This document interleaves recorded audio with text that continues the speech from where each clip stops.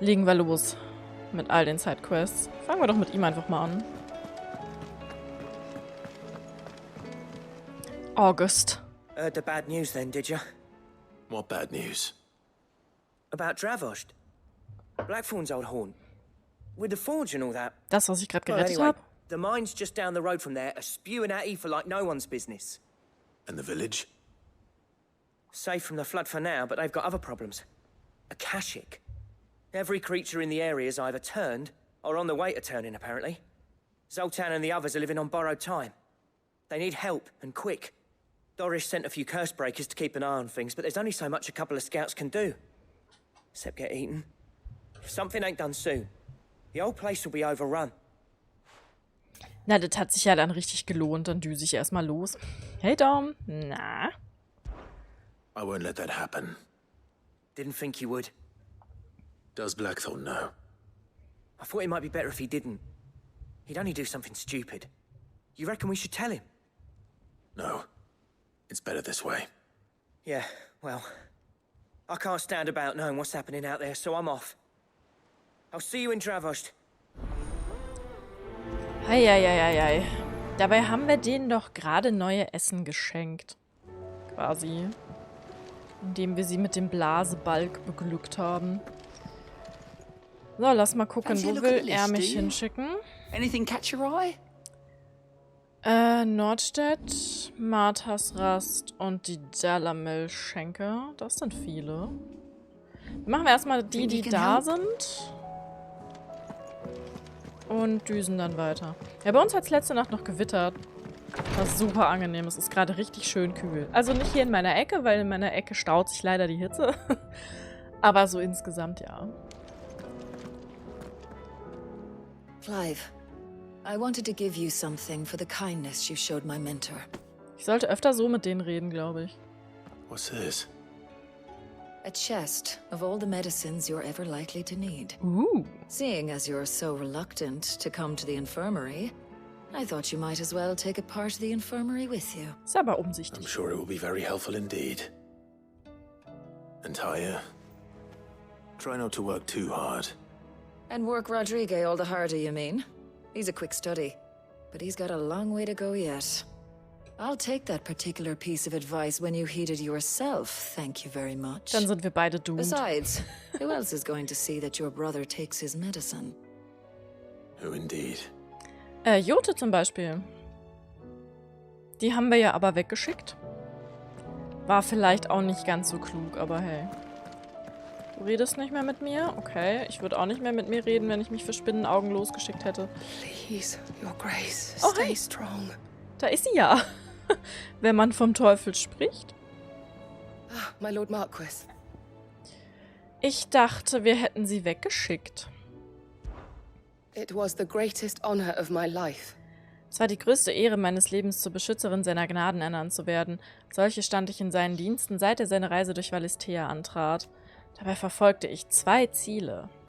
Den Ewigen zu helfen, mehr über Ultima zu erfahren, und seiner Gnaden zu helfen, mehr über euch zu erfahren, my Lord. Als euer Bruder hörte, dass ihr am Leben seid, bestand er darauf, eurer Spur zu folgen. Dank der Nachforschung meiner Brüder und Schwestern fanden wir heraus, dass ihr den Namen Sid angenommen hattet. Warte, so lange wusste Joshua nicht, dass Clive lebt?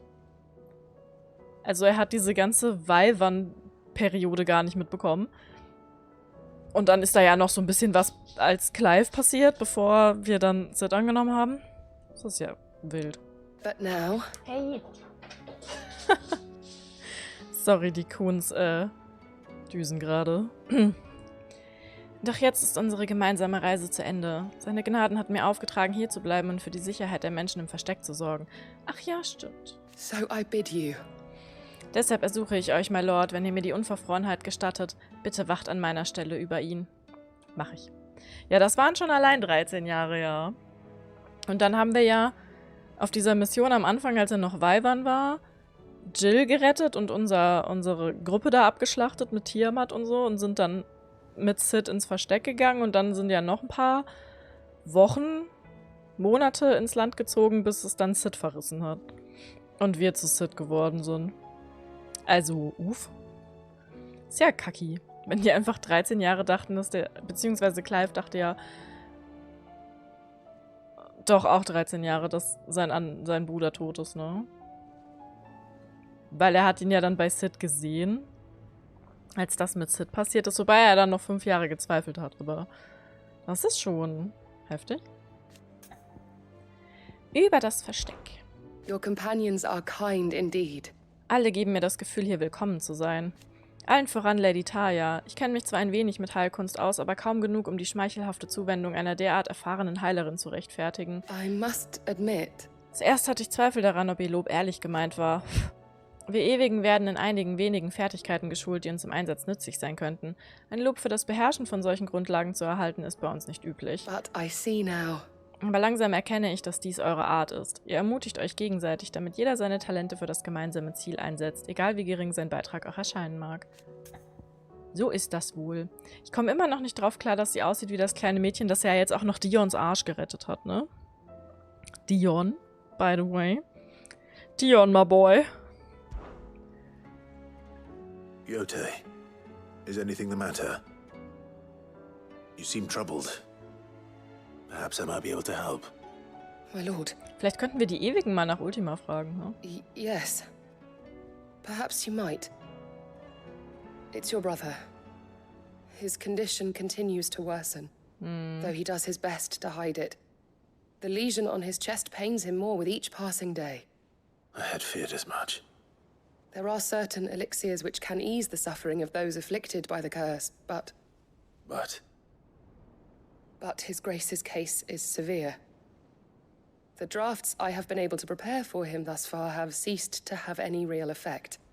So I consulted with Talia and certain of my comrades among the Undying about the possibility of finding something stronger. And thankfully, a recipe was found.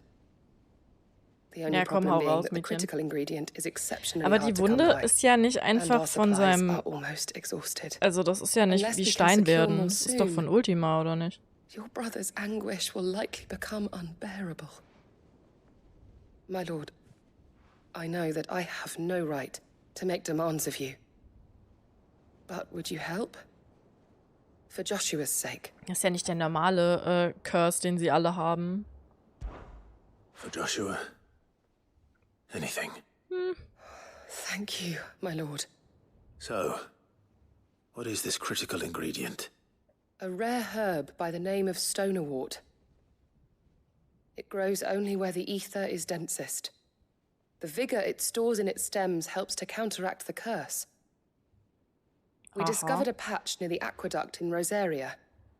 But alas, yet more ether has erupted from the earth there recently, leaving the whole area flooded. The search continues for a new source. One that we might reach without being turned. So it's only that you can't reach it. The Stonerwort itself is unharmed by the flood. Well, yes, but... Then I shall go in your stead. Denn mir macht es nichts aus, denn ich bin Clive, der Unbesiegbare. So for now, the aqueduct is our best hope. Besides, I'm a dominant. The ether can't hurt me. Well, if you're sure, my lord. Stonerwort is easily identified by its blood-red blooms. Search around the aqueduct, and you're sure to find some soon enough. Okay. I shall remain here and prepare the other ingredients. Eine Pflanze, die mitten in der Ätherflut gedeiht. Das heißt, Äther heilt den Curse, weil wir neuen zugeben.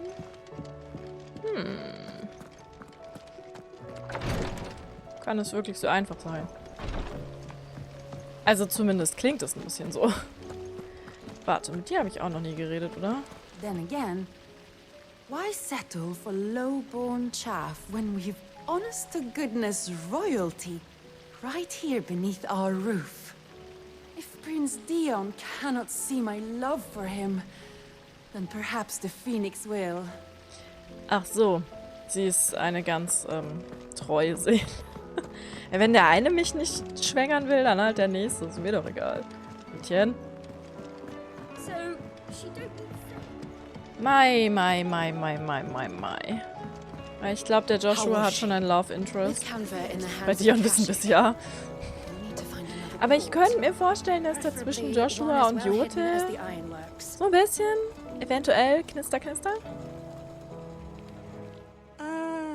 Sid. Just the man I was hoping to see. Did you have a mo? Don't tell me. You need more bomb ash. Oh no. We still got plenty of that left. Hurra. I'm working on bringing another one of the Chief's designs to life. This time, it's a new smelter. It's got a reverberatory hood over the top for additional thermal amplification and a system of reciprocal recirculatory regenerators that let's just say it gets very blimmin' hot. A heck of a lot hotter than anything Blackthorn's got in his forge, that's for certain. Only mithril engines get hotter, and you can't chuck ore in one of them and get metal out the other end. Trouble is, we won't be able to make out of any old rubbish, neither. We need the good stuff. And I hear you once helped Helena get her hands on exactly that. Wer war Helena She could nochmal? help me too.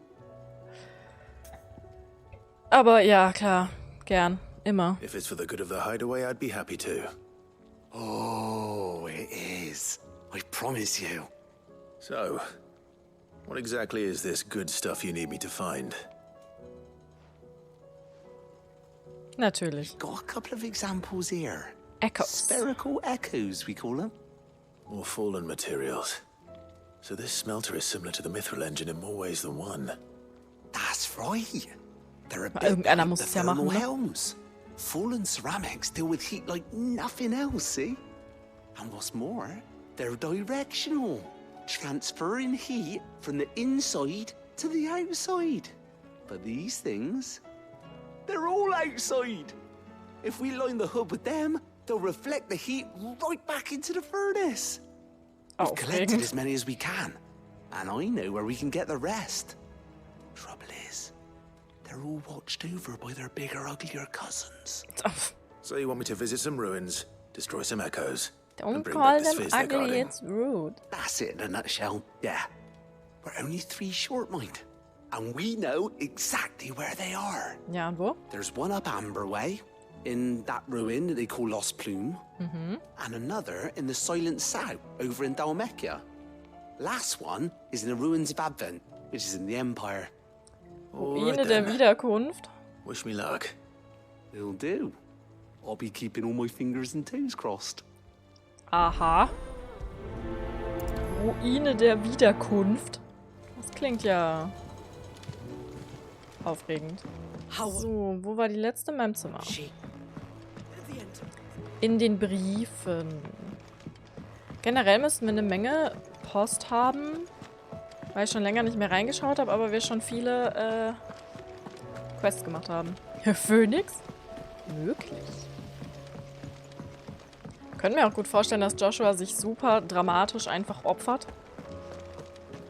Und dann ist er so der Phönix und wird einfach wiedergeboren. Ja. Covered in nits. I suppose you've got quite the tale to tell. I'll let you get some nice warm stew in you first, before I go bothering you for the details. Wenn ich hier mal was zu essen kriegen würde. Aber immer heißt es nur, Clive, kannst du mal schnell dies, Clive, kannst du mal schnell das. Clive, Clive, Clive, Clive, Clive, Clive. My Lord Marquis, I heard about Eastpool. Ich hatte meinen Knappen That ganz some of my vergessen. fellow guardians are to build a new home there, both for themselves and for Madame Martha's bearers. Is it true? It's true. The village is to be rebuilt. Ja, I have many fond memories of Eastpool. die Katze hat's When I nicht was a vergessen. child, we would visit my aunt and uncle often. They would lavish attention upon me as if I were the son they never had. I went to see Aunt Hannah after my uncle passed away, but not nearly as often as I should have. Oscar, I'd like you to assist Sir Wade in the rebuilding efforts. But my lord, my training is not yet complete. I couldn't possibly. I warned you I might not be the easiest of masters, but I'm not as hard-hearted as that. Go. Be with your aunt. Rebuild her home. Is what she would have wanted. Yes, my lord. Ist Thank you. Lady My Hannah lord. nicht tot? Hat er ihn gerade zum Teufel geschickt? Geh zu deiner Tante, ich will dich hier nicht mehr sehen. Na, was haben wir denn hier Schönes? Der Arzneikasten. Ach, guck mal. Das ist das Ende von Tayas Questline gewesen. Eine stabile Truhe, in der sich zahllose Fächer mit allerlei Tonika und Tinkturen verbergen. Da Clive sich als eher schwieriger Patient herausgestellt hatte, gab Taya ihm diese handliche Sammlung von Arzneien zum Mitnehmen. Wenn man unterwegs mal jemanden vergiften muss, vielleicht auch. Denn wenn der Patient nicht zur Krankenstube kommen will, muss die Krankenstube eben zum Patienten. Cute. Wir haben noch nichts von Jill, oder? Da sind dann wahrscheinlich diese beiden letzten Plätze. It's always Clive, what you doing? Never Clive, how you doing? Ja. Ja. Nie fragt einer. So, das sind viele Briefe. Hier, besser als jede Heilung. Danke, dass du mir dabei geholfen hast, meinen Mentor von seinen Qualen zu erlösen. Entgegen der landläufigen Meinung sind wir Heiler nicht allmächtig. Es ist mir nicht vergönnt, jede Krankheit zu lindern, jede Wunde zu heilen und jedes Leben zu retten. Das kann nur der Phönix. Die einzige Medizin, die einen sicher wieder nach Hause bringt, ist Vorsorge. Aber natürlich wird dieses Wissen keinen von euch davon abhalten, für ein paar Behemoth-Zehennägel sein Leben aufs Spiel zu setzen. Ja, wenn ich mal einen Behemoth sehen würde, das ist ja immer noch nicht passiert, wie es Clive wohl geht. Ja, wie es Rico wohl geht. Mit Schweif sind's 4. Clive, wir müssen nur noch einen einzigen Kristall loswerden. Sorg dafür, dass du ihn nicht verfehlst. Ja, also, I mean, er ist ziemlich groß. Doris. Sid, die anderen Fluchbrecher und ich machen uns allmählich Sorgen um Doris' Wohlergehen. Bei ihren jüngsten Nachforschungen hat sie irgendetwas offensichtlich sehr mitgenommen, aber sie lehnt jede unserer Hilfsangebote ab. Wenn es dir nicht so viel Mühe bereitet, würde ich dich bitten, einmal mit ihr zu sprechen und herauszufinden, was sie so sehr belastet. Cole. Okay. There's no way of knowing if Doris will confide in me. Doris. But I can speak to her at least. Die da Doris, die Lieblingssklavin. Uff, das ist auch mal ein Titel für eine Sidequest.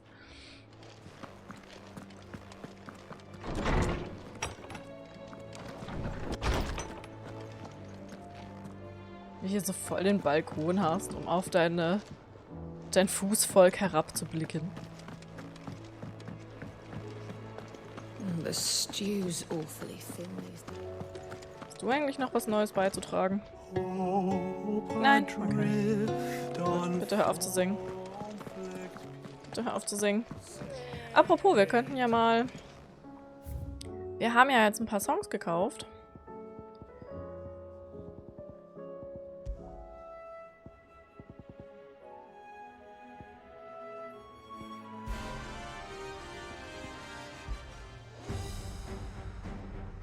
Ganzen Battle-Themes.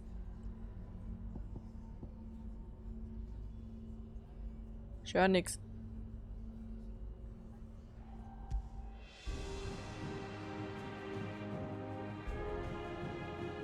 Lassen wir doch das mal laufen.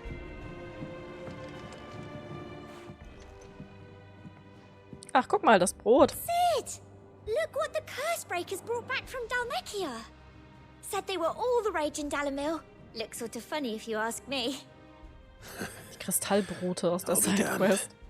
Have you had one before? Something smells good. What are we having? Bombs! And they are good. You should try one. Ja, schade, Chat. Wir müssen das Spiel jetzt leider nochmal durchspielen. Ich glaube, wir haben ein paar dieser Sequenzen verpasst. Hey? A bloody great hole in it. Who ate the rest? It's supposed to be hollow, silly. Haven't you ever seen Drake's Fang? Ja, jetzt ist es zu spät.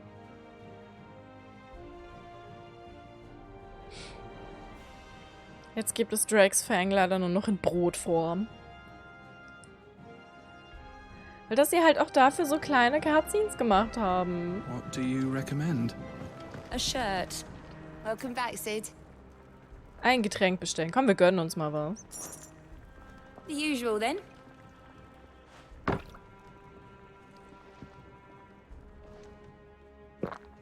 Damit keiner sagen kann, ich würde Clive nie füttern.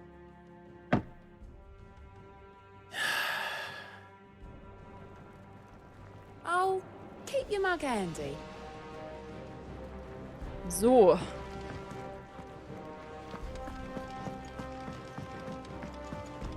Weil die haben ja öfter mal so Sprechblasen, aber meistens sagen sie dann nur so 2, 3 Sachen und ich dachte mir so, ja, okay. Aber manchmal gibt es anscheinend doch auch kleine Cutscenes.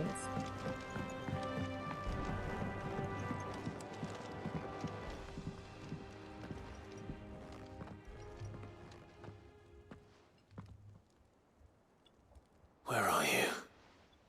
Can I help you, Sid? I'm looking for Doris. Is she here? I'm afraid not. She's at Martha's Rest on a job. My job, actually.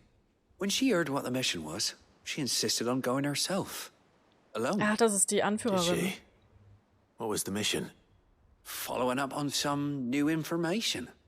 Once they'd settled in, the bearers you helped liberate in the Dragon's Eyrie were keen to talk about their imprisonment. And about their captor.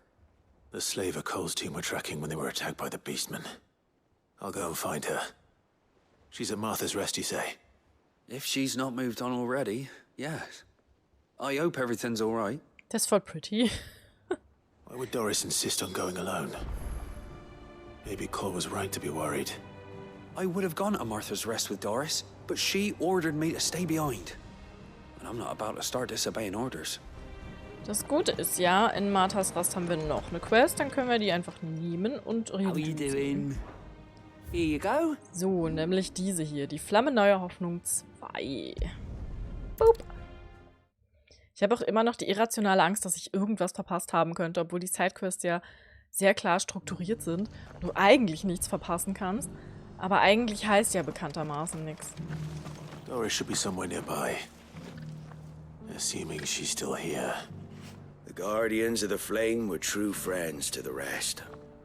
They fought our enemies, manned our barricades, joined us on our patrols. Now they're gone, I suppose it's back to double shifts. Ich weiß auch immer noch nicht, ob das so klug war, dass wir die jetzt so früh aufgesplittet haben. Da ist wieder die Dirne vom Anfang. The world seems to be changing so fast lately I can hardly keep up. But what I do know is that there's more bad news than good. You can tell that just by looking at people's faces. Ja, na, habt ihr euch jetzt mal geeinigt? It doesn't still hurt, does it? Oh, 1,000 Akashic jaws couldn't hurt me. I'm a son of Rosaria, after all. A born survivor. Die machen bestimmt auch Babys. Ganz viele Babys.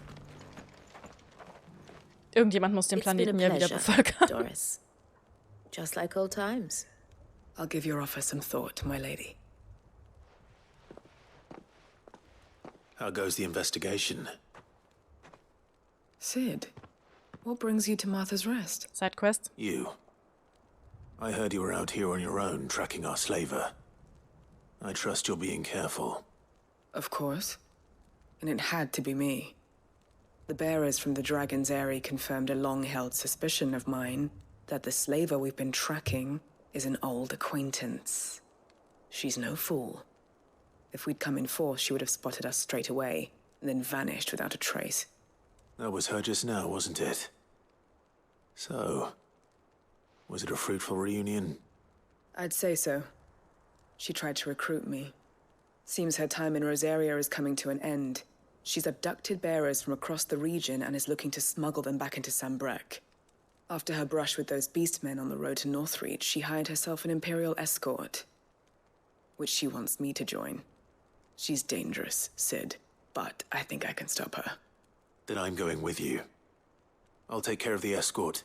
You can see the bearers to safety. Where are they? The Baum Archers, soon to break camp. You go on ahead. I'll follow once I've sent word back to the hideaway. Okay. She asked me to join her at the Baum Archers. It's a wonder she still trusts me after everything that happened. Okay. Dann schauen wir mal, was Marthas Begehr noch ist. Es clustert sich auch gerade hier in Rosaria so ein bisschen, ne? Home sweet home.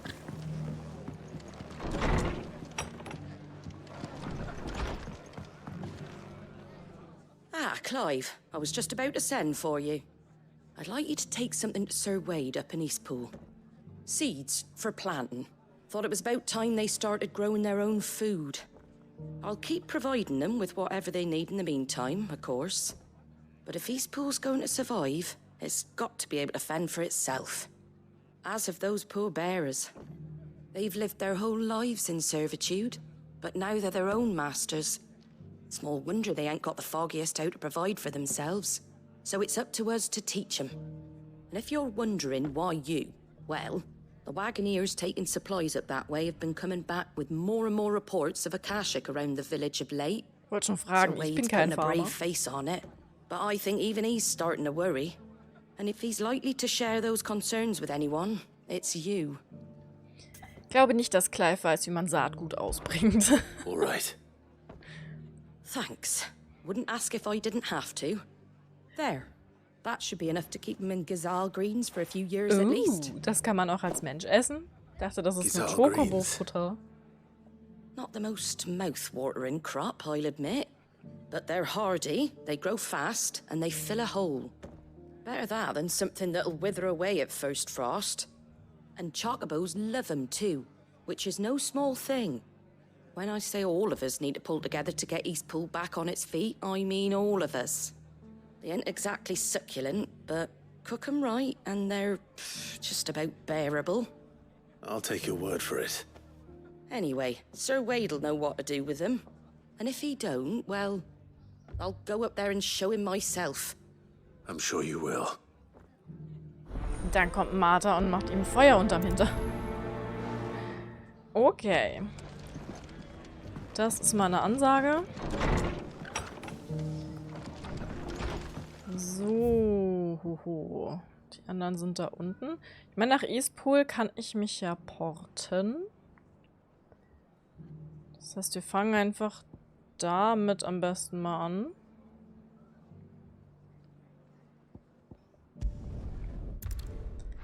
Und klappern das so ein bisschen ab. Die Katzen gehen einfach immer noch ab. Die kleinen Wilden. Es ist so schön, dass sie wieder miteinander spielen dürfen. Auch.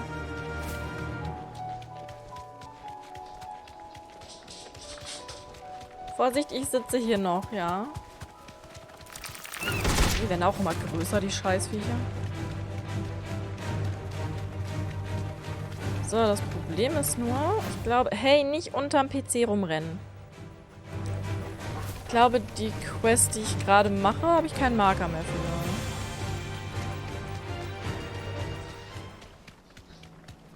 Müsste aber eigentlich hier sein, genau. Die eskalieren richtig hart. Here's the aqueduct. Now to find our stone wart. Yote mentioned blood red petals. Die so Baum rauf, Baum runter, Treppe rauf, Treppe runter. Hui. Oh, hi. Guten Tag. Just my luck. Ein Haufen akasischer Monster. Zauberhaft. Oh, aber dann können wir Shiva mal ausprobieren. Das Vergnügen hatten wir ja noch nicht. Ach, das ist wieder so einfach zum Aufladen, okay.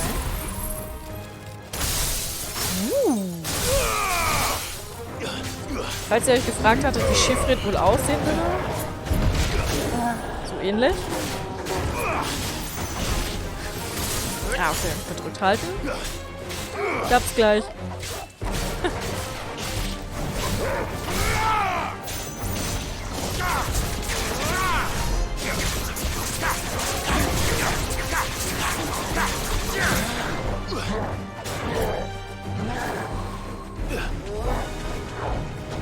Au. Nice try.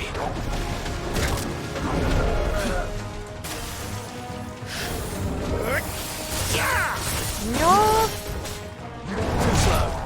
Ich wünschte, ich könnte Sid und sie verbinden. Das eine von ihm, das andere von ihr. Vielleicht am Ende noch. Au, ich bin doch ausgewichen.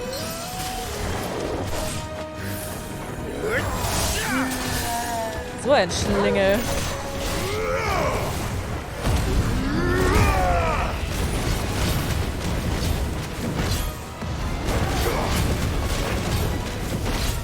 Aber vielleicht ist es nur Gewöhnungssache. Mal gucken. Weil dieser eine Ramu-Skill, der war halt schon. Also der war schon.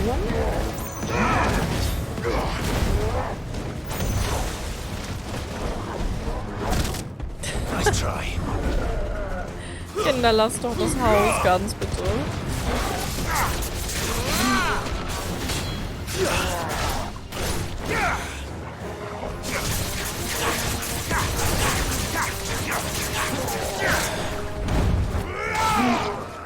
So.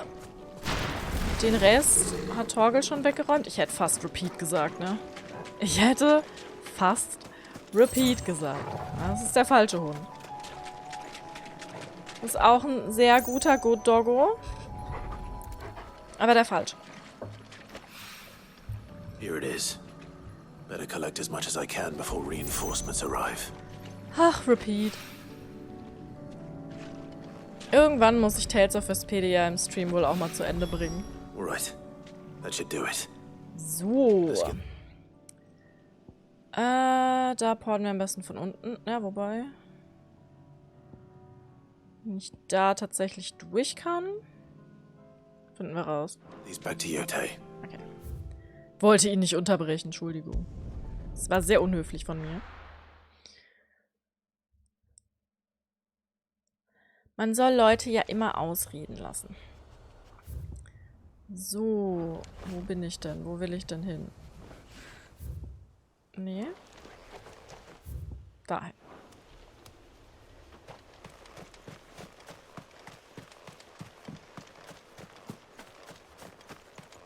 Zu Fuß. Ohne Musik. Ist so still.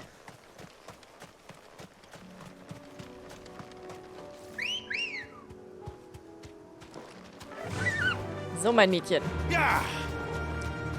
Auf geht's.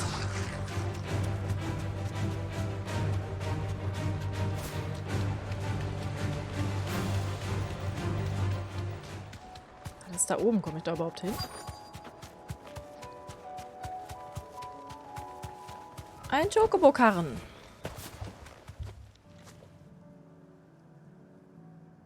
Good. They haven't broken camp yet. How did Doris come to know a slaver, I wonder? Ja, We've waited long enough. She's not coming. Ready the bearers. We're leaving. Hat sie auch eine dunkle Back to Vergangenheit? civilization, is it, Mom? With all haste, lest any of you lackwits start talking like these feckless bumpkins. I presume your men are ready. We've suffered too many delays as it is. Any more and I'll be docking your pay. Yes, Mom. Sagt der Mom. Oh, but before you go, it appears we have company. Ups. Kill him. War der Clive doch nicht so unsichtbar, wie er gedacht hat. You're welcome to try.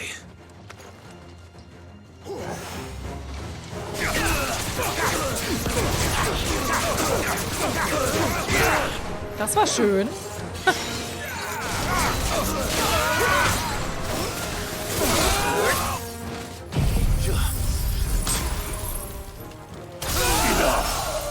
Steht ihm aber gut, der Umhang, ne? Ach, wirklich jetzt?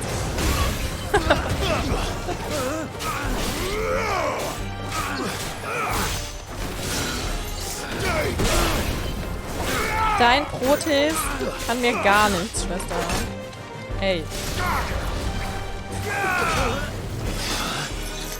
Okay, wo ist der Typ? Komm her.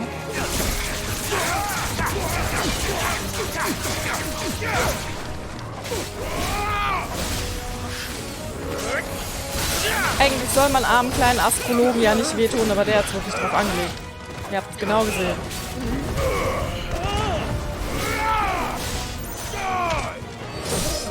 Sweet. Er hat mich provoziert. It's over.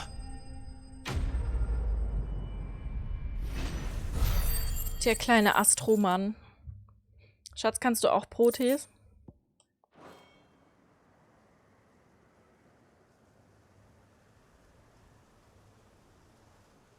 So much for your escort. You'll forgive me for not avenging my men. I'm not the swordswoman I used to be. I surrender. Do with me as you wish, Sid the Outlaw. Nein, als Astro. Sid.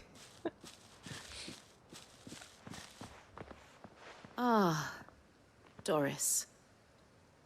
I take it you're not here to rescue me from our brooding renegade? You know, I always wondered where you'd vanished to. But casting your lot with this criminal of all people. Better fighting for a cause than killing for coin. I'm sorry, Sid. I should have told you sooner. You are. This woman, my former master, once trained bearer children to be weapons in service of the highest bidder. Schön. She raised me like a daughter, and I did terrible things to earn her favor. It wasn't all terrible, surely. We had our fun, too.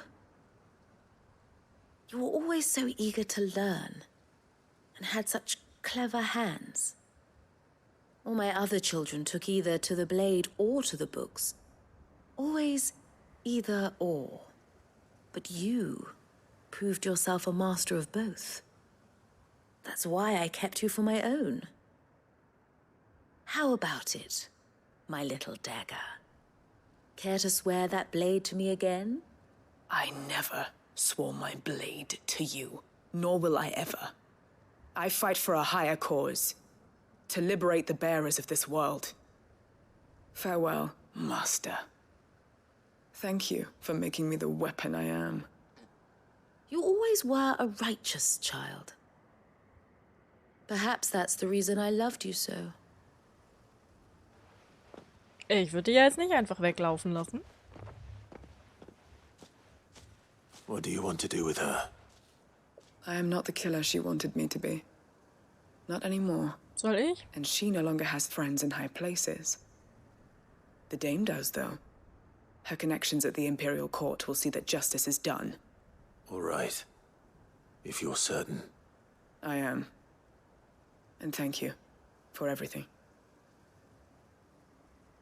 Now, I better let these bearers know that they're safe. Ende gut, alles gut.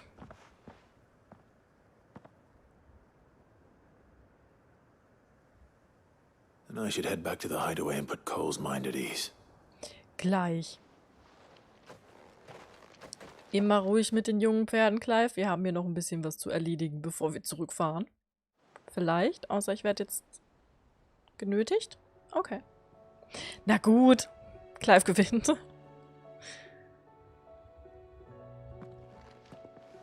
Welcome back, Sid.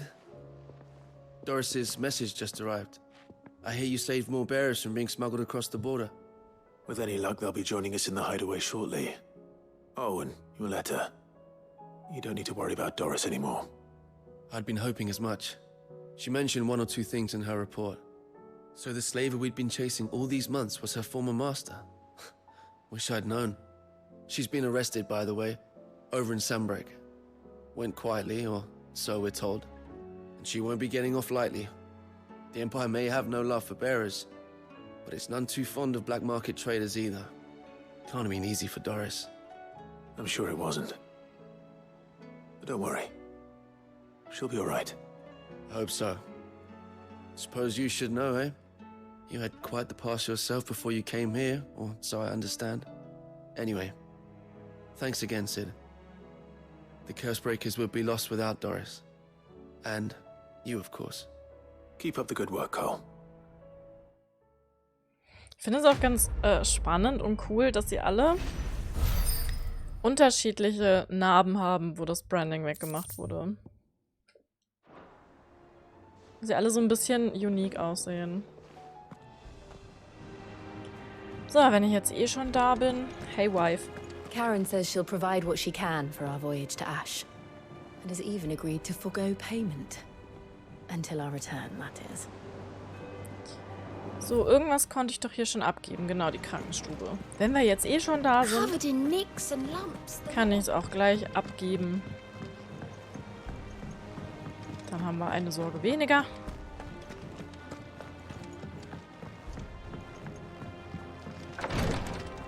Für die gute Jote.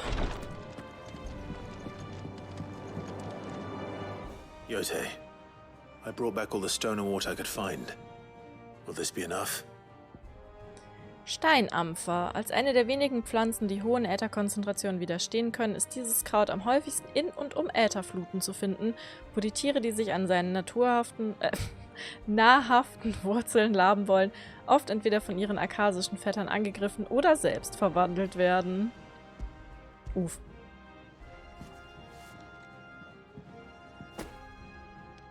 Yes, my lord. Thank you. I'm sure it will serve us until we can find another source. I'm very glad to hear it. You and His Grace are very much alike, you know. You think only of how you might help others, and never of the danger to yourselves. No more than you have minding my brother. You've risked a lot for him, and I thank you for it. I am honored that you should say so. But I beg you, my lord, do not give too much of yourself for the sake of others. We could not afford to lose you. Na, schauen wir I'll mal, keep that ne? in mind. Ob er das beherzigen wird. Ich habe da ja so Zweifel anzumelden, aber naja.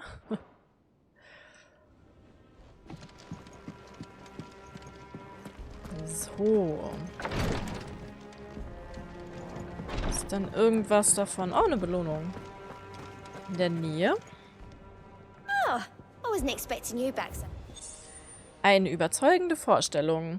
Natalie berichtet von einem unerwarteten Überschuss in Dalamils Speichern und es ist ihr Wunsch, dass ein gewisser Lord Underhill am Segen der Stadt teilhaben möge. Sie ist als Zeichen der Dankbarkeit für vergangene Hilfeleistungen. 2500 Fertigkeitspunkte.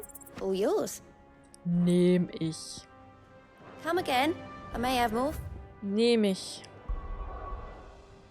NPCs darf man unterbrechen, das ist erlaubt. So, können wir denn hier noch ein bisschen den Eiszauber? Ne, das hier würde ich gern verbessern, ne? Ja. Und das da.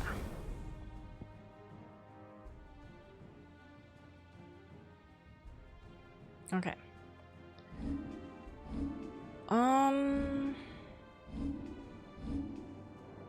Sind aber auch jetzt hier ganz schön viele. Die ganze Map ist voll mit Grün. Clive. Gut. Quick look. Nordstedt. Ja, wir sind gleich die 3 Stück, ne? Ah, machen wir doch erst noch das hier. Und dann müssen wir, glaube ich, eh nach Dalamil und können dann da die anderen abgrasen. So. Ist das da hinten? Ach, im Schleier. Sieh mal einer an. Aber der Schleier ist doch gar nicht in der Richtung. Ist doch da unten. Jetzt wäre ich fast einfach blind dem Marker hinterhergerannt. Wo hat es mich hingebracht ins Verderben. Ich kann heute nicht reden, ey. Was ist los? Das ist bestimmt noch die Nachwirkung der Hitze. Habt ihr schon gehört? Am Wochenende 38 Grad. Freue mich. Ich hoffe, wir kriegen Clive vorher durch. Hey, Isabel. Oh, Clive. Die jetzt alle noch mal was von mir wollen. Das ist vielleicht doch der finale Badge. Was? Nein. The High Cardinal has descended from his lofty throne and taken up residence here in Northreach. The High Cardinal? Leader of the Council of Elders, second only to his Radiance at the head of the Imperial government. Not that any of those things still exist. Now he goes by his noble title, the Duke of Oriflamme. And what does he want with Northreach? He wants to transform it into a military stronghold, a foundation upon which to build a new Sambrec. He's already secured the support of the various army remnants, with promises that they shall be afforded the respect they deserve in his empire. One built on the confiscated property of the people. He would rob the populace to pay for it. Believe me, I have used every means of persuasion to discourage him from this folly. But for whatever reason, he will not listen to me. Soll ich mal mit What ihm does Captain reden? Philippe make of this? When the town was under attack, it was him the soldiers rallied around. Couldn't he use that influence again? How? By speaking out against one of the most powerful men in Sambrec. A man whose stated aim is to revive the empire Philippe's comrades swore to serve, and to improve the soldiers' lot within it. The captain can offer them a regular supply of gruel, and an occasional trip to the Vale to help them forget the terrors they face each day. The Duke offers them a vision of strength and safety. Naja. Any attempt to incite mutiny would cost Philippe the support of his men, if it did not cost him his life. But given the mood around town, mutiny may yet be unavoidable.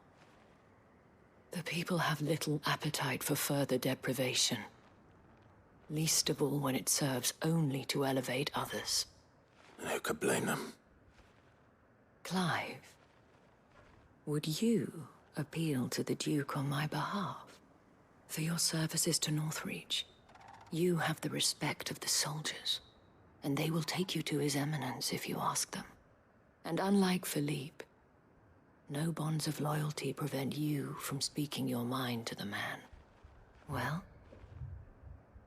will you try? You could hardly fare any worse than I did. Ja, fairerweise glaube ich nicht, dass es viel bringt, I'll see what I can aber do. mal gucken. Thank you, Clive.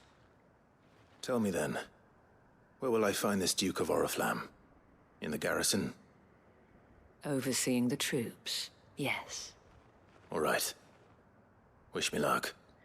Wenn er denkt, er kann im Alleingang hier ein neues Dings aufbauen, soll er mal versuchen, aber I may have met eventuell... this Duke before, at the remembrance ceremony. Let's hope I didn't make a strong impression. Eventuell hat er dann nicht mehr lange was davon. We already have a leader in the Dane. Die sind auch nicht so happy. Halt! Oh, sorry about that. You're the dame's man, aren't you? You got some business with the captain? No, actually. With the Duke. I was hoping I might be able to speak with him. We're under orders not to let any civilians pass. But you should be all right. His Eminence has heard all about you and your heroics. Wait here. I'll go and ask. Der ist aber auch nicht so korrekt angezogen, der Duke, um hier im Matsch rumzustehen. So, you are the sellsword who lent his aid to the garrison. The Empire owes you a debt, and I shall see it repaid. But tell me, is it wealth that you seek, or favor? Neither, Your Eminence. I thought only to inquire about your plan to turn Northreach into a stronghold.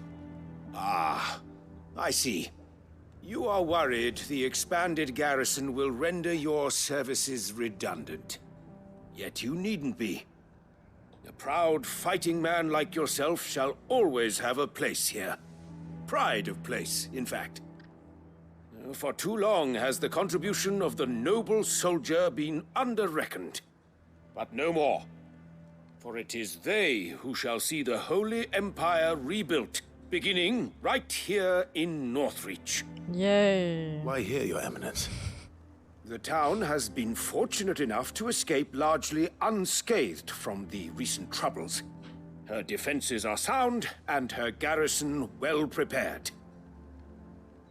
Which is more than can be said for Oriflamme or Twinside. The Empire wants for a capital, and I believe Northreach to be the perfect place. Ja, und du wärst gerne das Oberhaupt dann, ne? With Caer Norvent as her citadel. Once we have seen to the refortification of both the town and the castle, we need only build a wall around both to create a city that would be the envy of the twins. Plans are already underway for the construction. Soon enough, these thralls shall learn that they are no match for the might of Sanbrec. Mann, die sind alle so I fear you motiviert. underestimate how dangerous these creatures are, Your Eminence. Should they return in force, you will need all the people of Northreach to come together in defense of the town. Something they may be loath to do if they've been deprived of their worldly goods. The people will do as their leaders command. If Sanbreque is to be rebuilt, she will require a functioning government. One whose authority is beyond question. That is why this levy is necessary. So that any man who wishes to join the army might do so and be fed, outfitted, and paid as befits a defender of the Empire. And yet there are those who persist in peddling the treasonous lie that I seek to steal from the people and drive them from their homes. I suspect they're afraid of losing what little they have left. Precisely. The common folk have little and less, and you mean to deprive them of even that. You would sow the seeds of your new empire in your own salted earth. Sabine, we have discussed this. Yes, and I told you then how putting the empire before her citizens would lead only to revolt. Without an empire, there are no citizens. And in yours, there will be only beggars.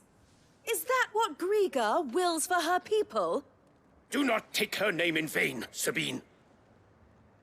I'll come back later. Klar, so, ja, ich muss weg. The citizens revolt. I wonder what the people really think of the Duke's plan.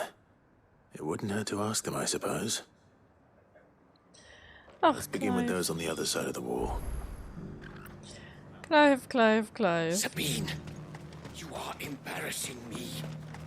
Die sich wohl, privat kennen. Ach, schon wieder ein Bade. Nein, hör auf zu singen. Bitte. Danke. Dabei bin ich selbst Bade, aber ich bin einer, der nicht singt.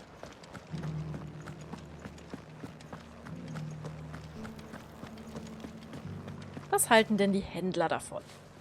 Alright there. What is it you're after, sir? Von dem Superplan. Just your opinion, actually. I wondered what you thought of the Duke of Oriflamme. Oh, him. Not much. None of us traders do. It's thanks to nobles like him that we had to set up shop this side of the wall in the first place. Couldn't have the rabble getting any closer to the holy capital, could they? And now he's trying to drive us out completely, threatening to take everything we got from us if we don't clear off. If the dame said she wanted him run out of town, I'd be straight through that checkpoint, tarbuck in hand.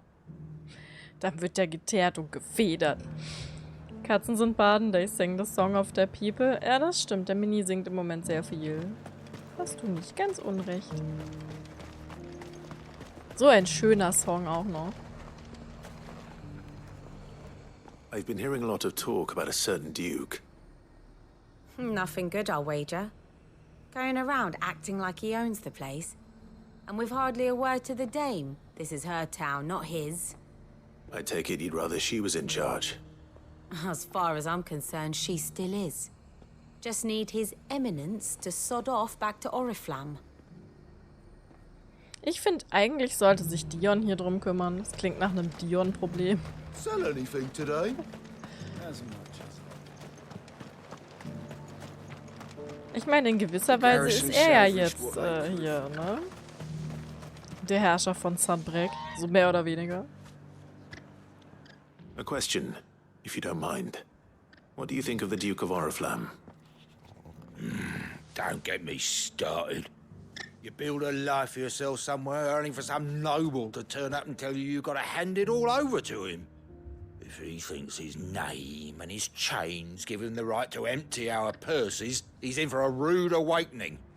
We'll do whatever it takes to keep what's ours. Whatever it takes. Der Chocobo hat auch keinen Bock. The people seem united enough. What about the soldiers? Chocobo auch so, nein. Nichts bekommt er von mir. Höchstens meinen Mist. Nur ein bisschen Chocobo-Kacke in einem netten Säckchen. Das wäre doch mal was. Do you think he was the only one who survived? Ja, mal da lang. and you're just gonna fall Hier sind aber auch ganz schön viele Leute unterwegs. Gefühlt habe ich hier noch nie so viele Leute gesehen. Excuse me, do you have a moment? I wondered if you'd mind sharing your thoughts on the Duke of Oriflamme. Well, he's made a lot of enemies coming in the way he did. But I mean, look around us. You can see the state the realm's in. The traders might not like having the screws put on them, but if they volunteered a few more of their hard-earned gil before things got bad, maybe they wouldn't have to. Ja. I think the Duke's got a point when he says rebuilding the Empire is the best way of making sure we're all protected. And if that means people who don't know one end of a sword from another have to make way for those who do, well, that's just how it goes. Ja, wenn die ganze Welt vor die Hunde geht, nützt dir das rebildete Empire auch nichts.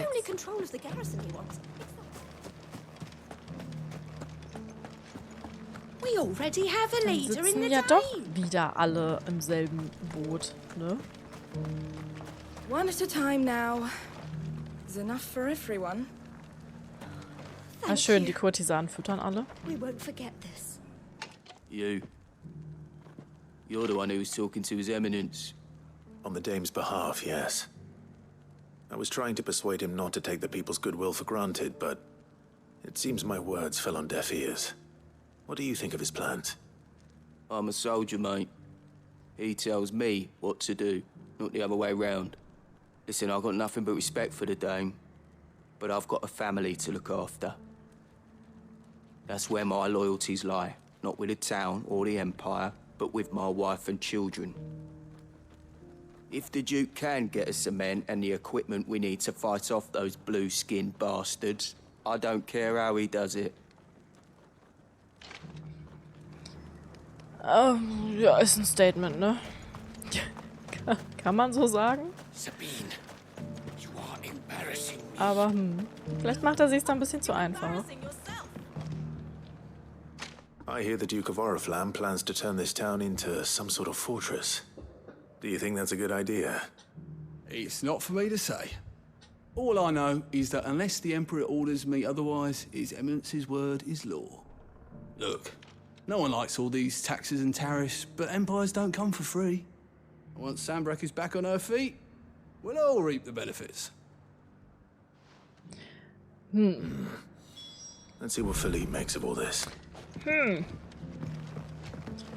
Philippe?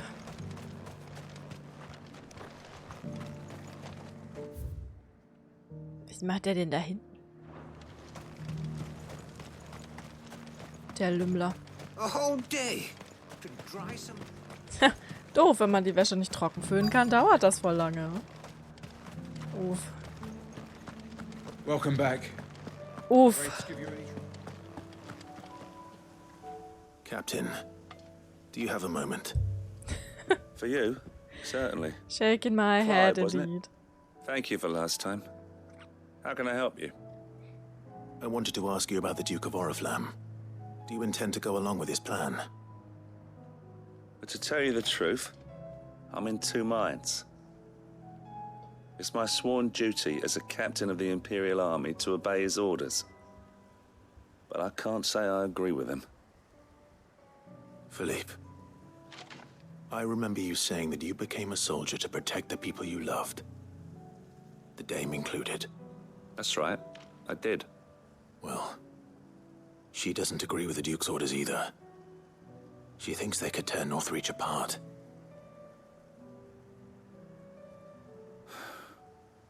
And she's probably right. Thank you, Clive. I know what I need to do now.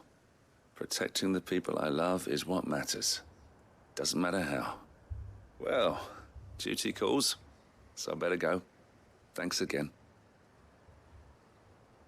Hat er auch einen weißen Chocobo? Sieht ein bisschen so aus. It seems Philippe wants to do the right thing at least. I expect Isabel will be pleased to hear that, if nothing else. Ja, mehr als emotionale Erpressung kann ich jetzt halt auch nicht machen. Ich meine, ich könnte ihm natürlich noch ein Messer an die Kehle halten, aber ob das jetzt so viel hilfreicher ist, weiß ich auch nicht. Ah, Clive. How did you fare? Were you able to speak with the Duke? I was, but... Lief nicht so gut. Ich meine, es lief auch nicht schlecht. Aber, naja. So Northreach is to be a fortress after all. Well, it will certainly help to hold back the thralls. There's no denying that. Though I doubt it will come as much consolation to the townspeople whose worldly goods are confiscated to pay for it. They deserve to be heard, Clive. To have a say in this new empire the Duke means to build. Sadly, His Eminence values their obedience more than their opinions, and hopes to reassert the authority of the state. I fear he sees the people as mere pawns on his chessboard to be sacrificed for the greater good. Needless to say, they themselves are of a different opinion, and would rather their destinies were in your hands. The soldiers, meanwhile, are content to follow their orders. And not just because of the Duke's rank, but because of his vision. I thought as much. Had I sworn to protect Sanbreque, I dare say I too would want nothing more than to see it rise from the ashes. Thank you for trying. But the battle is lost. I don't know about that. What happened to your uniform? I handed it in, along with my resignation. Told the lads I wished them well, but that I owe it to those I love to call it a day. But why? Because I realized what really matters to me. Not following some nobleman's orders for the sake of it, but protecting what I care about. Protecting Northreach. I honestly don't know when those monsters will return, but I'm certain they're not finished with us yet. And when they do come back, we need to be ready for them. We need to stand together, all of us. And with you to lead us, milady, I reckon we can do it. It was you who finally convinced me, Clive. There's no point following orders if they go against everything you believe. Indeed. All of us, standing together. That has always been Northreach's best hope, and one which still lies within our grasp. We have only to turn our attentions to the true enemy.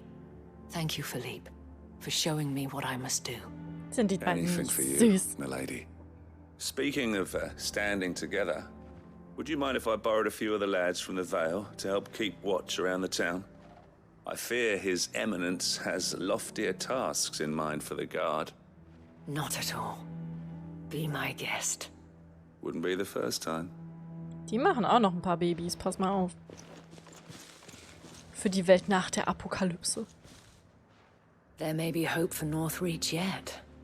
Especially with men like you and Philippe to champion our cause. I, for my part, shall continue to work upon the Duke, in the stubborn belief that I might still tempt him into joining hands. But I suspect I shall have to call upon your aid again. Until then, Clive. Until then. Na, dann ist vielleicht doch noch nicht die letzte Runde Sidequests. Wenn sie schon so eine Andeutung macht, dass ich nochmal wiederkommen muss. Oh, ganz knapp kein Level Up. Schade. Okay, was ist denn das, was hier noch so blinkt? Eines der Echoes. Dann nehmen wir das doch auch noch mit. Wenn wir jetzt gerade schon hier sind. Your town needs you. I need you. I saw the captain just now. Hei. All die Dramen. I would speak with this Duke. All das Leid, all das Elend. Wird Clive es beenden What does können? the dame have to say about all Bestimmt. Irgendwann.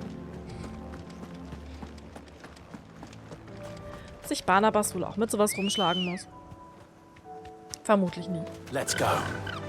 Opa Barnabas. Ich bin immer noch schockiert darüber, dass er einfach seit 40 Jahren auf dem Thron sitzt und nicht gealtert ist. Ich will lieber gar nicht wissen, was Ultima ihm gespritzt hat, damit das funktioniert.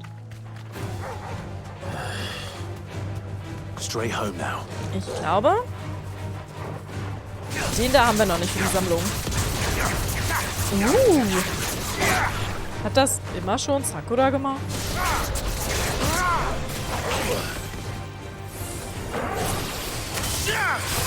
Wenn, ist es mir bisher auf jeden Fall nicht aufgefallen. Farewell. Barney lässt das Sleipnir handeln. Hubby? You mean Hubby?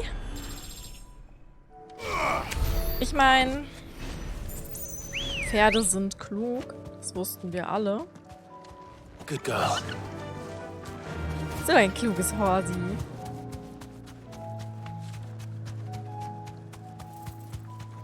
Was seid ihr denn? Ach, Raptoren. Da war ich kurz ein bisschen verwirrt. Schubdidubidu. Oh nein, da tanzen wieder die Bomber im Wald, ha? Alright. Muss ich irgendwo abbiegen? Ich hätte irgendwo abbiegen müssen. Ups.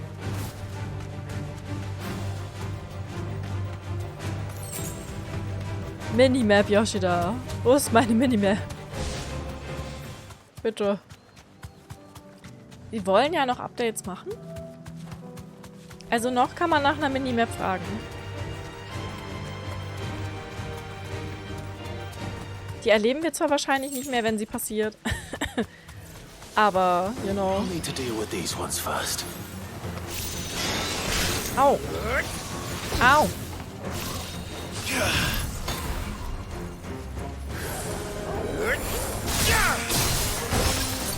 Au, ich habe einfach alle eingefroren.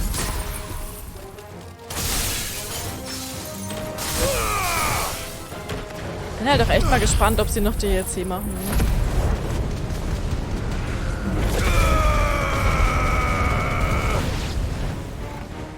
Kommt halt aber auch stark aufs Ende drauf an, finde ich.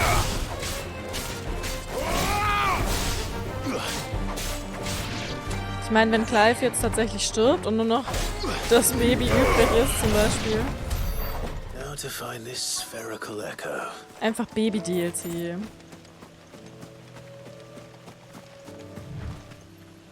Genau in dem Moment angefangen hat zu rennen, wo ich in dem Teil war. This is it. So. Right then. Just two more to find. Gut, dann ist das hier auch clear. Respawn die Hand? Oder ist das da, weil ich den da getötet habe? Da war nämlich mal einer. Da habe ich bisher ehrlich gesagt nicht drauf geachtet. Boruto? Ja.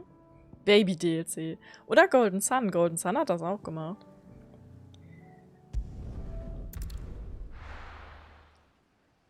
Ich glaube, der dritte Golden Sun-Teil sind dann die Kinder.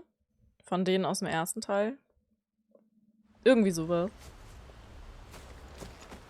Ist nicht so unwahrscheinlich, dass Chiffred Baby ein eigenes Spiel bekommt. Let's go. Hey, Wade. Ah, Lord Rossfield. Der ist die letzten 20 Jahre auch nicht gealtert. A delivery from Martha. 16,2. Imagine, so. These are Gizal green seeds. Aber dann stirbt Clive. Martha's keen to cut the apron strings then, is she? Dann müssen wir ihn wieder zurückbringen. I jest, of course. You see, I had thought we might be able to revive the old wheat fields. But they'd long since gone to seed. Only without the seeds. Hast du dir diese Lenden mal Martha was angeguckt? hoping he might be able to show the bearers how to plant and tend these. Jeder Schuss ein So that they'll Treffer. be able to fend for themselves. That's not a bad idea. These bearers had only recently escaped their bonds before we brought them here. Ich meine, keiner ist so fruchtbar wie Rex, da They sind wir know uns alle little einig. freedom Aber of providing for themselves and their loved ones. Unless we teach them how to live like free men, I fear that all we have achieved in bringing them here is to exchange one master for another. Not that myself and the Guardians have been the best example to them so far, subsisting almost entirely on Martha's charity as we do. Uff. It's about time we all started to provide for ourselves, bearers and Guardians alike. ja, dann rauf aufs Feld, aber ganz schnell. Wissen alle nur, wie man Babys Unfortunately, macht. we've been a little too busy of late to focus on much besides bolstering our defenses. There have been alarming reports of... The horde is closing in. Das ist schon eine Horde. They're coming, so wait, all of them. Damn it all, I thought we'd have more time. Gather the men in the square. Send to the rest for reinforcements. Ach, Papa ist doch da. Yes, Sir Wade. Papa ist doch da. A Kashek, a veritable legion of them. They've been seen prowling around the northern reaches for a while now. We don't have the numbers to hold back a swarm that size. I had hoped to build a perimeter wall so that myself and the Guardians might be able to defend the village, but... Now you're out of time. Precisely. If reinforcements from the rest arrive before they do, we may just scrape through, but I fear that's rather an enormous if. What if you could call on reinforcements from Eastpool? You mean the bearers? We brought them here so they might live, not die fighting for their lives. So wait. You said you lack men to defend the village. Are the bearers not men? Do they not wish to see Eastpool saved? Though they may not be trained soldiers like your Guardians. What help they are able to offer could still prove the difference between victory and defeat. You're right, my lord. I will appeal to them. Guter Junge.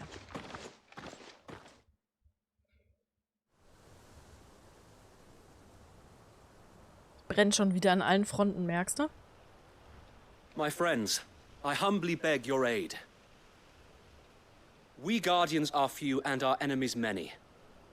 But I swear we can defeat them with you at our side.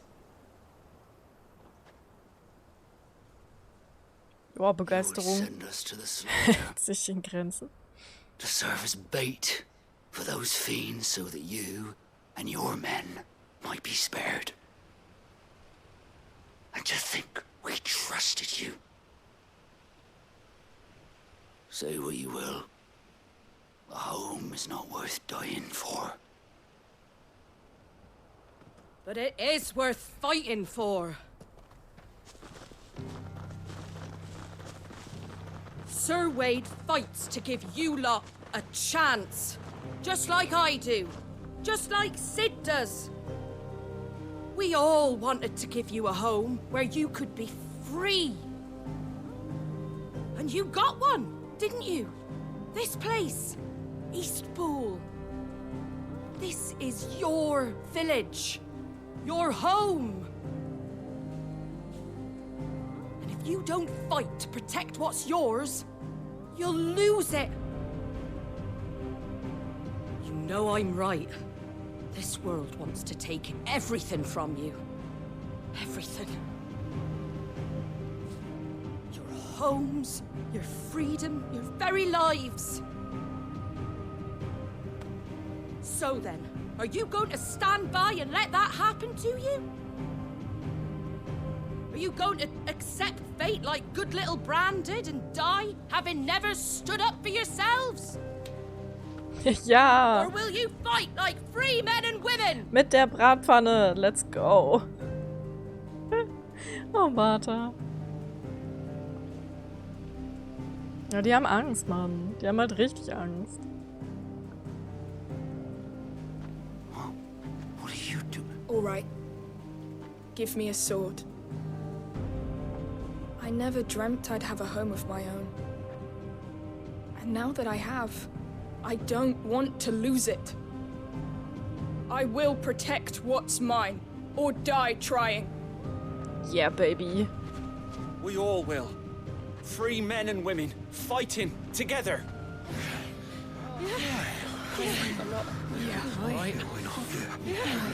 For Eastpool! For Eastpool! Gruppendynamik ist so eine wilde Sache. Thank you, Martha. Ohne die Pfanne wäre das schiefgegangen. Don't mention it. Just promise me one thing. That you'll show them how freeborn fight. Gladly. Na dann los. Ran an die Horde.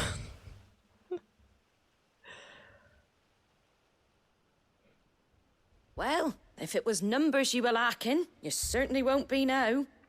Thanks to you. Me? Oh, I just love the sound of my own voice. Lord Rossfield, my lady, we're ready. So what's the plan of action? We'll divide our forces into several small detachments, each made up of guardians, bearers, and guards from the rest. These will position themselves at strategic points around the village. Upon engaging with the Akashic, each detachment will keep the creatures occupied as best they can. steadily retreating all the while. You're going to lure them into the village? I am. We will have neither the time nor the resources to treat the wounded, so injuries must be avoided at all costs. Instead, we will focus purely on defense at first. By coordinating our withdrawal through the use of messengers drawn from among the bearers, we will aim to have the swarm converge at a point of our choosing. With luck, that point will be the village square, the perfect place for our most able warriors to surround them and fall upon them, and for you and I to finish them off. A sound plan, but one that'll require a leader with a cool head and strong nerves to coordinate the retreat. I'd say you have both in abundance, Sir Wade, but you'll be needed. Please, leave the last of the fighting to me. Ha! And let you have all the glory. Sir Wade, they're here. Wir können es auch Martha mit der Bratpfanne Then you know what überlassen. you must do. We work together, everyone playing their part, each shielding the other that no man might fall, that Eastpool might live on. For Rosaria. For Rosaria! We've no time to argue, my lord. I'll do as you ask. And I will do as you ask. Suppose we'd better do our bit too then, eh? Right you are, Martha.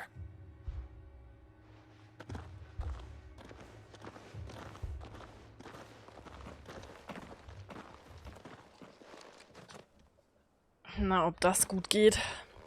Ich warte jetzt hier und drehe Däumchen, bis sie hier das Viech zusammengetrieben haben. Guten Tag. And here it comes.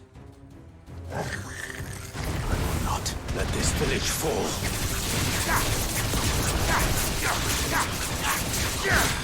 Herr Eastpool steht aber auch einfach unter keinem guten Stern, ne?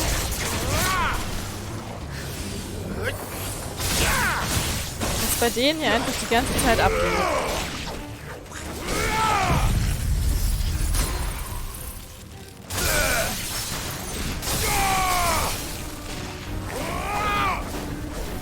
Ey, nicht mein Hund. Au. Fire and flame. Hat mich einfach angespuckt.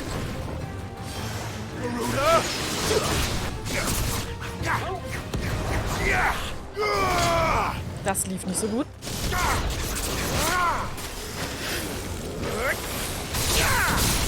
Krebs hat mich mit seinem Watschelgang fairerweise ein bisschen irritiert. So. Ob man die noch essen kann? Ich meine...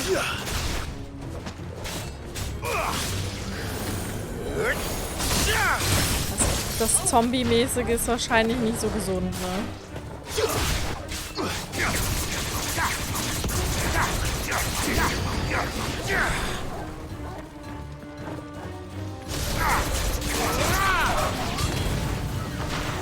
Och nö, nicht Chocobos.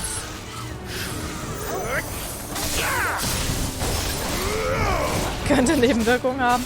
Ah.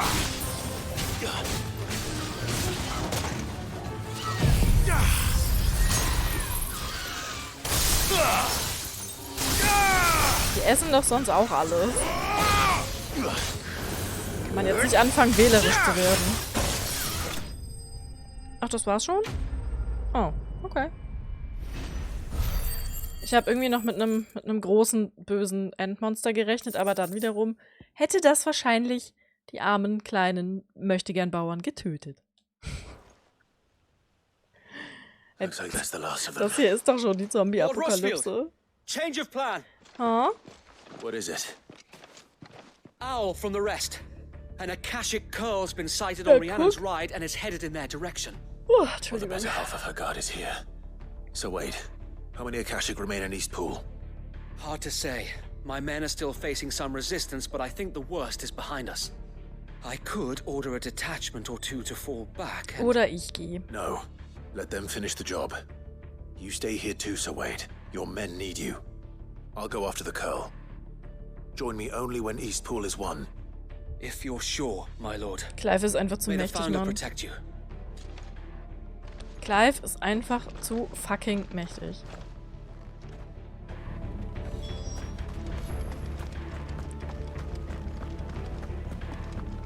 So, wie komme ich denn da hin? So, ne? Okay. Trau niemals den Markern, guck immer auf die Karte. Come to tell me an Akashic Curl's heading towards the rest? Okay. Get yourself down there. We can handle things. Ja, ich gehe ja schon. Geh ja schon, Mama. Mama Martha.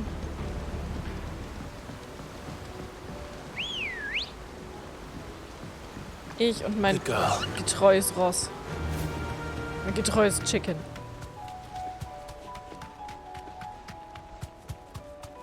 Hui. Alright. Entschuldigung, ich muss mal durch. Verzeihung. Es ist doch kein Chicken. Sie essen es wie ein Chicken. Also in gewisser Weise. Das ist das Valistea Chicken. Wenn es hier KFC gäbe, sie würden Chocobos essen. Hi. Hallo, du Süßer. With me, Torgal. Uiuiui. Nice try. Erstmal ein bisschen auf Eis legen. Verdammt, das war zu weit weg.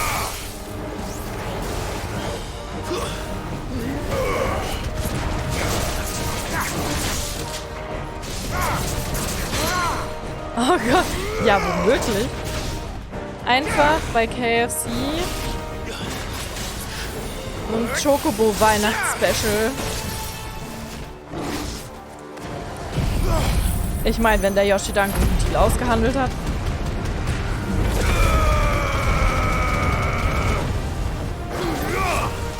Ui. Das war knapp.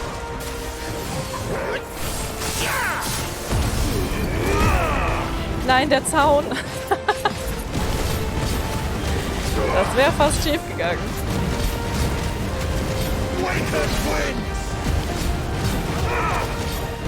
Der aber auch in jedem noch so popeligen Zaun immer hängen bleiben muss, der Junge.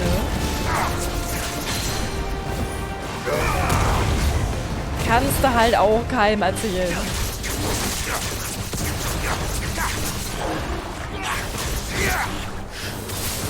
Und? Werbung ist Werbung. Ja, aber andererseits im Dezember bewerben sie, glaube ich, eher andere Sachen. Sei es jetzt 14 oder 7 Rebirth. Haben die Chocobos vielleicht nochmal Glück gehabt. Wir alle lieben sie. Nun könnte sie auch schmecken. Das nagelneue KFC Chocobo-Angebot. Ganz ehrlich, sie haben schon weirdere Sachen gemacht. Ich möchte aus erster Hand daran erinnern, als wir das letzte Mal in Japan waren, gab es eine Dragon Quest, ich glaube 11 Collab, wo man die Schleimgegner als gefüllte Brote oder so essen konnte. Die Japaner würden es machen. Alright. Ich habe Bilderbeweis. Und der Mogel, der Mogel, war es ein Pisaman? Ich weiß es gar nicht mehr, aber da war ein Mogri-Gesicht drauf. Wir haben einen Mogri gegessen, im selben Urlaub. Also. Und ich glaube, wir haben auch schon mal Chicken-Bällchen mit Chocobo auf der Verpackung zumindest gegessen. Also. Lord Rossfield, the Curl. Wir haben einen Mogri gegessen, ja. Ein Kopf. Thank the founder for that. And for you, my lord. We were able to eradicate the rest of the horde. Er war richtig I have lecker. guardians posted around the village to keep watch for further attacks, but all seems quiet for now. Hurra. I hesitate to say it, but I think it might be over. Na, ich glaube nicht. I think it might. Ich glaube, es ist erst vorbei, wenn ich Ultima das Gesicht eingedellert habe. Also noch mehr als eh schon. We did it. We saved Eastpool. For now. Thank you, my friends. Thank you. No, Sir Wade. It's us who should be thanking you. You brought us together. Showed us what it means to fight for what you hold dear. We never had nothing to call our own before. didn't know what it meant to protect it. But now we do. We really do. Forgive us, Sir Wade. You and your people saved us. And still we doubted you. But there's no doubt in my mind anymore. We're free men now. So we have to start acting like it. Naja, Kay kann ja mal das Menü vom 16 Café und vom aktuellen 14 Café googeln. We all shall. Together. This is our home. And if anyone or anything tries to take it away, they'll have us to answer to. Come on then. Let's get to work. This village isn't gonna rebuild itself. That's the spirit. Was meint ihr, müssen wir Eastpool nochmal retten? Oder war es das jetzt? They're not slaves anymore. No. They're Rosarians. Your father took pity on the bearer's plight, and I believe if he were still with us today, this is what he would have wanted. I believe you might be right. I shall remain here, my lord, and do what I can to help rebuild the village. After all, this is my home now too. And I could hardly call myself an Eastpoolian if I didn't pull my weight. Eastpoolian. I think you'll find it's Eastpudlian, Sir Wade. But you should be proud all the same. I'll have to pull my weight too. Can't have the rest getting outclassed. Speaking of which, I ought to be getting back. Can we continue to count on your support, Martha? Of course. And I'd be counting on yours too. Us Rosarians have got to stick together, haven't we? Indeed we have. And Clive, come by the Golden Stables when you get the chance. I ain't paid you for delivering them seeds yet. Ich glaube, es sind sogar PCs. Also 2019 waren es PCs. Lord Rossfield, do you remember our very first mission together? Clearing the goblins from the Stillwind marshes? Ja, daran erinnere ich mich. How could I forget?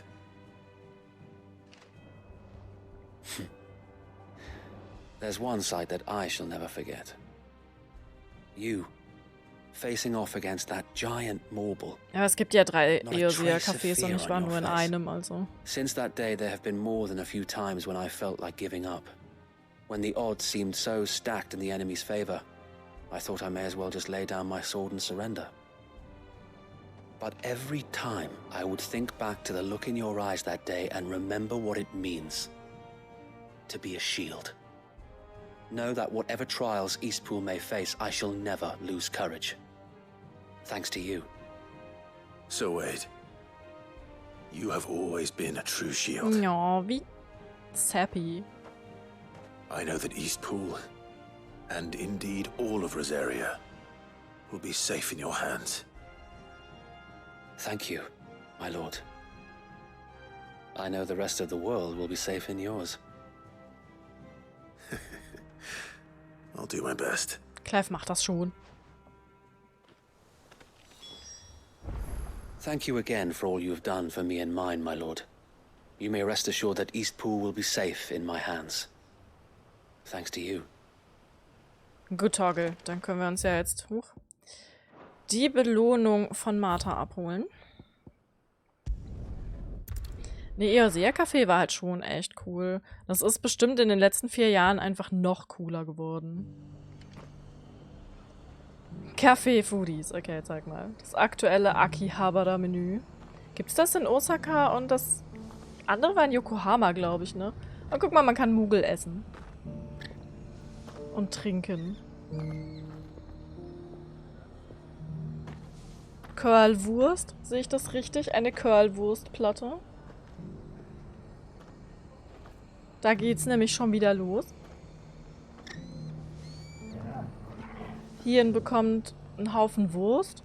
Kann man natürlich machen. Dodos werden gegessen. Es gibt ja auch dieses Final Fantasy XIV Kochbuch, ne? Man kann Mugel essen. Cheese. Hamburger.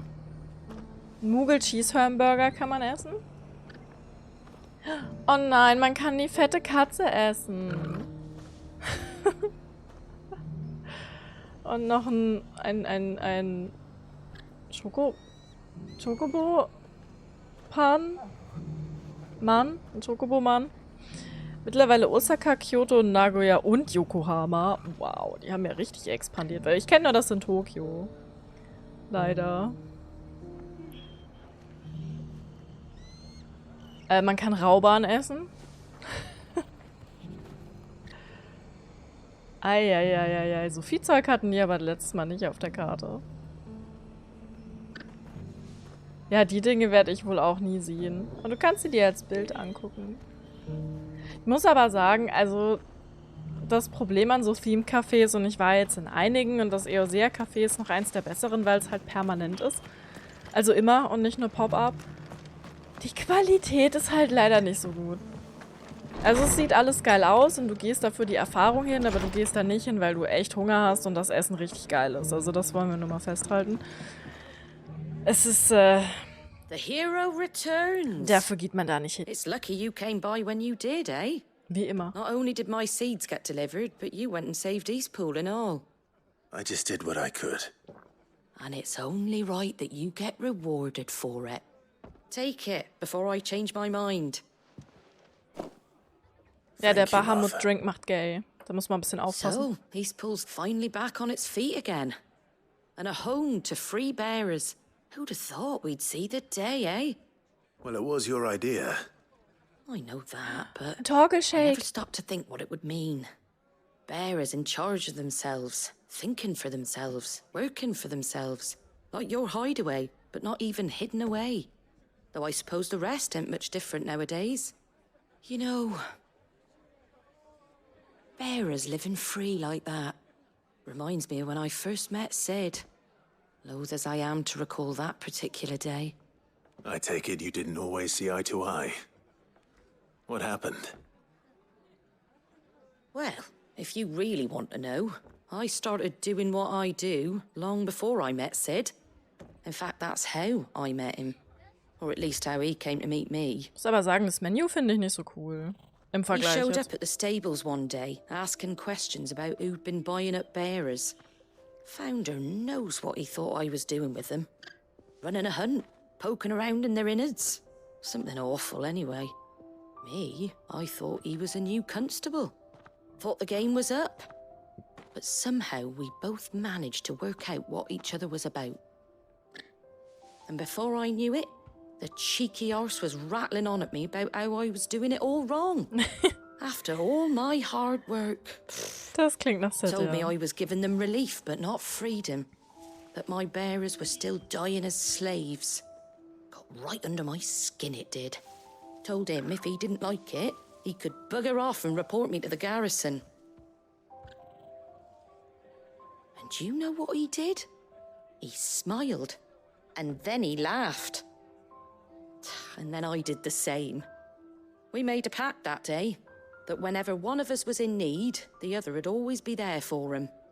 And you were? Well, we both wanted the same thing. To make life better for bearers. Just like your dad. Do you know I was born right around the time Elwyn became Archduke? Growing up, I saw how he tried to change things. He certainly didn't lack for ambition, that one. Indeed.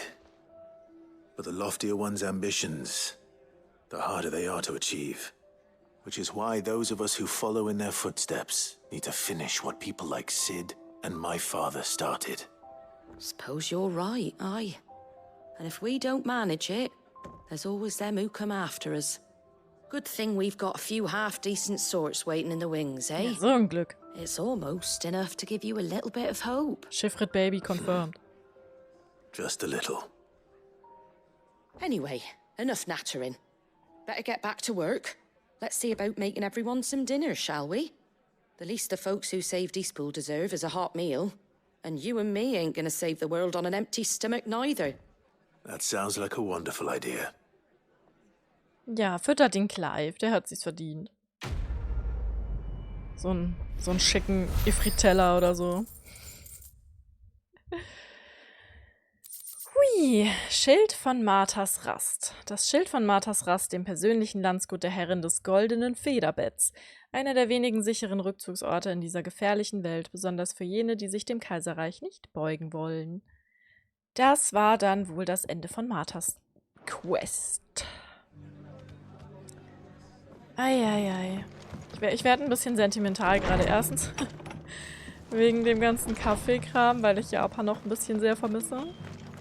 Aber ich werde dieses Spiel auch so unendlich vermissen. Aber so richtig unendlich doll.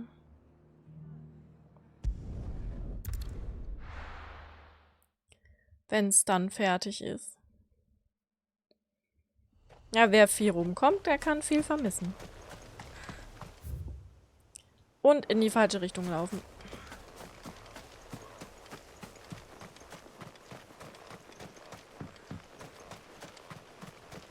Aber noch sind wir ja in Valisthea, also noch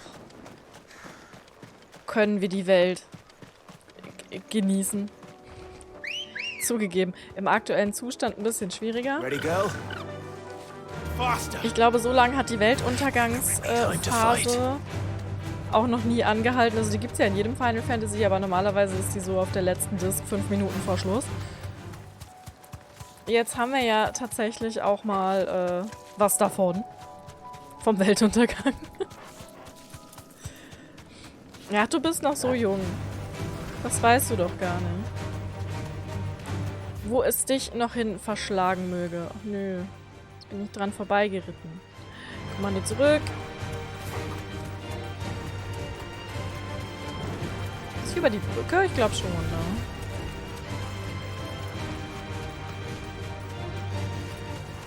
Komme ich über die Brücke? Ja doch. Yay. Naja, ich meine, also, man muss nehmen, was man kriegen kann, ne?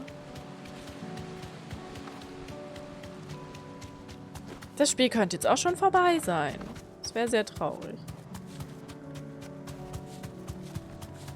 Ach, komme ich jetzt doch nicht? Was bist du denn für einer? Ich glaube, ich komme von der Seite nicht dran. Aber wenn wir jetzt schon mal hier sind. Ich glaube zwar, dass mir fürs Bestiary aber trotzdem noch der ein oder andere Eintrag fehlt.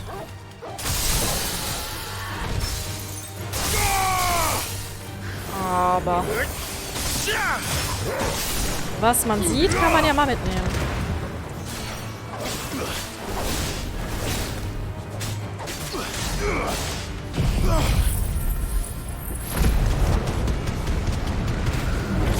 Ich meine, Domi, überleg mal. Die meisten 19-Jährigen, fast 20-Jährigen, haben noch nicht so wirklich viel von der Welt gesehen. Also. Da kann... Hoppla. Da kann noch eine Menge passieren.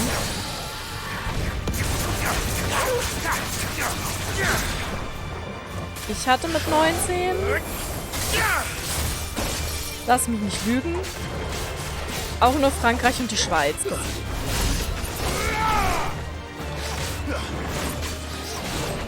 Okay, und dann Rom und dann Tokio, aber die Abschlussfahrten helfen, muss man sagen.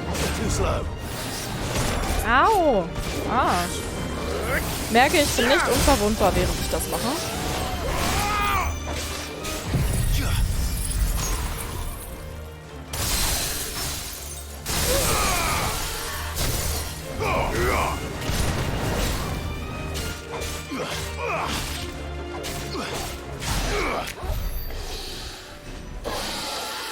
Ja, fair point. Aber Kopf in den Sand stecken nützt ja halt auch nichts. Ist kacke, ich weiß. Wow, okay. Spring mir auf den Kopf. Das wohl zählt fürs Bestiarium, wenn ich die mit meinem Chocobo trete? Was meint ihr? Weil die da habe ich, glaube ich, auch noch nicht.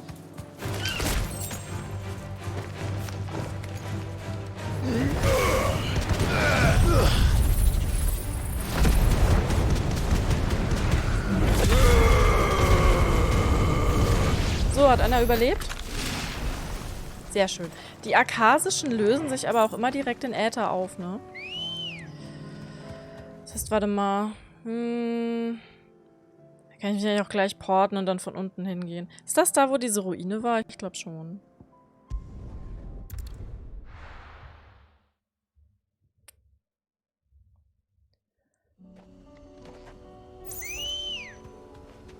Felsfalkenschrei. Die haben auch so geile Namen hier immer. Ja! Ich meine, noch hast du 4 Wochen Sommerferien. Let's go. Einfach mal machen.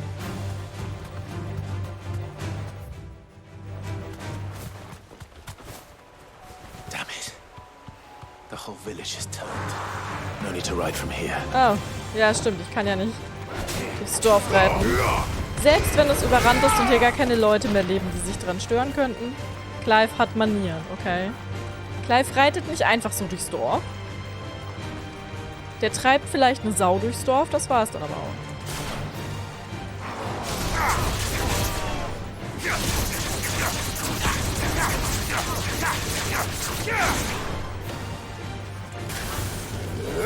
Weil man ja sagen muss, ich glaube bei den meisten 19-Jährigen scheitert die Reiselust dann auch eher am Geld, ne? Und an der Pandemie, so die letzten Jahre. Das hat ja auch nicht geholfen unbedingt.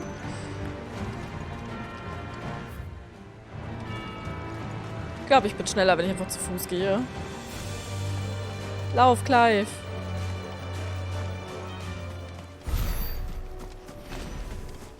Guten Tag, ich will nur vorbei. Bitte nicht explodieren. Ich will nur vorbei.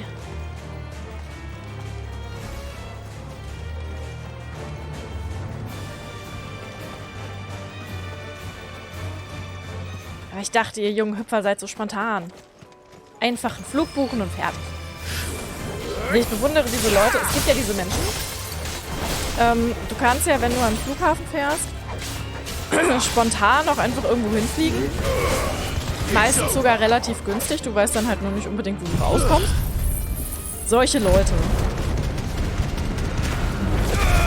Finde ich richtig bemerkenswert, weil das könnte ich nie. Weißt ja auch gar nicht, was du einpacken sollst. Brauchst du Pullover oder nicht? Oder eine Badehose? Musst du ja für alles packen oder dann vor Ort kaufen. Aber das ist so eine Sache, die hätte ich irgendwann eigentlich mal sau gerne gemacht. Einfach mal an den Flughafen fahren und gucken, was es so gibt.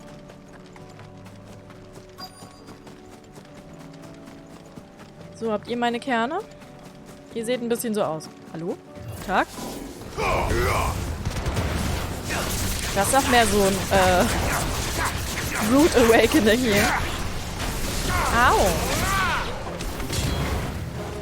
Warte doch mal, bis ich mit dem...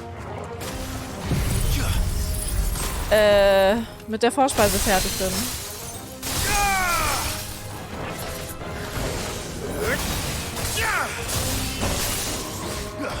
Au.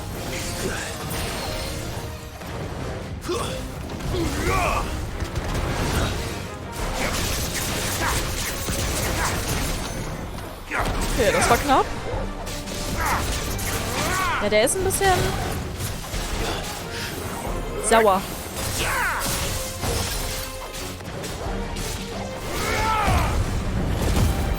Dass er in seinem Nickerchen gestört wird.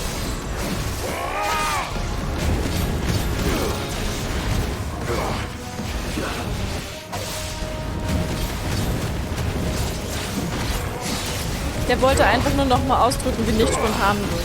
Was passiert? Das ist okay. Au.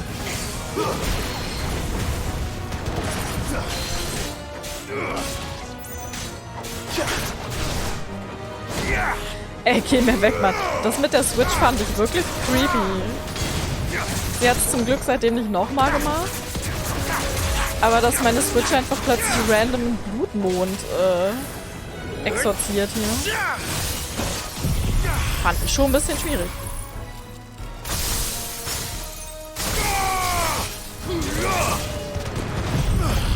Leuchtet die einfach plötzlich orange.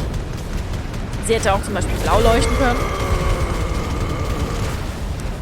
Schön beruhigend und alles.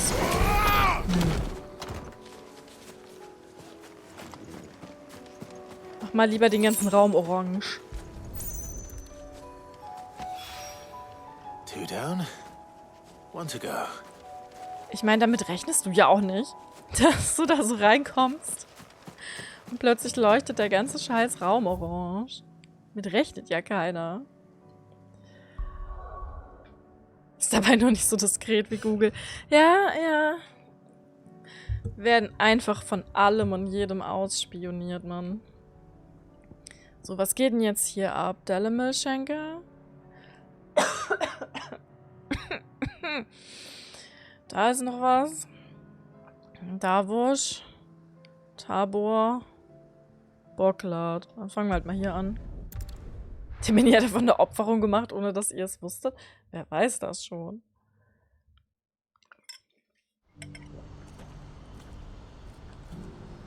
Er ist wild genug, dass ich ihm zutrauen würde, solche Dinge zu machen. You won't find a finer array this side of the strait. Deswegen hat er auch nicht meine Kreditkarten da. Kiri auch nicht. Damit die sich nicht einfach irgendwelche Sachen im E-Shop kaufen. Reicht, dass ich das andauernd tue. Ich habe so viele Switch-Spiele, das ist einfach unnormal. Niemand sollte so viele Switch-Spiele haben wie ich. Ah, Clive. You'll be pleased to know that the negotiations are progressing well. That is good news. Yes. Our comrade in Randala has just sent word that the contract should be signed very soon. But I still have much and more to prepare. It's a huge undertaking moving this many bearers at once. You couldn't do me a quick favor, could you? Ach doch. What is it this time? More wild beasts? Nothing like that. I just need you to go over to the caravans and ask El how long we have until the bearers arrive. Find out exactly how much faster I need to get all these supplies moved. All right. I'll go and ask. Thanks, Clive. I owe you one. Könnt ihr nicht eine Brieftaube schicken? Oder eine Kontaktperle installieren? Mann, die sind so arm. Und guck mal, die 40 Meter, ne? Hätten sie mal Kontaktperlen hier in Valisthea. Don't blame yourself, El. This is their fault, not yours. I know, but... No buts about it, all right? No buts. No buts allowed. Is something wrong? Vonnie came to give me a message from our intermediary. The talks with the Republican army have fallen through. Oh. They've reached an agreement with the Silver Peak Consortium instead. Zip! Their prices have fallen of late. We deliberately offered above the going rate to try and deter other bidders. But the Consortium offered double what we did, and the army jumped at the chance. Wow. And you had no opportunity to make a counteroffer? None at all. And we were so close. El? What's happened? I saw Vonnie leaving. She didn't look happy. And with good reason. Oh je, da kann der Clive jetzt aber auch nichts machen. Außer vielleicht Onkelchen mit dem Koffer voll Geld vorbeischicken. But I thought we were the only ones the Fist was speaking to about the bearers. How did the Consortium even find out about this? It's not so surprising. They have ears all over the Republic. This isn't over. The Consortium will have to sell these bearers eventually, and at the price they paid, buyers will be few and far between. I'm going to Randalar myself. Alone? You sure that's wise? Are you offering to be my bodyguard? How kind. Meet me at the checkpoint near the capital gates. I'll send an owl ahead and request a meeting. You go to Cashlock, Theo, and get everything ready. We've waited far too long as it is. Even if I fail to free these bearers, there will be others. Someone needs to prepare the place and keep any prowling beasts at bay. Ich frage mich ja sowieso, Oh, that's me, is it? dass die Dörfer It looks like I'm following orders till she gets back from früher nicht von den Monstern meeting the Silver Peak Consortium. angegriffen wurden. Who've been doing their best to undermine our scheme. She'll never join them after this, surely. Ist ja auch so ein Ding, ne? No, she said it herself. She still has plans for Cashlock, even if this one falls through. She means to stay with us then. I can't say I'm not happy to hear it, but... Is this what she really wants? You have to trust her. You're right. It's what she wants now. And if Elle's off fighting for the cause, I should do my part too. So I bid you farewell and safe travels, my friend. I'll gather my men and leave for Cashlock. We'll make sure the place is well stocked and defended. You go to Randala and see if you can stop my sister biting the Consortium's heads off. If she won't consider her prospects, someone has to. I'll do my best. Ich kann sie ja mit meinen Siegeln bewerfen. Mein Pfadfinder-Siegel. Alright. To Randala then. So, wo ist denn Randala? Da unten. Do not keep Eloise waiting. Da unten. Komme ich hier wieder raus? Hilfe. Hilfe, ich bin in den Chocobo-Stallungen gefangen. Hilfe, Hilfe. Der kleine Clive kommt nicht raus, leider. Der kleine Clive darf heute nicht zum Spielen rauskommen. Muss heute leider drin bleiben und Chocobo-Mist schaufeln. Kann man nichts machen. Ah, herrlich. Herrlich. Ich weiß nicht, ob die da immer noch rein wollen, weil da ist ja eigentlich, also... Da ist ja nichts mehr. Haben wir das nicht? Hat Dion das nicht kaputt gemacht? Ja! Dion, my love. Always. Aber ich fürchte, den Dion werden wir heute nicht mehr sehen, weil wir sind jetzt schon seit 2 Stunden dran. Wir haben, glaube ich, gerade mal so die Hälfte der Sidequests jetzt abgehakt. War eine gute Schätzung, dass wir heute nicht so viel anderes machen würden. Ne? Aber ist auch wichtig. Muss auch gemacht werden. Ich habe sehr viel Freude. Ich hoffe, ihr auch. Ich finde das halt mega interessant. Zu sehen, was die alle so machen. Ja.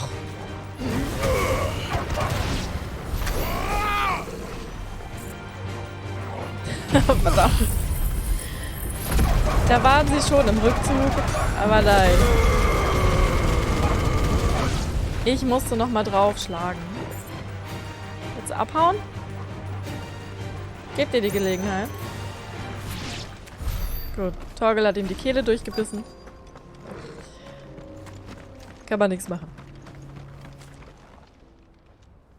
I hope I didn't keep you waiting. Torgal wollte nicht mehr warten. Did you arrange to speak with the Consortium? Here they are now. You wish to consult with me? I did. It's about the bearers you recently purchased from the Fist. We had all but finished making arrangements to buy them ourselves. And then you stepped into the fray. You misunderstand. The Consortium had an interest in purchasing them from the very first. It was only our regard for you that kept us from bidding. But your hesitancy in accepting our offer to you suggested that the regard was not mutual. And so we resumed our business. I did not hesitate. I am simply not inclined to make such decisions without first giving them due consideration. But what is done is done. Come then. How much do you want for them? Alas, you are too late yet again. We rarely take on such unconventional merchandise without a purchaser in mind. The bearers belong to him now. Who is your buyer? A trader from across the water. Uh-huh. A most demanding fellow, if it's any consolation. He insisted the bearers be fed, dressed, even given their own bunks for the voyage over. That's what you get when you deal with continental types. I wouldn't know. Oh yes, the culture on the continent is quite different to ours. They pay good money for bearers not fit for the knacker's yard, and treat them like kings. But as long as they pay... That does sound unusual. No matter then. If they've already left our shores, there's little that can be done. Allow me to withdraw my interest. And with it, my interest in joining your organization. My associates will be sorry to hear that. Sagt er mit so einem gemeinen Grinsen. Nehme ich ihm irgendwie nicht so ganz ab.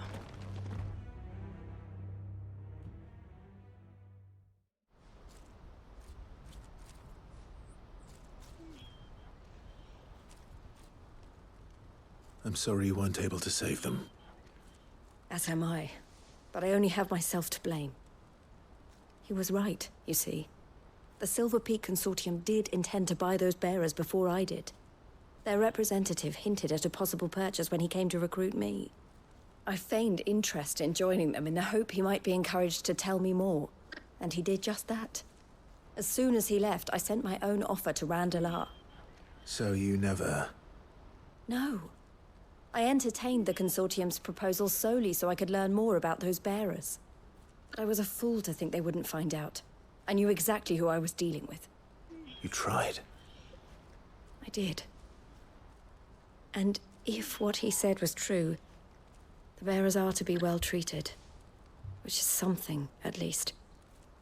But they deserved more. I wanted so badly to see them freed. Eloise! Eloise! Word from Cashlock. The village is under attack. No. A pack of beasts have come down from the mountains, and there's a dragon at its head. Ach, na klar. Theo and the others are trying to hold them off as best they can, but the odds are against them. They need help, and fast. Papa geht schon, keine Sorge. Theo. I'll go on ahead. Thank you, Clive. I'll gather some men and join you there. Just... make sure he's safe. Aber Theo war doch eigentlich sehr capable. Ich glaube, der kann ganz gut auf sich selbst aufpassen. Hold on, Theo. I'm coming. Zur Not mit Magie. Ich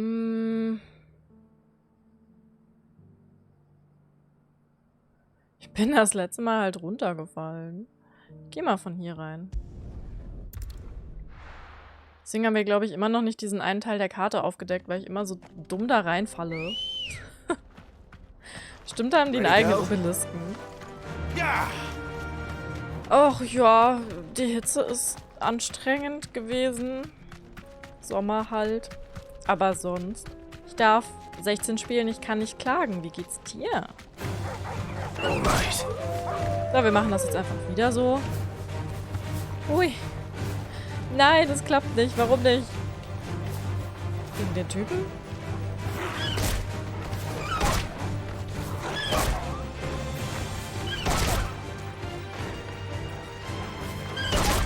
Weiß jetzt ist nicht so stark, wie ich dachte.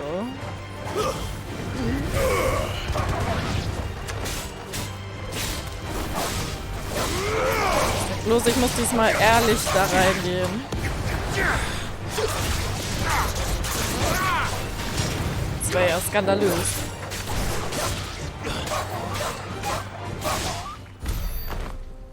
Ach je, das tut mir aber sehr leid zu hören. Aber das wird bestimmt noch. Nicht aufgeben. Einfach brav weiter schonen. Was auch immer der Arzt gesagt hat, draufpacken. Ich glaube, ich bin falsch abgebogen. Mit einer Minimap wäre das nicht passiert. Nein, ich kann nicht aufhören, auf der Minimap rumzureiten. Ich bin halt einfach hilflos, okay? Es tut mir ja leid. Ich habe keinen Orientierungssinn. Was soll ich machen? Ach, ihr campt ja auch immer noch hier. So, gehen wir mal den richtigen Weg, ja? Wenn wir jetzt schon da sind. So soll man eigentlich das Dorf betreten. That'll do, girl. What's the situation? All clear this end. Voll die dramatische Musik, aber hier ist irgendwie gar nichts. Hallo?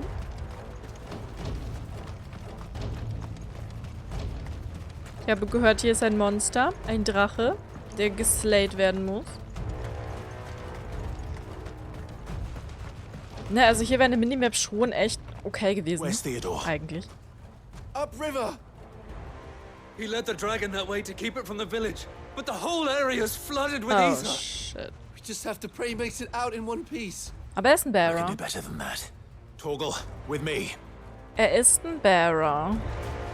Das wissen die natürlich nicht.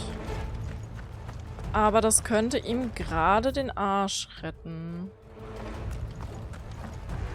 Ich weiß nicht genau, wie anfällig Träger für Ätherfluten sind. Let's go. Aber ich würde mal vermuten, weniger anfällig als normale Menschen. Irgendwo so zwischen Dominance und normalen Menschen. Ich verstehe vor allen Dingen nicht, wieso 16 keine Minimap hat, weil die von 14 ist eigentlich ziemlich gut. Aber ist natürlich Jammern auf hohem Niveau, weil ich kann natürlich einfach das hier machen. Aber ich bin so ein Mensch, mich stört das, wenn ich immer so ein bisschen den Spielfluss unterbrechen muss, um zu sehen, wo ich hinlaufe, weil ich mich so oft verlaufe.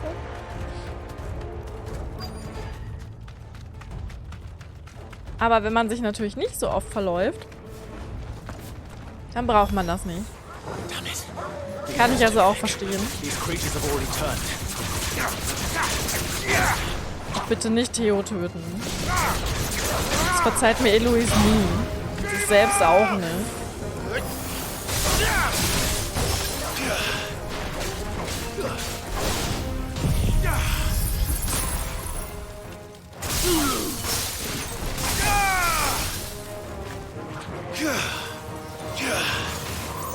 Das Geräusch.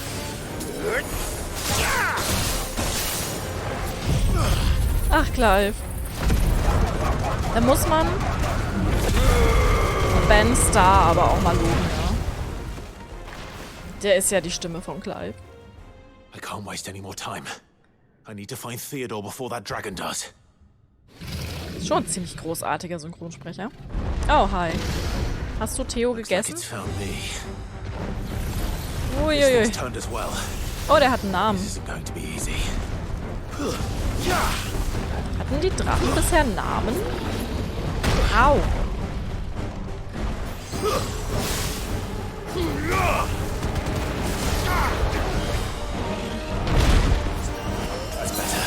Der macht ernst. Das ist aber halt doch doof. Ich will den nicht am Kopf angreifen.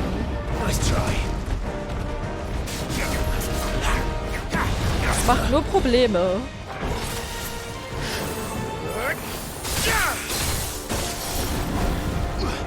Clive kann doch nicht fliegen.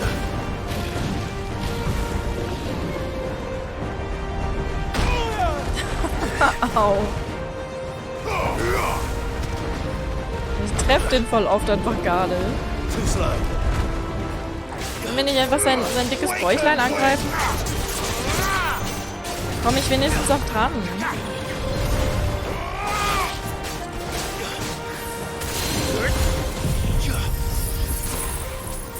An das prall gefüllte Bäuchlein, in dem möglicherweise Theodor drin sitzt.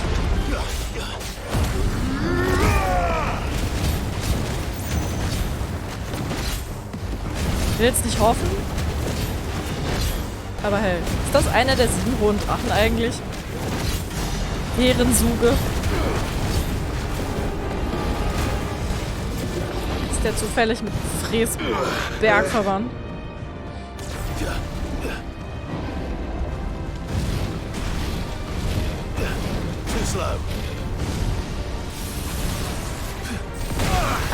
Ach so. Eieiei. Hat er sich jetzt selbst ausgenockt? Ist aber nett von ihm.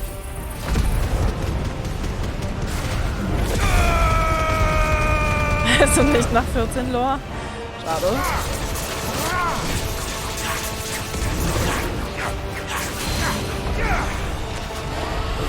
So, jetzt nehmen wir dich erstmal an die Leine, kleiner Freund.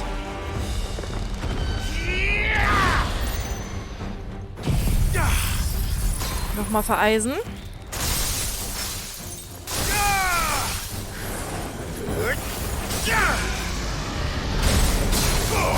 Und drauf da. Gib alles, Torkel.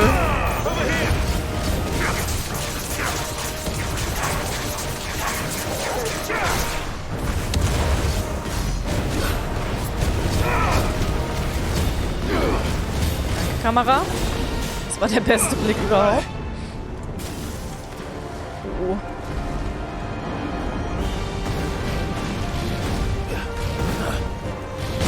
Au.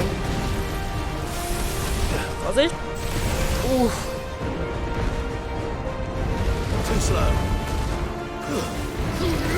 Schade, diesmal ist er leider wieder. Ah, doch. dachte, er wäre direkt wieder aufgestanden, aber nein.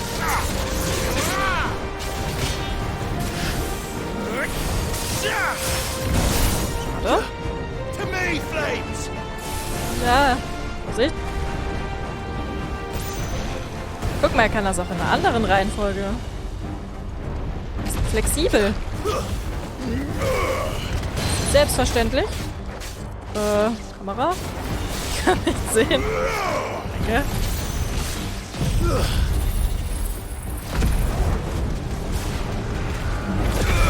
Exerich ist vielleicht ein bisschen zu groß.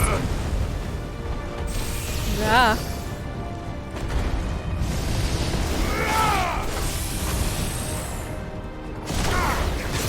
Kamera, so wo soll ich hin?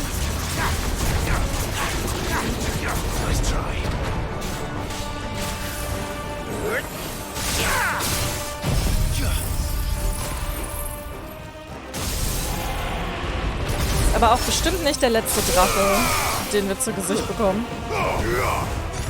Dafür würde ich ja glatt Clives Hand ins Feuer legen.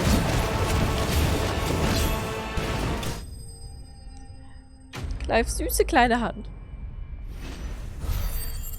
Ich frage mich ja, ob der sich ja normal im Feuer überhaupt noch verbrennen kann. Ich meine, so als Dominant of Fire.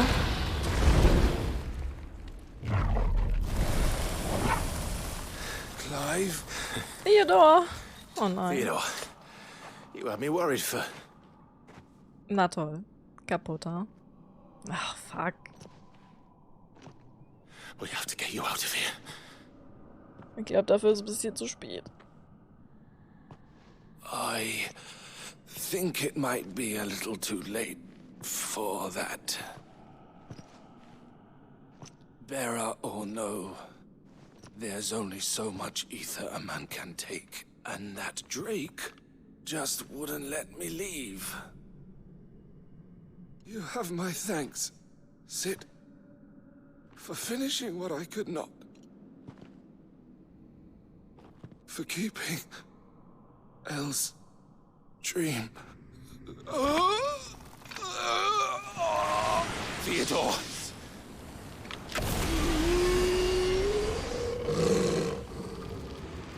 Ich habe das Gefühl, dass das mit Clive auch so oder so ähnlich passieren wird.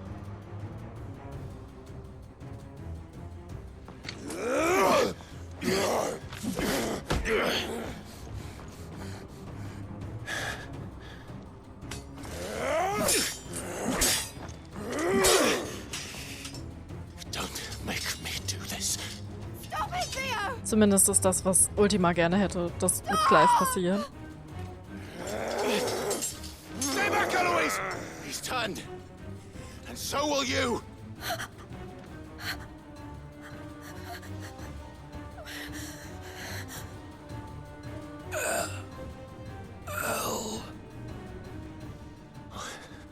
Theodore.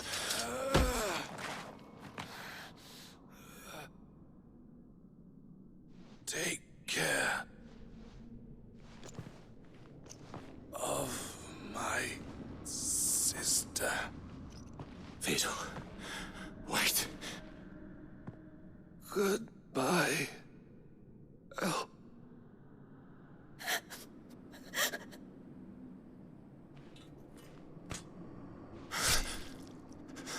Und das hat uns schön unter Beweis gestellt, wie mächtig diese Bonds zwischen Charakteren sind.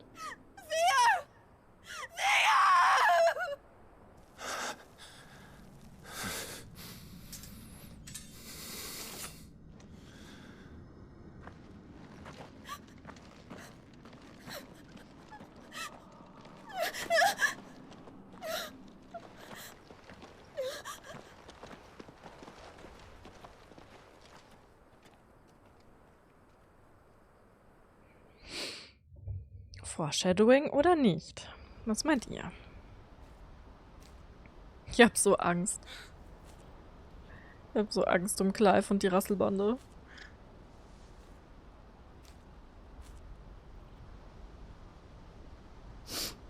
Thank you, Clive. I think I'll be all right now. That was true bravery he showed. Leading the dragon away from the village like that. His first instinct was always to protect people. To put others' well-being before his own. And now he's gone. Because I sent him to that place, against his will. It wasn't against his will. He was ready to do whatever it took to show you he could stand on his own. So that you would finally be free to live your own life. To live my own life? He never could come to terms with the choice I made. What exactly happened? You once told me Theo was the first bearer you ever helped.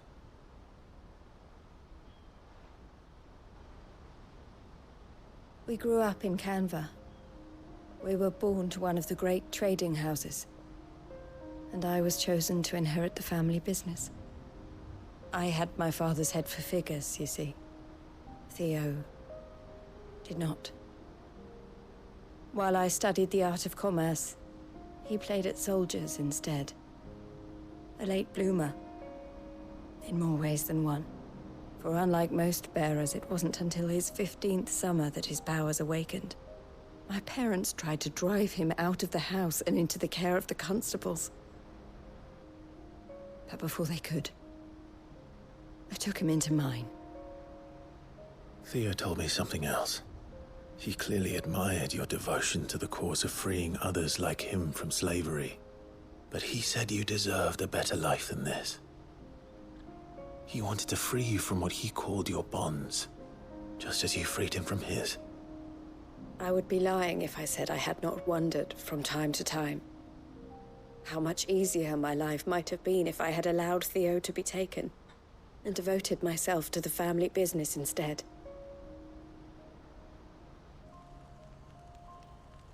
But I have never regretted the decision I made. Being with my brother meant more to me than tradition or reputation. I only had to look at him to remind myself of that night and the choice I made and the fact that I would make the same choice again in a heartbeat.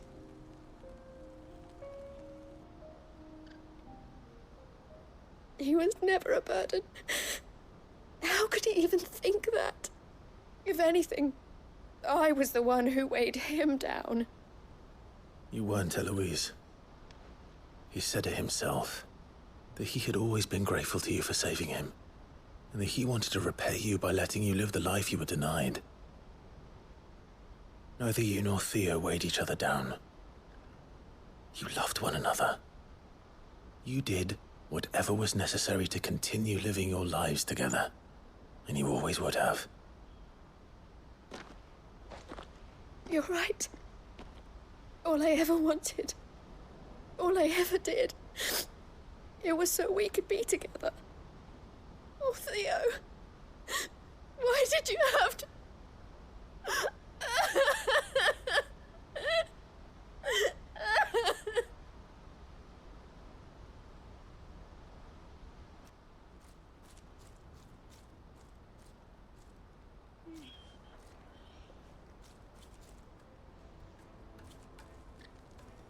I know Theo wanted me to move on, but I'm staying here at the Crimson Caravans to continue our work.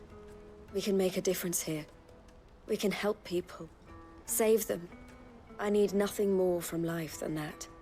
So I'll carry on doing what we do, ensuring that goods, people, bearers get where they need to be, bringing smiles to people's faces just like we always have, and to Theo's.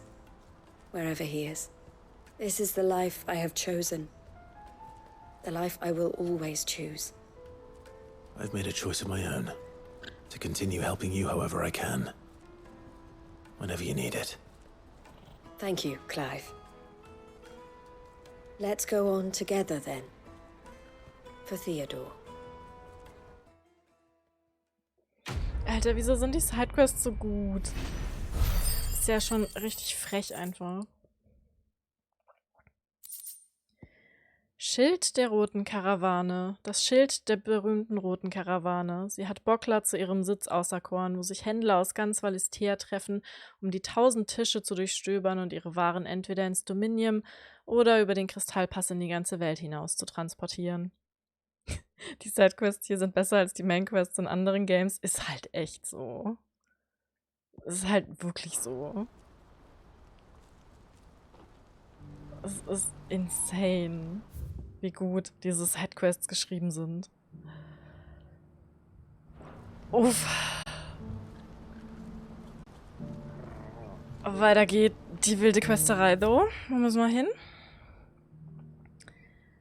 Da unten ist das letzte von diesen Dingern, die wir holen müssen. Dann gehe ich da doch mal zuerst hin. Habe ich euch erzählt? Ich glaube, ich habe es erzählt, dass wir einen Ferminator gekauft haben.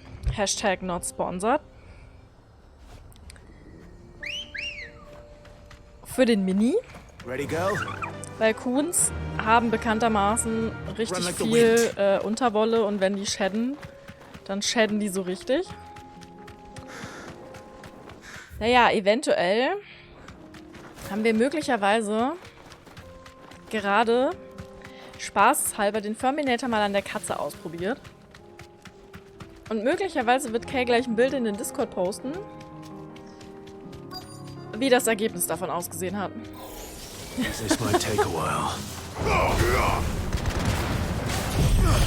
Und kleiner Spoiler-Alert.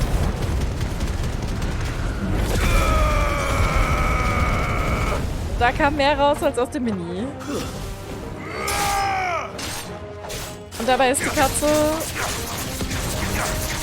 ein Drittel vielleicht, wenn sie hinkommt, vom Mini.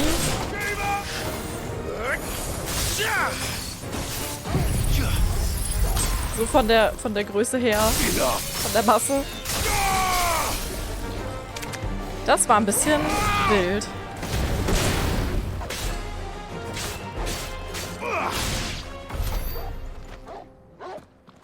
Ja, Torgel sollte man vielleicht auch mal...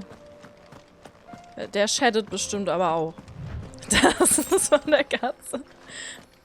Und da wäre auch noch mehr drin gewesen, aber sie hatte keinen Bock mehr. That's all of them. Owen can uncross his toes now. Sie hatte fairerweise keinen Bock mehr gerade, deswegen haben wir dann aufgehört. Das ist alles von der Katze. Das sind halt 2 Minis einfach. Ich wusste, dass sie viel hat, aber das ist schon, es ist ein riesiger Berg. Es sind 4 Katzen einfach. Es ist 4-mal Rennen, was wir gerade aus ihr rausgepopelt haben. Anything else? Ah, Shedding Season. Fine choice. Such fun. Katze ist einfach, an der Katze ist ein Samoyede verloren gegangen. Wir wissen nicht so genau, was sie ist, aber eigentlich sollte sie eine EKH sein, ja. Oder halt irgendwas Straßengebrütetes. Also wer weiß, was da alles drin steckt. Ich sollte vielleicht mal wirklich so ein DNA-Kit kaufen und die Katzen mal durchnudeln lassen, was die denn so sind. Ach, Cyril! Cyril hat eine Sidequest.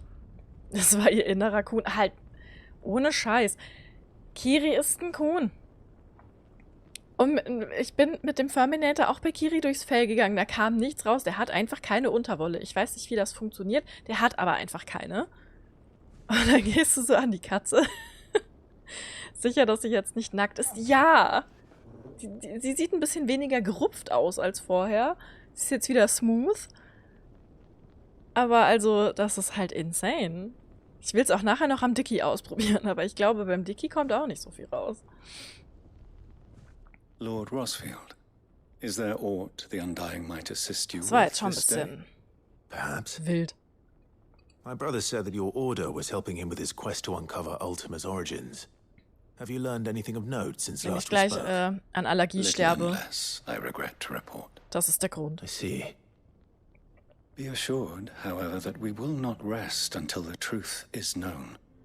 Even now, our archaeologians scour ruins in every corner of the realm for traces of Ultima's touch. Fallen ruins, I take it. Dating back as far as Phoenix Gate. Indeed. Ultima's thralls are oft sighted among the remnants of the fallen civilization. Ja, wie auf dem Weg as if hierher. protecting the secrets concealed within. Secrets we'd see unearthed. Should our methods be of interest, my lord? Ja, erzähl mal. Mayhap it would please you to observe some of our number at work. Would that be possible? Of course. A survey is being conducted not far from here. Perchance you are familiar with Kretov, a small hamlet built around a fallen airship. I was due to visit my colleagues there to collect their preliminary findings, but if you would consent to do so in my stead, I'm sure that they would be honored to relate any discoveries they have made to you directly. Das Ding ist ja, sie nennen es ja auch Airship. Also sie wissen ja, was ein Ship ist. Und dass ein Airship dann in der Luft schwimmt, in Anführungsstrichen, macht ja auch irgendwie Sinn. Ich könnte mir halt schon vorstellen, dass Sid wirklich versucht hat, ein Airship zu bauen. All right. I'll go and meet with them. Oh. They will be most gratified, I'm Atmen. sure. Was ist Atmen? Might I suggest you take the road through Titan's Wake? It will lead you straight to the village after but a short walk. Thank you. I will. I wish you a safe journey, my lord. May the Firebird's flames burn ever in your heart. Okay, Sir. Cyril. Bonuspunkte, wenn ihr wisst, auf was das anspielt. Oh, hey. Enzyklopädie valisteischer Fabelhaftigkeiten. Pentateuch der kristallenen Orthodoxie. Die Kassenbücher von Gilbert dem Geber und die gesammelten Hymnen der Gwigor. Mann, ich würde so gern Gilbert den Geber kennenlernen. A village built around an airship. Sounds like another lost wing. I hope the inhabitants are just as friendly.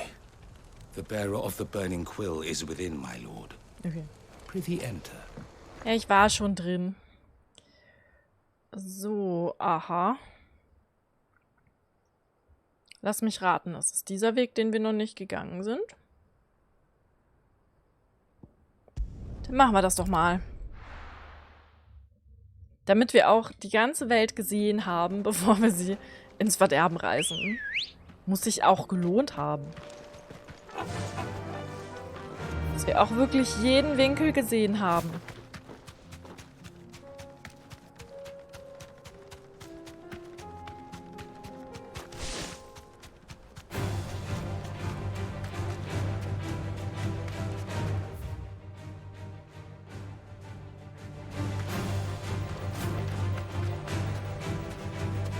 War ich hier nicht schon mal?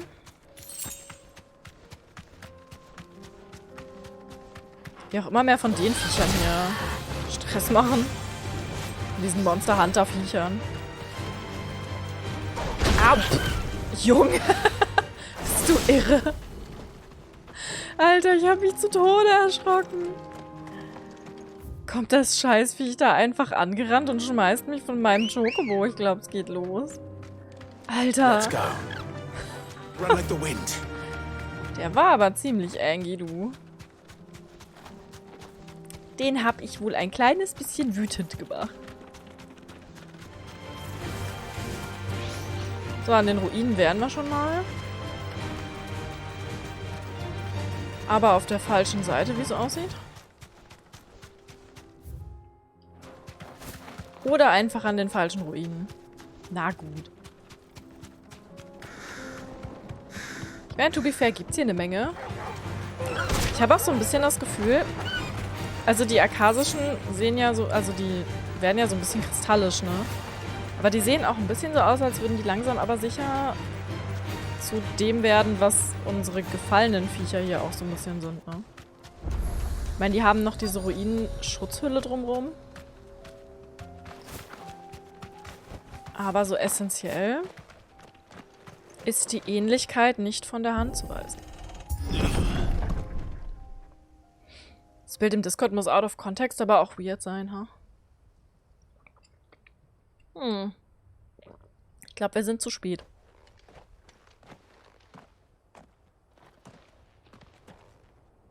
Oh no. Ist aber nicht gut, weil die sollen ja eigentlich auf Joshua aufpassen. Ist ein bisschen doof, wenn die sich so easy töten lassen.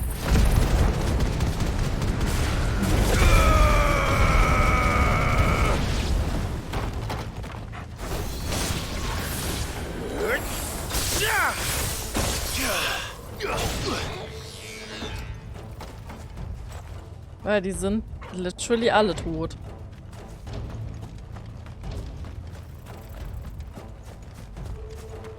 Ist nicht so gut. Das ist nicht so gut. Was bist du denn für einer? Whatever that thing is. Der ist einfach Gold. Ein Güldener. I'd say it's their leader. Ein Güldener. Und ich glaube, der kann Blitzmagie. Und Feuermagie. Nice try. Au.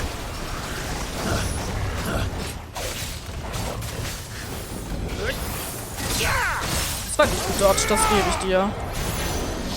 Machst du aber nicht nochmal. Golden waren die bisher noch nie, ne? Immer dieses weiß-blaue.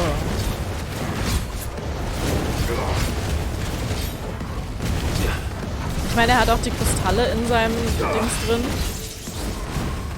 Au. Au.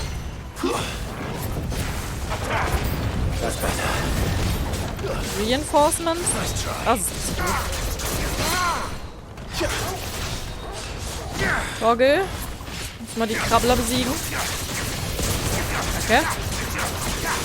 Toggle jetzt auch so Killerstrahl kann. Aua.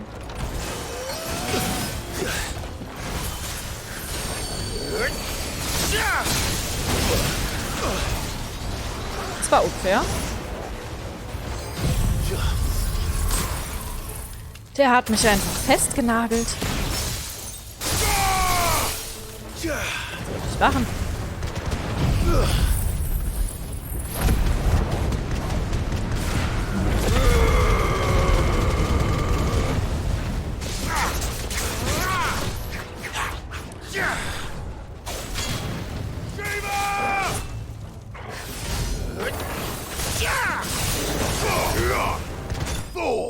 So. Ich meine, okay, fair, dass sie das nicht hingekriegt haben. Trotzdem als Joshuas Leibwache ist natürlich ein bisschen doof jetzt. Should have stayed in the past. Uff. These must be Cyril's colleagues. Ja, die sehen zumindest so aus. You have our thanks, stranger. Ach, es leben ja doch noch ein paar. Who are you? Ah, forgive me, my lord. I did not recognize you. You are Lord Rosfield, are you not? Der einzig wahre. We are archaeologians, tasked with surveying this site. When the echoes appeared, our brothers here occupied their attentions. Thanks to them, and to you, we were, for a mercy, able to see our duty to its conclusion. You call that a mercy? Your brothers might still be alive if you put their safety before your duty. Surely this survey wasn't worth dying for. We are charged with uncovering Ultima's origins. A duty of the highest import, as I'm sure you will agree. Ja, ist schon nicht ganz And you think your unwichtig. dead brothers would agree with you too? I know they would. They gave their lives for the cause, an honor to which all undying aspire. Now, to what do we owe the honor of your presence, Lord Marquis? Cyril told me of your work here, and I agreed to collect your findings in his stead. I see. That is most kind. Pray, take them then, with our humble thanks. May the Firebird's flame burn ever in your heart, as it does in ours. Clive ist so richtig angepisst.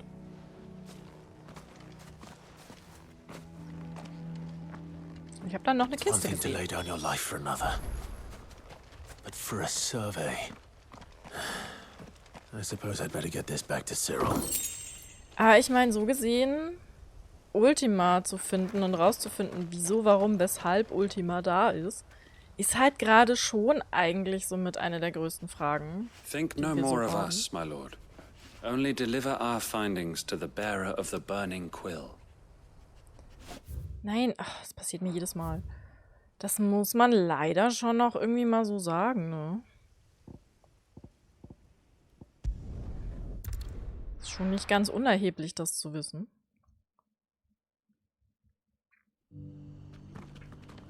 Ich meine, sie hätten natürlich trotzdem ausreichenden Schutz mitnehmen sollen, aber...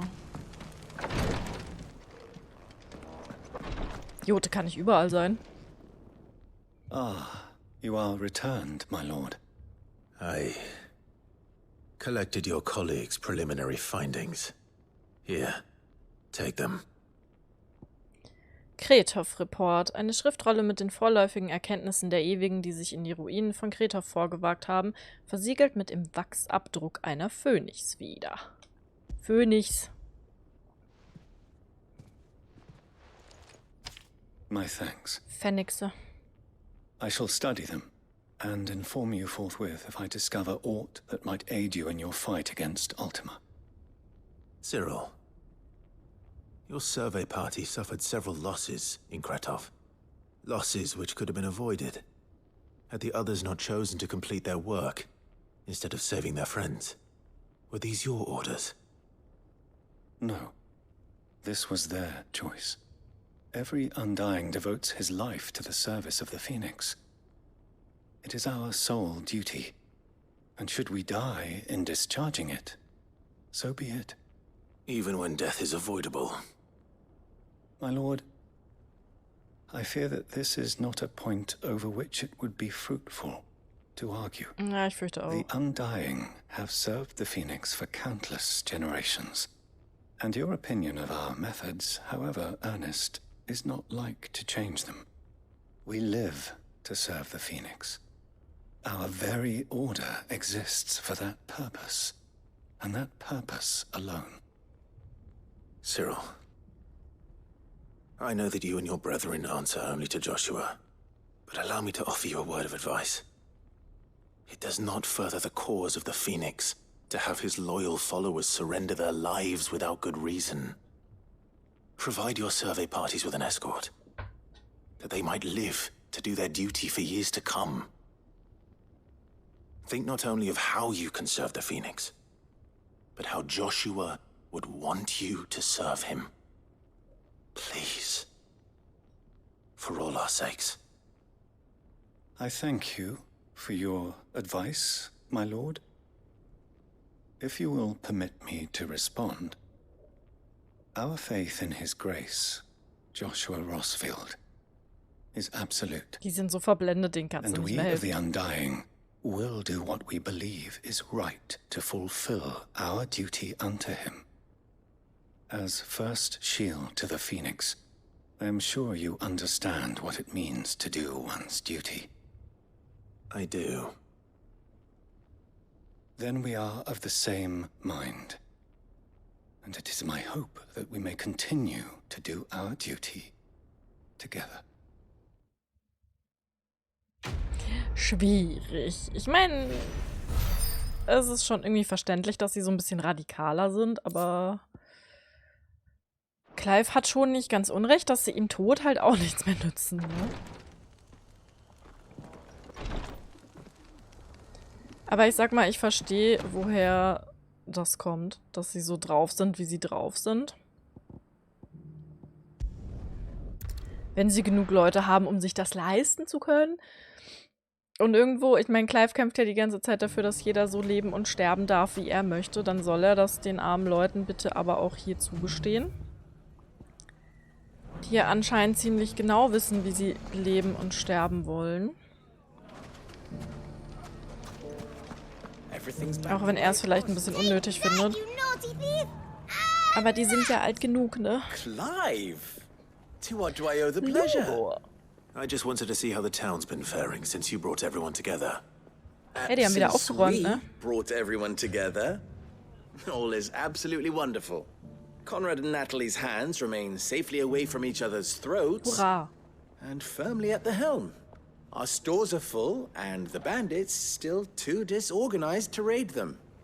Just as the good Lady Jane and Lord Underhill intended. Are you a lord? Lubor's going to be one too. Ach so. They're going to make him the Lord of Dalimil. Because of how he stopped all the grown-ups from fighting. Sweet. It's the mayor of Dalimil, dear child. And the vote hasn't taken place just yet. But if the people wish me to lead them, I shall. And my first act will be to build a school so that menaces like you two learn not to interrupt your elders. Speaking of menaces, there may be a rather worrying one just over the horizon. Ach nein. May there indeed. I'm afraid the example Conrad and Natalie set in putting aside their differences and presenting a united front might have caught the bandits' attention. And they might have elected to take a similar approach. They have formed what one could call a League of Outlaws, and they grow more organized by the day. But we'll fight them all off just like last time, no matter how many of them there are. Won't we, Lubor? Of course we will. If we continue to work together, we can overcome any challenge we choose to face. The longer we avoid facing this one, the more difficult it will be. Until the only way to overcome it might be to run for the hills. Ja, dann lieber schnell. Our best hope is to nip these efforts at organization in the bud. By finding those ne'er-do-wells who have yet to join the cause and ensuring that they never do. Ist aber auch so ein bisschen moralische Certain Grauzone. Lord Underhill might be willing to lend us his aid once more. So, die sind nicht auf unserer Seite, also murksen wir sie einfach mal ab, bevor sie irgendwelchen Quatsch machen. How could I refuse? Thank you, my lord. Victor will fill you in on the particulars. I have him stationed by the desert gate, receiving and collating reports from my scouts. Such an amenable soul. He reminds me of you. I'll go and speak with him. Also wir haben jetzt beschlossen, dass wir die Guten sind und die wissen, wo es lang geht und die jetzt hier den Ton angeben und die anderen sind What's kacki. the difference between a lord and a mayor? That's easy. A League of Schwierig. Outlaws. Sounds like we have some competition.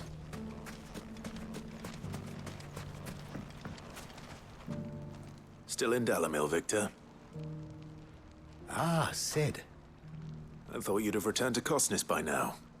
I did. Then I came back. I've developed something of a fondness for the place. And having worked so hard to see it saved from one fate, it would seem remiss to abandon it to another. A sentiment Master Lubor certainly isn't shy about exploiting. Hence my doing his bidding yet again. You're not the only one. What does he want you to do? He asked for my aid in putting down the bandits. And he said that you might be able to help me find them. Then you've come at just the right time. I was on my way to speak with Conrad about how to organize our forces. There are more camps in the vicinity than we can safely strike at once. But we must strike together, and we must strike soon at as many camps as we can. We can't give this league of theirs time to rally its forces. All right. Which camp shall I take? There's one upriver. Just out there, across the dunes. Leave it with me. Pest Control Time.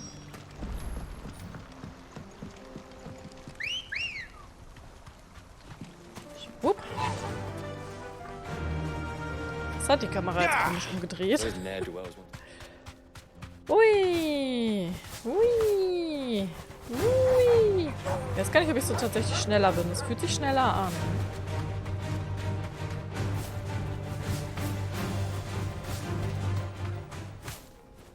Aber vielleicht macht es auch einfach nur mehr Spaß. Hui.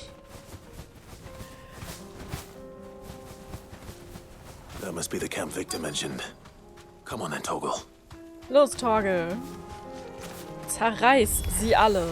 That's him. The one who killed Locke and Fingers. Locke und Setzer? Oh, schönes Final Fantasy 6 Easter Egg.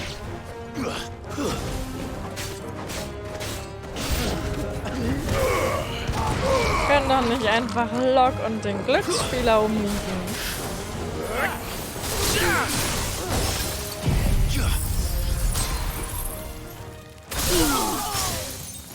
Ach, Final Fantasy 6 auch so ein fantastisches Spiel.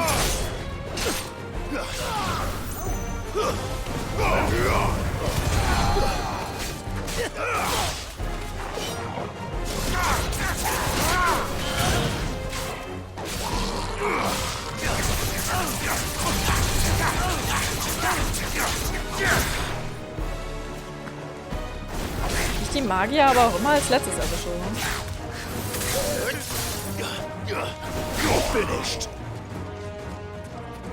Bist du jetzt da unten hingefallen? Komm mal her. Ich meine, irgendwann wollte ich das noch im Stream spielen, aber ich glaube,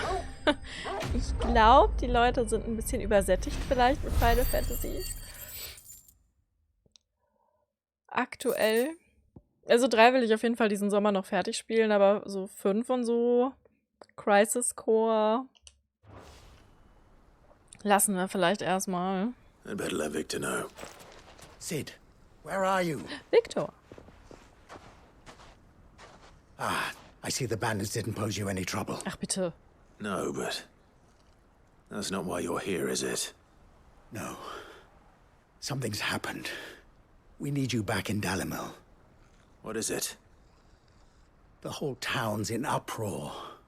Wegen der saying Wahl? that Lubor is a bearer. Oh. What? Seems that one of our parties wasn't as thorough as they should have been. They let one of the bandits escape, and his escape route took him right through Dalimil. Some of the children spotted him, and he was about to silence them. And when Lubor felled him with a bolt of magic, and without a crystal. But that's not possible. It is, if he's a bearer and has been hiding it all these years, which is what people are saying. If he has, well, I wouldn't blame him. No man is branded by choice. Ich dachte, über den Punkt sind wir raus. All those people see is a man who's lied to them all his life. One who has made a leader of himself when the world believed he should have been a slave. Fuck. I don't know where we go from here, but I know one thing. Lubor needs all the friends he can get right now. Häschenboy. You're right. Ein Träger also. Ich meine, wundern tut's mich nicht. Und dass er gelogen hat, ist natürlich auch jetzt doof für die Leute, aber understandable. Natürlich doof gelaufen. Aber hätte er die Kinder sterben lassen sollen? Wäre auch scheiße. I made it a habit to keep a crystal close at hand for just such an occasion. And when that occasion arose, I forgot to reach for it. Die funktionieren doch eh nicht mehr. Well, it was bound to come out sooner or later. We're sorry, Lubor. We tried to keep running, but we just couldn't anymore. There's nothing to be sorry for. I rather enjoyed playing the hero for once. All that matters to me is that you two are safe. Look at him talking to his betters like it's nothing. All lies, I'll wager. Just like the ones he fed us all these years. Warum sind die Once nackt? people make up their minds, it's hard to change them. We need to do something, and quickly. Convince the people not to let their prejudices blind them. Convince them that nothing has changed. That their enemy lies outside these walls, not within them. You're right. We should speak to everyone. I'm glad you agree. I'll handle the townsfolk. I'm a Dalmek born and bred. They listen to me. You head to the tavern. Make Conrad and Natalie remember who Lubor really is. They know that Lubor and I are friends. I might not make for the most impartial of interlocutors. Ich mag Victor. Lord Underhill of Randalar's League of Merchants, however, is a trusted and impartial mediator of note. I'll do what I can. Victor hat ein Hirn und er benutzt es auch. Lubor, stay here with the children. I can't promise anything, but we'll try. And that is all I can ask of you. Ne, wo ich den Obelisken da gerade so blau leuchten sehe. Der ist doch sicherlich auch Fallen Tag, oder? Bonjour, Sky! Was macht der Pool? Ja, guck mal. Das sieht doch auch aus wie die Ruinen, nur in nicht kaputt. Der Sky aus Frankreich. Na, alles gut bei dir? Ich freue mich. Aber musst du nicht schon im Bettchen sein? Could I have a moment of your time? I've seen your face before. As have I. Lord Underhill, wasn't it? Of the League of Merchants. That's right. I wanted to speak to you about Lubor. Oh nein, was The los? rumors Erzähl. that he's a bearer. All true, I'm afraid. He'll never be mayor now. Not if I have anything to do with it. But what of his wares? Bearer or no, his steel is highly valued throughout the Republic. In this, at least, he's done the town a service. Might that not earn him a little leniency? Leniency? He pretended to be one of us when he was laughing behind our backs all the while. Sie lernt's aber I'm auch nicht, sorry, ne? my lord, but he lied to us. He lied to you. He cannot be trusted. Oh je, So na, what do you vielleicht können wir propose? dich ein bisschen einschläfern. Will you drive him from his home? Mit meiner Close his forge? Siren Voice. That is a question for the people of Dalimil. And they will thank you not to get involved. Aber die lernen echt nicht dazu, ne? Die schlagen sich jetzt wieder wegen Quatsch die Köpfe ein. Mehr darf's wieder ausbaden. The townsfolk have made their minds up. There was nothing I could do. Ach, so richtig dämlich. Nor I. Conrad and Natalie refuse to consider anything but their own wounded pride. You never know. Once their anger is cooled, they might see things differently. For now, we should report back to Lubor. Ja, sonst kommt das Häschen halt mit zu mir. Kann dann bei Schledor ein bisschen helfen. Aber blöd gelaufen ist natürlich schon. would Victor take the bearer's side? I assume the situation is hopeless? There's still hope. But Jo, morgen schon. Dann hast du heute hoffentlich den Pool nochmal genossen.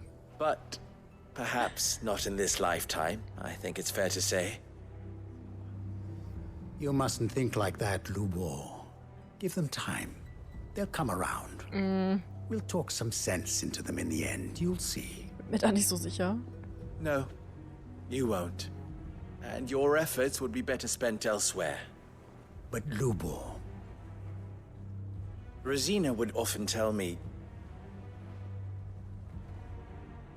that steel does not lie, that a blade is a reflection of the smith who forged it.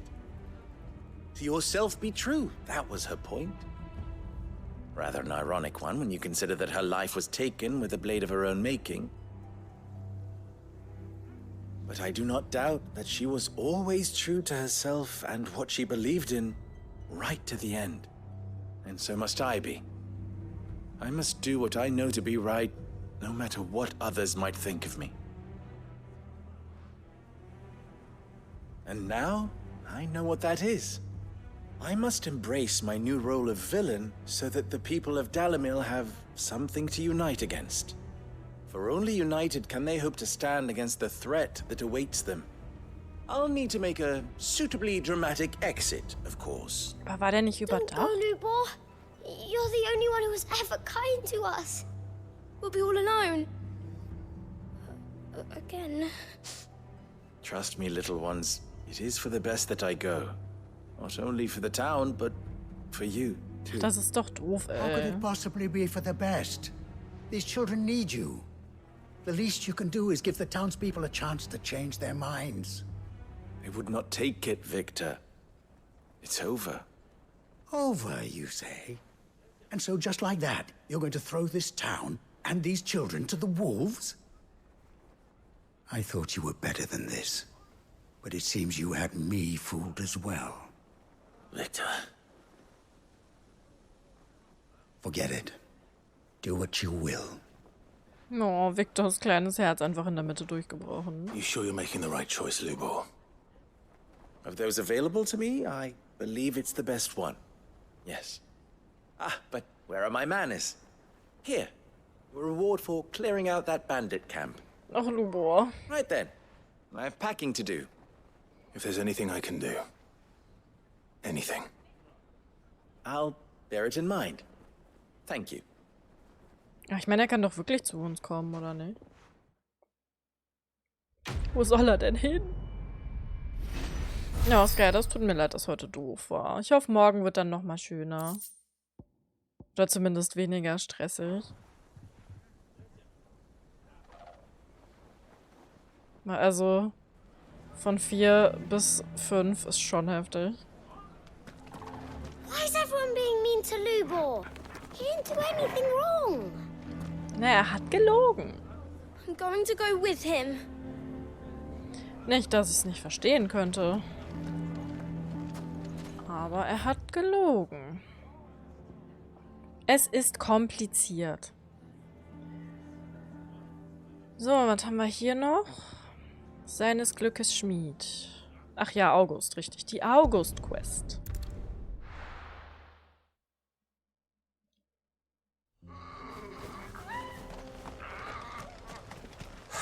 So Dravost is still standing. For now at least. If you can swing a hammer. Richtig. Wir haben so viele Sidequests jetzt gemacht. So viele. Clive! You're here! And the Akashic? Sie sind so gut. Mostly off to the north still. But I spoke to Doris's scouts and it turns out things are worse than I thought. There's swarms of them out there. Told old Snotty to be ready to seal the north gate. That should buy us some time if we need it. Enough for the villagers to barricade themselves inside their homes at least. Well done. Welcome back, Sid. I'd never have guessed, you know. Not if August hadn't let slip.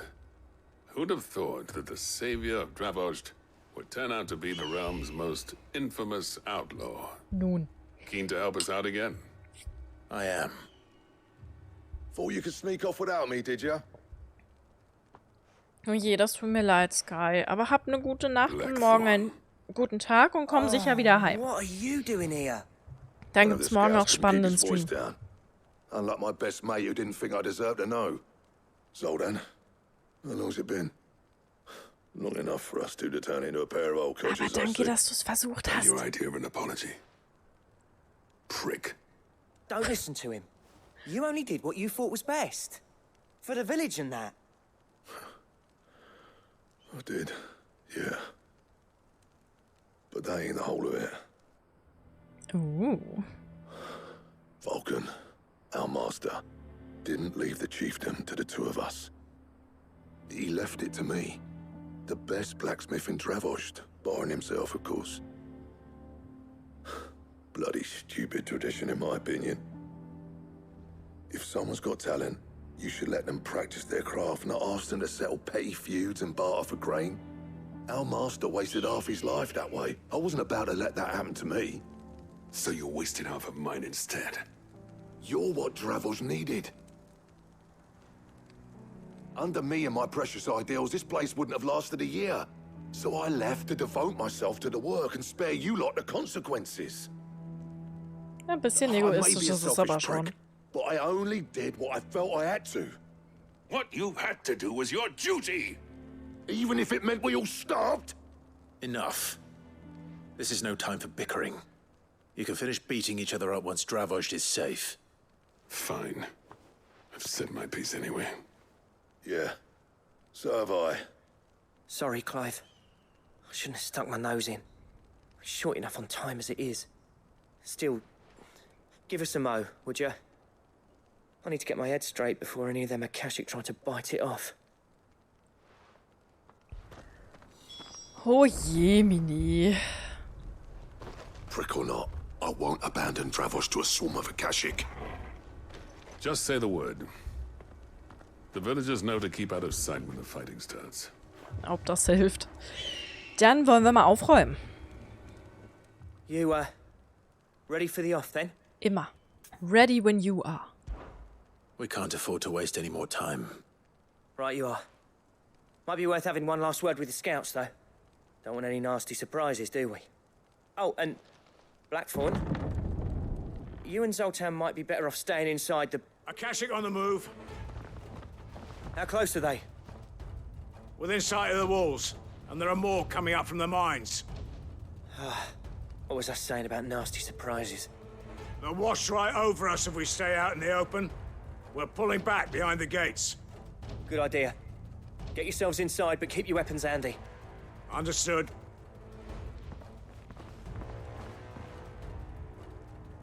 I'm prepared to fight if I have to. Well, let's hope you don't. That's our job. Once the scouts are inside, order your men to barricade the gates. No heroic last stands, you hear me? No fighting at all if you can help it. August's right. I've seen what Akashic beasts can do to armor.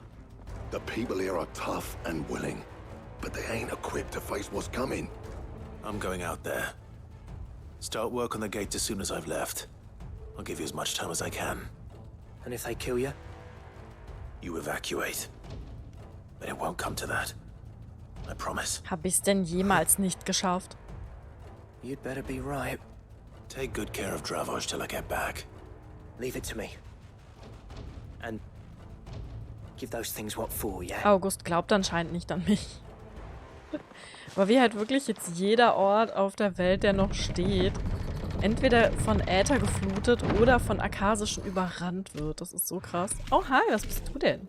Du bist hoffentlich kein Behemoth. Du bist ein Ochse, ne? Alright. Which one of you's first? Ich will doch nur ein Behemoth sehen.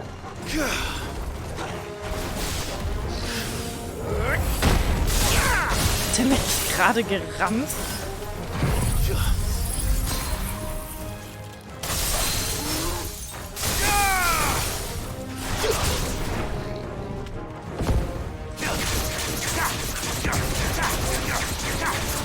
Aber wie hübsch Garuda ist. Seit ich das aufgelevelt habe mit den Kirschblüten.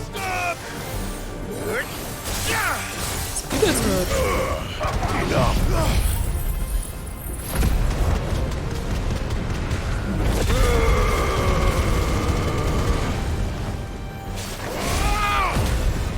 Ich denke mal nicht, dass da noch ein größerer kommt.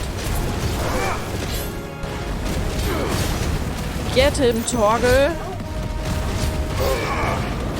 Oh. Ja, und vielleicht habe ich mich getäuscht. Wobei, größer sind die jetzt wohl nicht.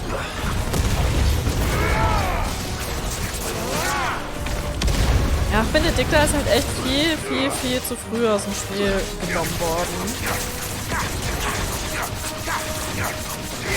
Benedikta war so ein richtig cooler Charakter.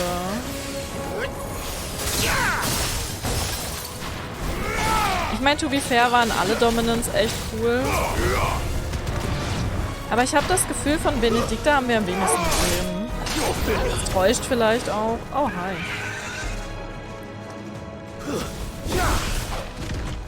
Einfach weil es jetzt schon so lange her ist.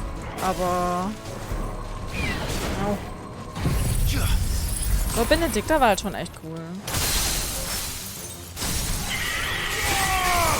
Ich mochte sie schon richtig gern.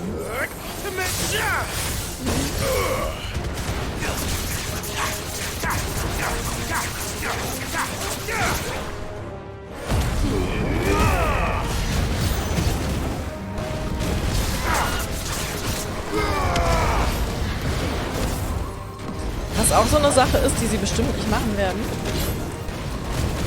Die ich aber wirklich cool fände, wenn es am Ende doch, sage ich mal, eine Konsequenz dafür gäbe, wie oft du den Limit Break ausgelöst hast, also wie oft du Ifrit rausgeholt hast. Is that it? Wird wahrscheinlich nicht passieren, aber das wäre schon irgendwie cool. Apparently not. Oh, hi. Was bist du denn? Oh, eine Chimäre. Da ist zumindest ein Behemoth drin. You're not getting past me. Ist das dein Anfang?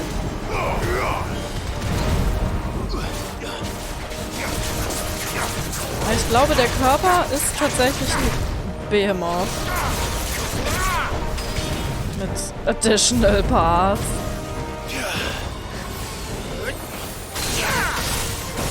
Aber ja, verheizt trifft es halt schon ganz gut eigentlich.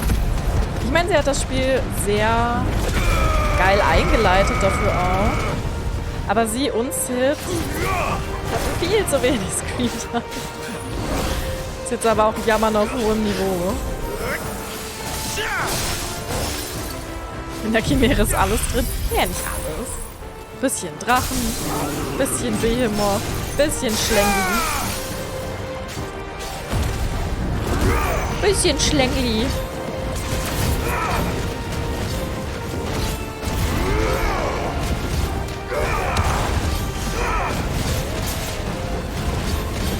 Vielleicht noch ein bisschen Skorpion im Tail. sicher?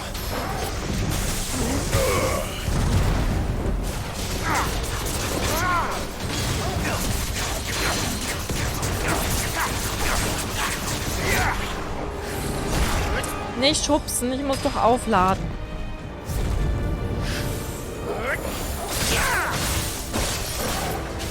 Richtig unhöflicher. Dann haut er auch noch ab.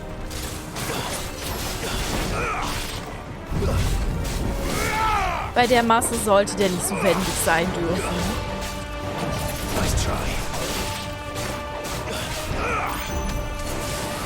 Wow. Mach das mal.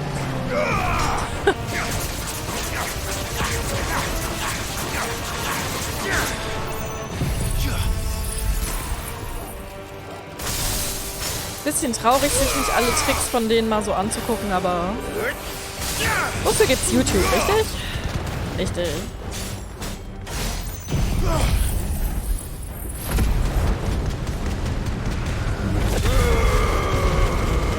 Ist jetzt aber auch für meinen Geschmack viel zu schnell wieder aufgestanden, der Gute.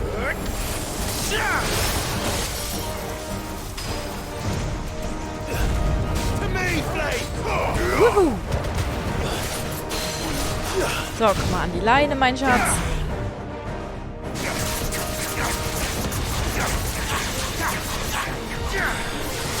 Oh Gott. Clive? Ja, bleib einfach stehen.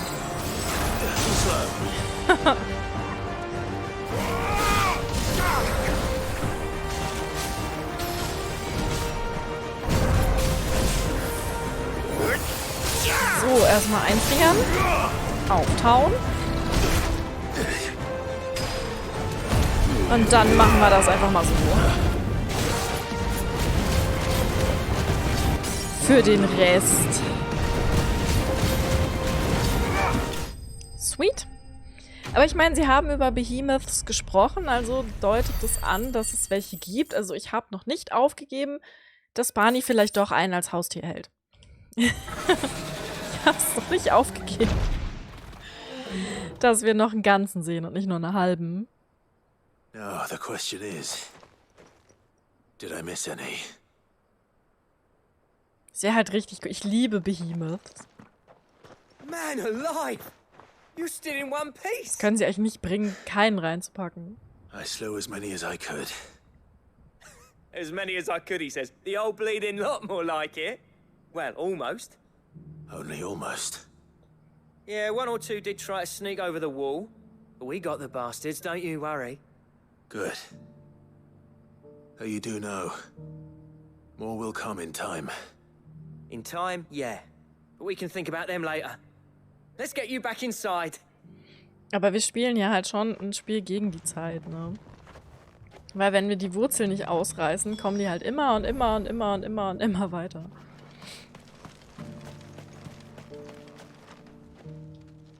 Sid, you're even more fearsome than your reputation. Cool, was? Enough to give those Akashic monsters nightmares. I So almost felt sorry for close. the wretched things. But mostly, I felt grateful. Dravos won't forget what you did today. I'm afraid I've only delayed the inevitable. There's no getting rid of that ether flood. Meaning that any living thing which stumbles into those mines will end up clawing at your walls again. And that's if the flood don't spread. If it does, well, I hate to say it, but the village's days are numbered. That may be, but we're staying just the same. With ether floods springing up all over, it's no less safe than anywhere, and more importantly, it's our home. We'll fortify the gates to the north, and I'll see that they're guarded day and night. All right. Then we'll give you a hand shoring up those defenses. Clive, wir müssen As for die you, Fluten Blackthorn, aufhalten. that's twice you've turned up when Dravos needed you. So, thanks. I shouldn't have stayed away so long. And I shouldn't have left without talking it over with you first. Too bloody right you shouldn't. Though I doubt I'd have listened. I always envied you. How you made everything look so easy when, for me, It was anything but. You leaving gave me the perfect excuse to hate you. And from that day on, I never once stopped to wonder what it would have been like if you'd stayed. But what you said earlier, it was true. You'd have been the death of this place. Finally, something we can agree on. I hope you see the sense of it eventually. You kept this place alive. Alive, perhaps. Wealthy even, but... Dravozhd isn't what it once was. Our work used to be the pride of Dhalmekia. Now, we churn out the same rubbish day after day, because it's easy and turns a profit. It's not about the craft anymore. I wouldn't send my sons to war wearing the shit most of our smiths are making. I've kept working, honing my skills, trying to lead by example, but no one sees the point. The average castle apprentice has as much passion for the craft as our current lot. Come back to us, Blackthorn. Remind Dravozhd what a true master blacksmith looks like. Vielleicht, wenn die Katastrophe abgewendet ist. I'll even man those bellows of yours if it means we can work at the same forge again. That's a kind offer. Kinder than I deserve. And I wish I could accept, but I'm needed elsewhere. There's people who trust their lives to my steel, and I daren't let them down. Fair enough. But that doesn't mean I couldn't visit from time to time. Let's see if we can't rekindle this town's passion for the craft, shall we? I'd like that. Just be sure to tell Snotty to let me in the next time I come calling, yeah? Knowing him, he'd let you in anyway. Snoddy lässt alle rein. Blackthorn. The master smith turned outlaw. Back in my good graces. I never thought I'd see the day. Happy End für Schledorn. Jetzt kann er endlich das Gay Happy Life führen, das er verdient hat. Even better than I'd hoped. Sid, I've got something for you.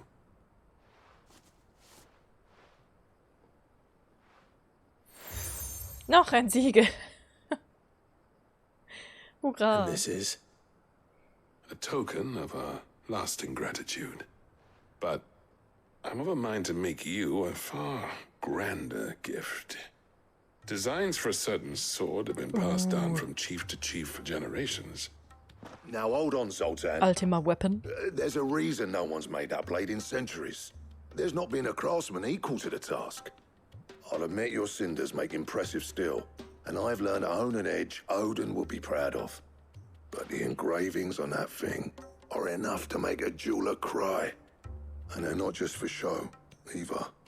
Have you forgotten what brought you back to Dravozhd in the first place? Oh, die beiden arbeiten zusammen an der ultimativen Waffe für mich. Wie geil. I knew I'd never surpass you with the hammer and tongs. So I turned my hand to a different kind of metalwork. Between the two of us, I'd say we're the equal of any master craftsman ever to have graced a forge. Die ultimative Collab, Mann. You know what? I think you might be right. Clive, you wouldn't mind if Zoltan came back to the Ja, hideaway, would bring you? mit. Dann werfen wir noch Lubor mit rein. As long as he can keep our secret. Right. Zoltan, get your tools. We've got a legend to forge. Aber das schreit halt doch alles noch mehr nach Finale jetzt, ne? Wenn wir jetzt hier gleich noch die krasseste Waffe ever schmieden. Gute Nacht, selbst, schlaf schön, kurier gut dein Füßchen aus. Fingers crossed, dass es alles gut heilt. With a little help from Blackthorn, I don't see why we can't restore Dravozhd to its former glory. Barring ether floods, that is. I'll tell you what, Clive. If we pull this off, it will ruin every other sword you've ever held. Ich glaube, damit kann ich umgehen. I'll get him back to the hideaway. Don't you worry about that. Okay. Dann gucken wir doch mal auf die World Map. Jo. Das waren alle grünen Dingsies. Wow. Ich hätte gedacht, dass wir länger brauchen. Also ich meine, wir sind ja auch noch nicht ganz durch.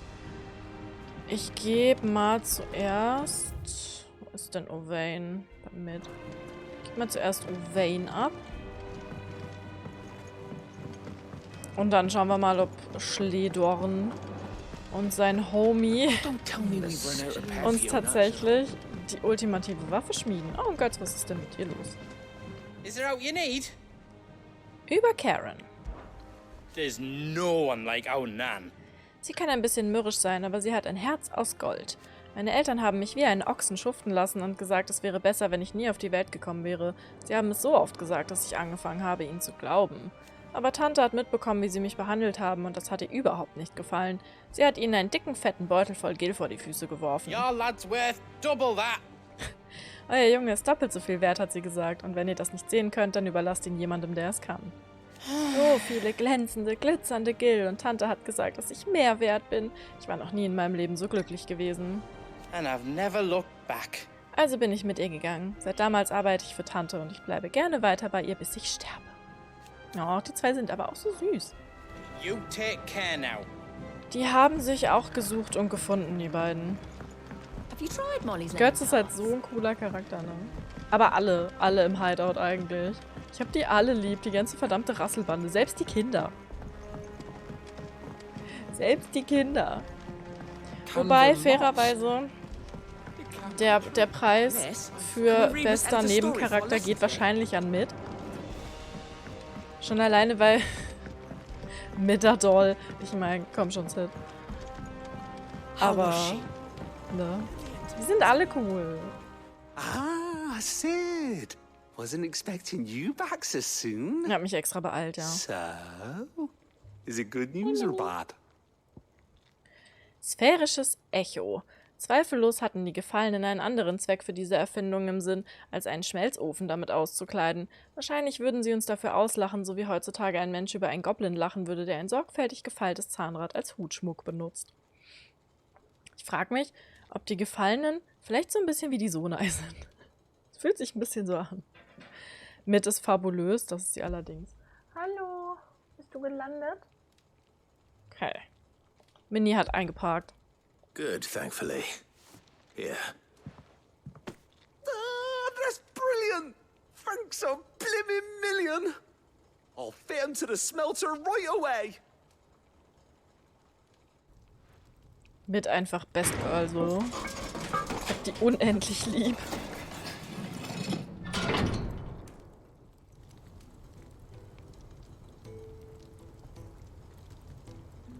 May I present to you the Telemon Furnace? Yay! Bad is she? She's a beauty. Was tut sie? You saved my bacon again, Sid, and I ain't about to let your good deed go unrewarded. It's fine, really. My bag's flexible enough already. Oh, don't say that. I'm sure I can make a few improvements to it yet. You could just buy me a bigger... How about that clasp? Looks a bit stiff. Reckon you could loosen it up and make some more room? And I reckon I know how. With a new alloy we've been working on. The Telemon Furnace was just what we needed to perfect it. Ja, auch Clive wünscht sich einfach nur eine schicke neue Tasche und er... lovely and strong, but it's also, well, stretchy. Er leiert ihn einfach nur aus. Stretchy metal. Well, if you insist. That is the spirit. You'll love it. I promise. Mhm.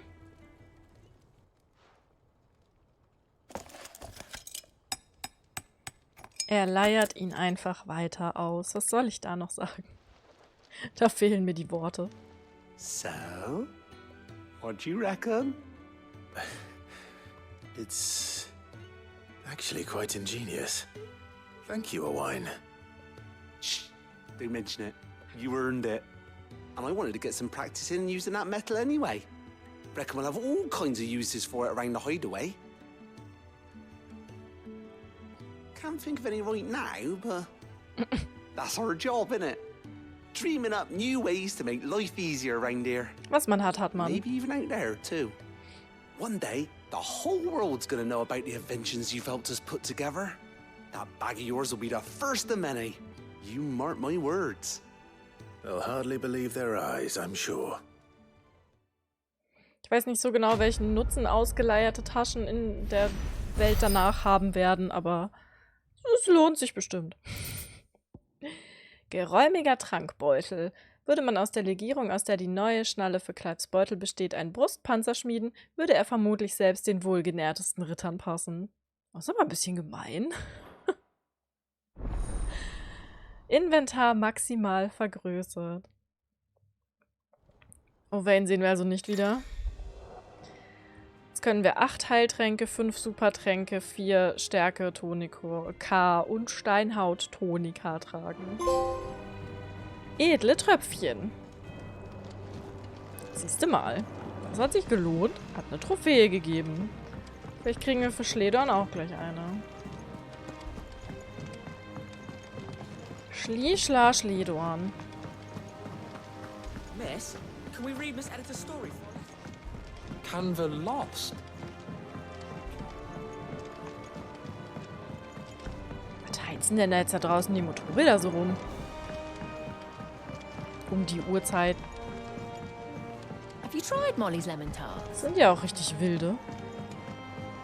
So, Schledorn, wie sieht's aus? Seid ihr schon fertig? Ich bin bereit. Aber wir müssen übrigens Bikini Bottom mal sauber machen danach. We were just about to make a start on that sword, I Der promised DLC you. ist gedroppt. It's funny, but none of this would have been possible without your help. You remember Camille? We'll be using his leatherwork for the grip. The steel, meanwhile, will be tempered in a fire, burning the cinders you charmed out of old Zoltan here. And that whetstone from the Outer Isles, that'll be what gives the blade its edge. Nice.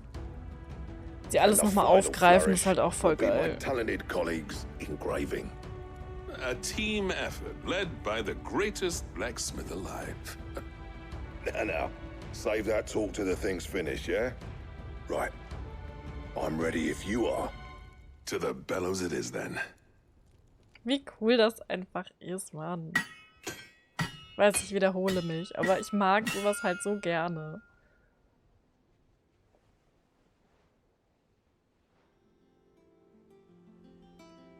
Wie sieht's aus? Wie sieht's aus? Well, bugger me. Und wie heißt es? We actually did it. Ich sehe da zwar kein Leder, aber let's go. Schicki. The sword to end all swords. Ragnarok. Sick. It's quite something. Götterdämmerung. Trust you'll take good care Wird Clive zum Gott? Thank you. Both of you. So, does this make you pair the greatest craftsman alive, then? This? Nah. This was just following the footsteps of the greats of old. Muss er sich dann in John It'll take more Kratos than that to umbenennen? earn us our place in history. But we're up for the challenge. Here. A list of materials. Zoltan and I got talking on the long road back from Dravost. We reckon with those items there, we could craft something even better than the Noch Ragnarok. besser. Something worthy of a legendary outlaw like yourself. That's a weapon I'd like to see. You leave this list with me. I was hoping you'd say that. One legend at a time, eh, lads? Before you start on the next, who fancies raising a cup to friendship reforged? Good idea. Oh. No more drinking to forget my past. It's about time I had something to celebrate. Then tap the kegs! Vulcan's boys are on their way! Wie happy sie jetzt auf einmal sind. Das ist so schön. Die sind so richtig happy. Seid ihr auch happy, Chat? Ich hoffe es. Und Level up. 42. Sweet. Götterdämmerung, Bauplan. Eine Anleitung zum Schmieden eines Schwertes, das sogar einen Gott töten könnte. Ja, ich habe das Gefühl, das könnten wir eventuell gebrauchen. So.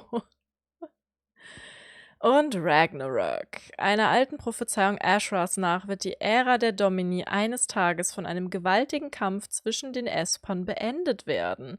Diese Schlacht, die das Land in ein Flammenmeer tauchen, die Fäule aus dem Boden brennen und eine Wiedergeburt ermöglichen soll, trägt den Namen Ragnarok. Spoiler-Match. Lala, aber das Ding ist, Ragnarok heißt doch Götterdämmerung, oder nicht? Also eigentlich ist das ein bisschen doppelt gemoppelt.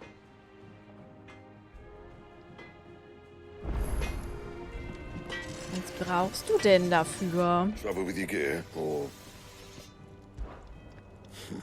I never thought me and Zoltan would ever speak again, let alone work together.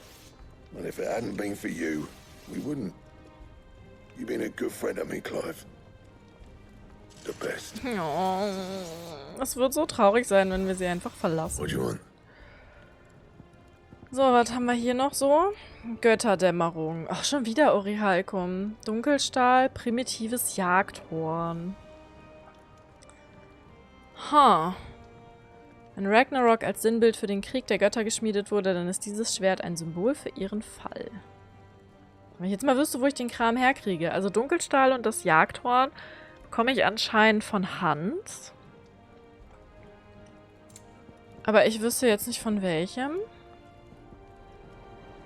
Die Steinzunge auch nicht. Wir haben ja eigentlich bis auf die beiden S-Ranks alle gemacht, ne? Vielleicht mal ins Board gucken. Aber der lässt es ganz schön spät. Was musst du denn so lange arbeiten? Fleckiger Lendenschurz klingt halt auch nach was ich jetzt nicht aussprechen möchte, aber es erinnert mich an jemand anderen.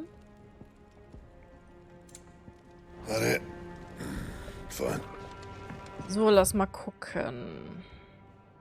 Es ist auf jeden Fall was Neues auf dem Huntingboard. Dann hat die Liste mich einfach angelogen. Sehr spannend. So, erstmal die Wand angucken. Da ist ein bisschen was dazugekommen. Der Schild von Marthas Rast. Oder das Schild vielmehr. Das Schild von Marthas Rast, dem Landgut der Herrin des Goldenen Federbetts. Einer der wenigen sicheren Rückzugsorte in dieser gefährlichen Welt. Es zeigt einen schlafenden Chocobo und genau wie er können auch die Hüter und Träger Rosarias dort beruhigt rasten. Sicheren Wissen um Marthas Gastfreundschaft. Und dann haben wir noch das Schild der Roten Karawane, eines weithin bekannten und angesehenen Transportunternehmens mit Sitz in Bocklard. Es zeigt einen mit Waren beladenen Chocobo. Nach dem Tod ihres Bruders und Mitinhabers Theodor beschloss Eloise, ihr gemeinsam begonnenes Werk fortzuführen, Träger vor der Sklaverei zu retten, genau wie sie auch ihn vor vielen Jahren gerettet hatte. Aber es fehlt immer noch so viel. Ich glaube, das gibt nochmal einen Sidequest-Stream-Chat. Selbst auferlegte Pflicht. Du geißelst dich also selbst. Na gut. Hallo Kiri. Der Mut zu kämpfen. Die Entstehung einer Gemeinschaft wie die der Träger und Hüter in Eastpool war längst überfällig und ich bin stolz, dass es endlich hier bei uns in Rosaria dazu gekommen ist. Das alte Herzogtum mag es nicht mehr geben, aber Lord Elwins Ideale leben in den Herzen vieler von uns weiter. Und durch Erfolge wie diesen wird das Feuer nach und nach auf andere überspringen. Es ist zwar nur ein Anfang, Clive, aber einer, der sich sehen lassen kann. Arta. Verloren und gefunden.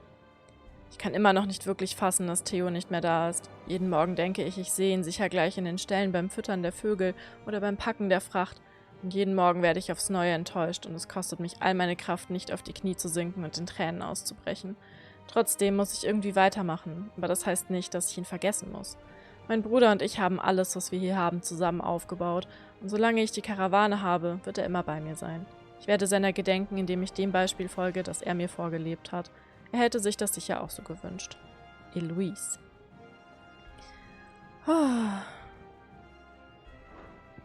Ja, manchmal ist der Kopf doof, da kann man nichts machen. Aber übertreib's nicht, gerade bei der Wärme auch.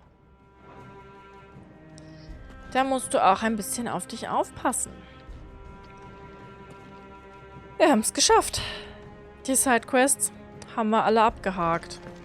Aber, also vorerst zumindest, aber lass mich noch kurz einen Blick aufs Board werfen. Und das da. Damit es nicht mehr blinkt.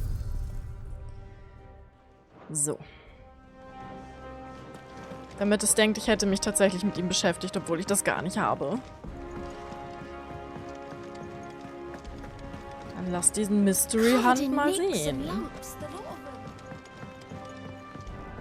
Mystery Hunt. Mystery Hunt. Hoppla.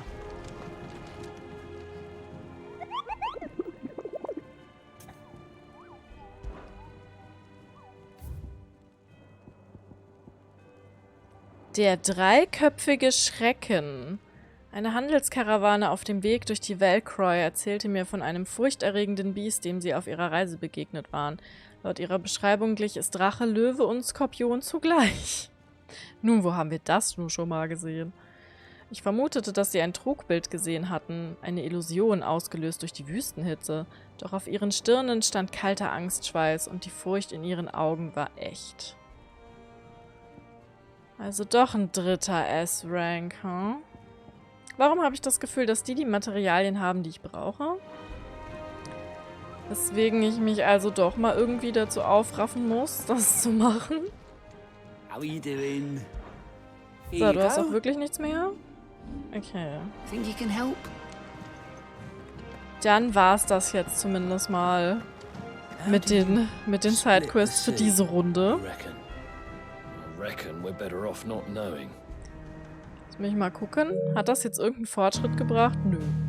Ich verstehe diese Fortschrittsanzeige nicht.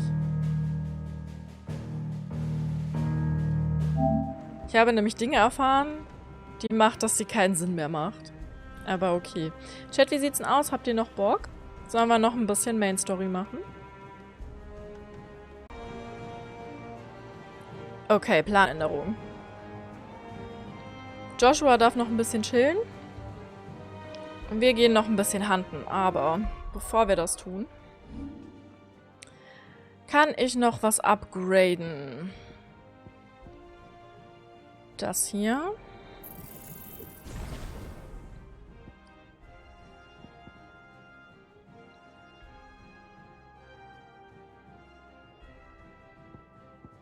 Ich glaube, die anderen Sachen sind schon auf Maximum, ne? Ja. Haben wir das Schwert? Wir haben das nicht ausgerüstet bekommen. Das fixen wir auch mal schnell. So, und dann überlege ich nämlich. Verteidigung würde ich drin lassen. Den Angriffswert können wir vielleicht opfern.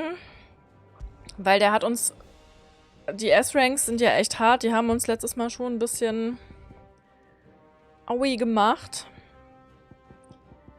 Eventuell möchte ich dieses Dings mit dem Ausweichen.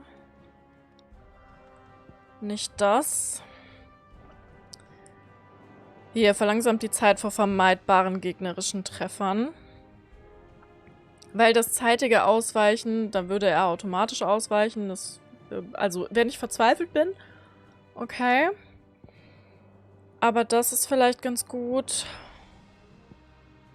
Und zeitige Heilung müssen wir vielleicht nicht unbedingt machen.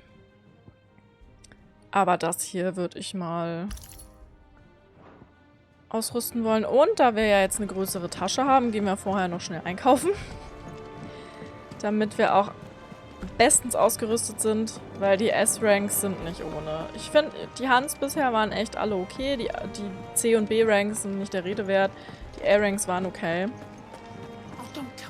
Aber den einen S-Rank, den wir versucht haben, der hat uns richtig auf die Fresse gegeben. Das heißt, wir gehen lieber prepared da rein.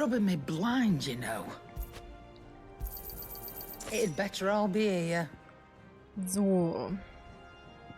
Ach, jetzt gibt es auch noch Final-Elixiere.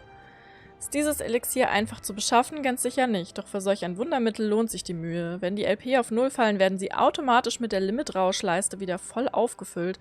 Zudem wird die Angriffskraft für 60 Sekunden um 10% und die Verteidigung um 30% erhöht. You're rubbing me blind, you know. Okay. Wie automatisch funktioniert das wohl? Muss ich das ausrüsten? Ich kann das gar nicht ausrüsten, oder? Okay, das ist also quasi eine gratis Wiederbelebung. Das ist natürlich, weiß ich, nicht schlecht. Kann man auf jeden Fall mal dabei haben, würde ich schätzen. Ja, automatisch. Ja, aber manchmal sagen die das nur. Manchmal tun die nur so. Okay, lass mal gucken, wo der Typ rumsteht. East Pool. Das ist es nicht, das ist es nicht. Warte, ist East Pool nicht hier oben? Ja. Easter Pool. Mit dem Ring und den Tränken schaffe ich es vielleicht. So, wo müssen wir hin? Hier.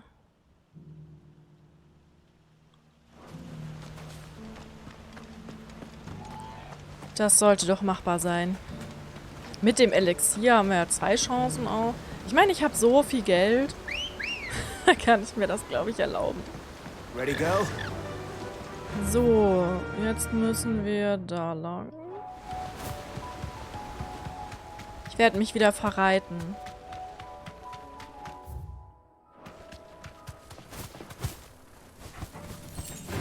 Bear with me. Ich habe aber auch das Gefühl, es werden immer mehr Monster. Wir sind jetzt in der letzten Zeit so oft hier rumgeritten. Und es werden immer mehr Viecher, die hier rumeiern.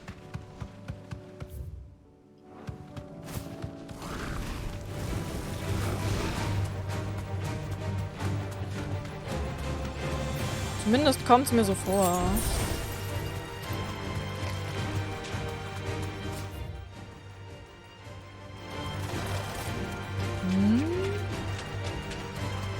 Hier lang? Aber hier ist doch nichts. Da lang. Minimap Yoshida.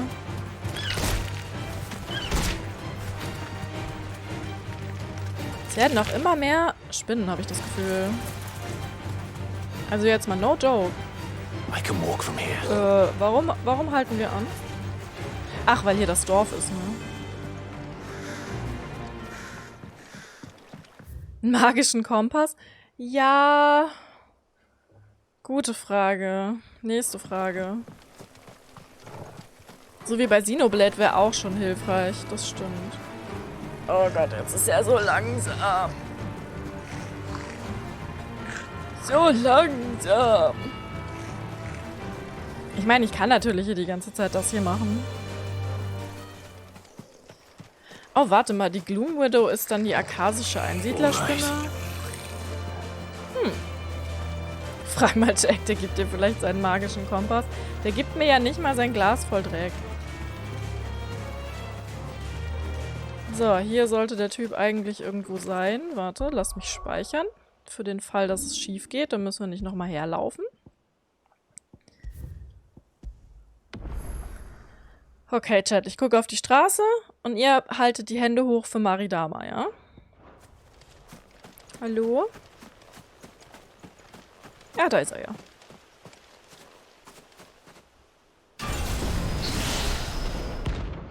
Atlas. Oh nein, was soll ich nur machen, wenn er die Welt nicht mehr oben hält?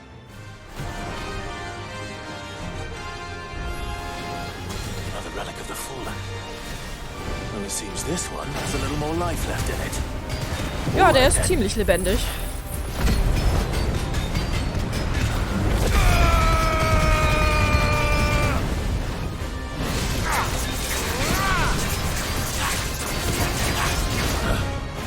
So nicht, mein Freund. So nicht.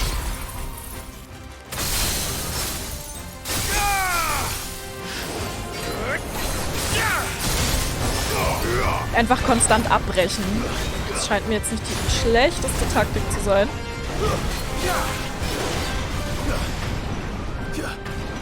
Ist aber ganz schön aggro, ha? Ich meine, nichts anderes habe ich von einem S-Rank erwartet. Aber uff.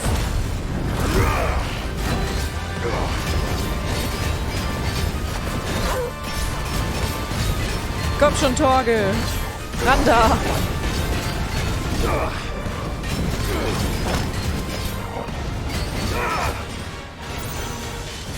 Oh oh. Uiuiui. Bruder, was machst du denn? Au! Okay, das habe ich nicht kommen sehen.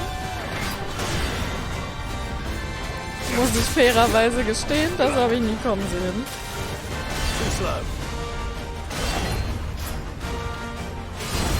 Au. Da wollte Clive jetzt nicht. Das geht auf seine Kappe.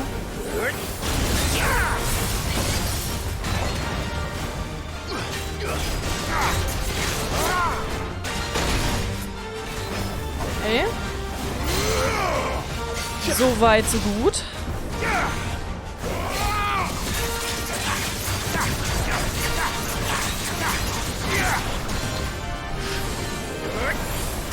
Ah, fies.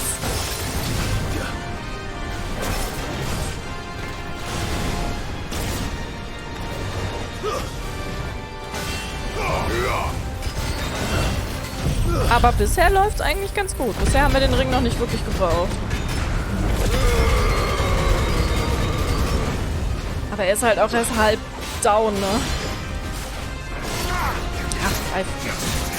Ran an das Ding. Nur nicht so schüchtern.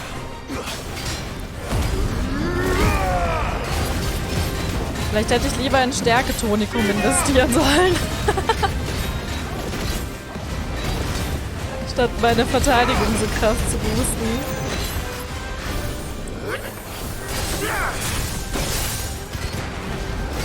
Uiuiui. Vorsicht.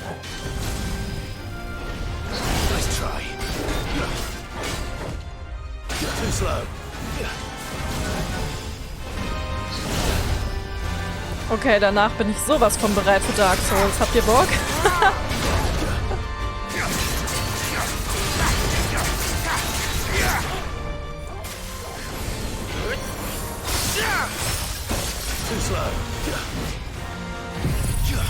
Der Ring ist aber schon sehr praktisch. Also jetzt hat er mir doch zweimal den Arsch gerettet. Muss man fairerweise sagen. Zweimal. Ist hier in der Ecke aber auch gerade ein bisschen kacke. Können wir woanders kämpfen? Hier ist eigentlich genug Platz.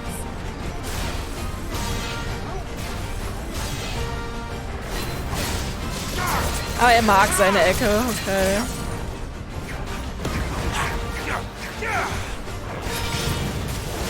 Ich bin nicht seine Mama. Kann ihm leider nicht vorschreiben, was er zu tun hat.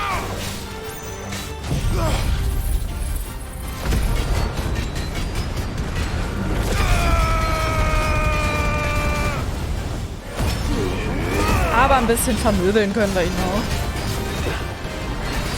Das Problem ist halt, ich mache nur richtig krass Schaden, wenn er gebrochen ist. Ne? Mal auf, hier rumzuhoppeln.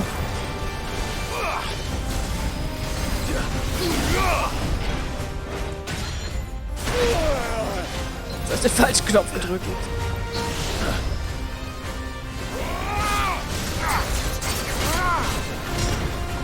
Jetzt hör doch mal auf, so rumzuhoppeln.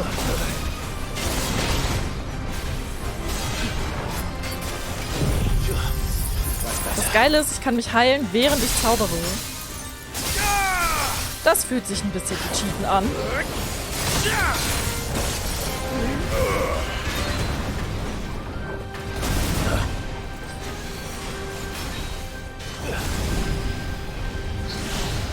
Haha, daneben.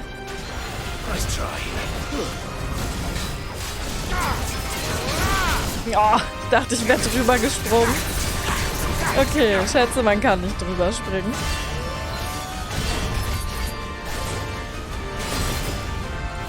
Lesson learned. Weil das Ding ist, gegen den Drachen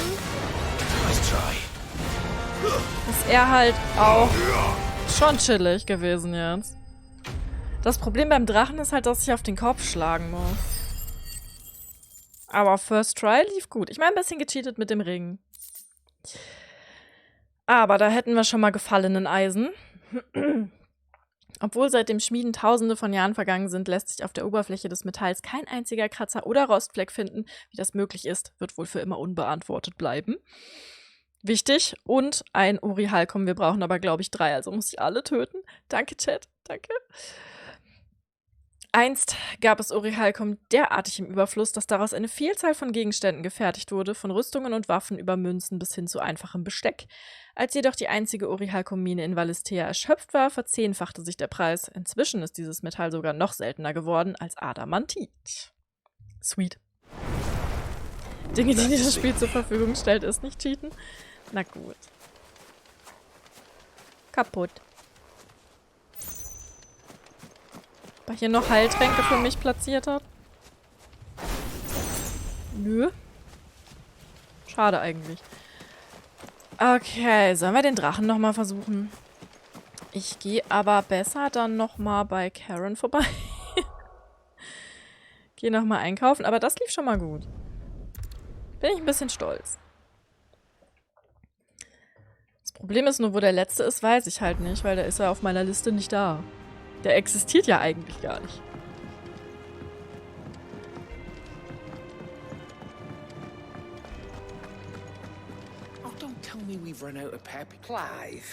Aber einmal nicht komplett unterlevelt in dein Finale gehen, sondern so best ausgerüstet wie nur geht. Ich meine, hallo. So, und das Final Elixier haben wir ja sowieso auch noch. Was brauchen wir nochmal alles für das Schwertchen? So, what it be? Fühlt sich schon ganz nett an, ja doch. Kann ich nicht leugnen. So, noch 2 Uri-Halcum. Die kriegen wir, denke ich, von den Typen. Dunkelstahl und primitives Jagdhorn ist allerdings jetzt das größere Problem, ne? Dafür müssen wir wahrscheinlich den anderen Typen auch noch kaputt machen. Er hat noch was über Dravosht zu sagen.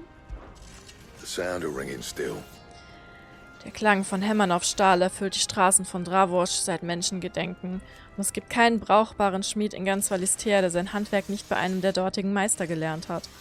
Zoltan und ich haben in der Schmiede vom alten Vulkan gearbeitet, bis unsere Lungen brannten und unsere Haut schwarz wie die Nacht wurde. Aber wir waren glücklich. Bis wir es nicht mehr waren. Dinge ändern sich, Menschen ändern sich und wir können uns entweder mit ihnen ändern oder in der Vergangenheit leben. Mein alter Freund und ich, wir haben beschlossen, unsere Vergangenheit hinter uns zu lassen, damit Dravosht eine Zukunft hat. Eine Zukunft, in der die jungen Schmiede stolz sein können auf gute, ordentliche Arbeit. So wie hier. Und wer weiß, vielleicht wird mein Lehrling eines Tages der Meister von jemand anderem sein und seinen Lehrling genauso streng ausbilden wie ich ihn. No. Schön. Schön. Nein. Warum mache ich das immer? Ich werde es nie lernen. So, der Drache, der war hier, glaube ich. Entweder hier oder an dem anderen Tor.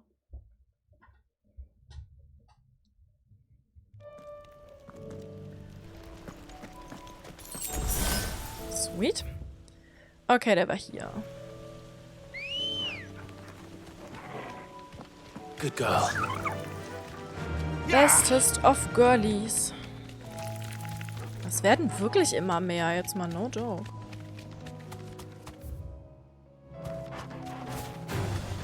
This won't be easy.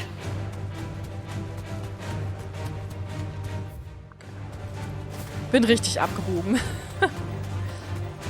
Ich mache aber den Ring, auch wenn wir die S-Ranks wieder besiegt haben, mache ich die aber auch aus, ne? Fühle mich schon ein bisschen schlecht damit. Aber ich will die Sachen haben und ich meine, ich hätte es, denke ich, auch so hinbekommen. Aber das gönne ich mir jetzt einfach. Das gönne ich mir, Chat. Das bin ich mir wert. Weil ich es mir wert bin. Ich rechtfertige mich nicht. Ich bin mir das nur wert. Okay, die Kiste ist noch leer. Sehr gut. So, vor dem habe ich echt ein bisschen Schiss. Der hat mir wehgetan, Chat. Wenn der gemein zu mir ist, mache ich die anderen Ringe auch noch an. Alle. Ja, alle geht gar nicht. Ich kann nur 3 ausrüsten. Es gibt, glaube ich, 4 oder 5. Man muss sich auch mal was gönnen. Ne? Man muss sich auch mal was gönnen. Vor allen Dingen, wenn das Vieh ungefähr 40 Mal so groß ist wie ich und fliegen kann. Willst du gar nicht anfangen? Oh Gott. Ui. Wenn Clive halt einfach nicht nur auf den Kopf gehen würde, wäre mir halt immens geholfen gegen das Viech. Ja. Der ist halt auch nochmal 5 Level drüber. Das darf man auch nicht vergessen. Der ist jetzt Level 50. Ich komm da nicht dran. Ich komm halt nicht dran.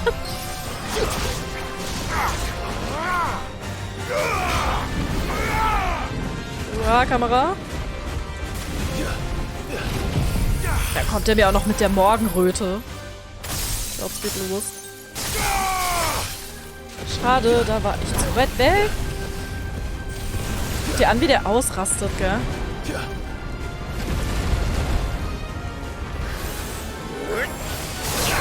Hier muss ich eventuell auch dann wirklich einfach geduldig sein, bis er sich selbst ausgepowert hat. Und wenn sich so ein Window wie hier auftut, dann halt draufschlagen.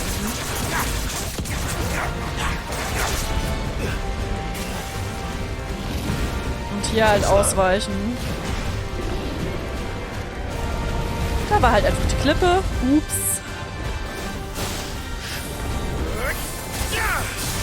Ist das jetzt ernsthaft daneben gegangen? Aua.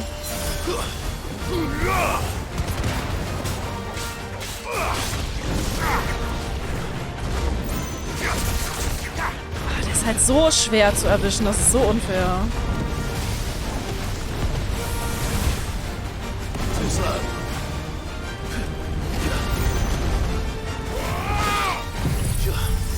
Da muss er halt echt geduldig sein und den so austarieren, weil...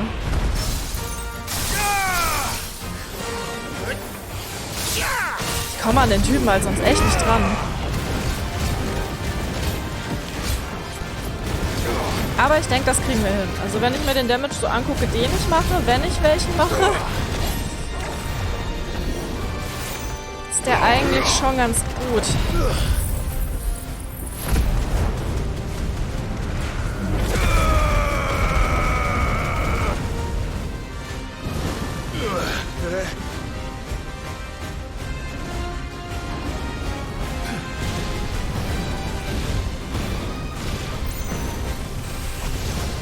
Ich?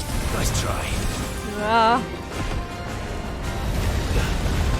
Ist ja aber auch ein ungestümes kleines Ding hier.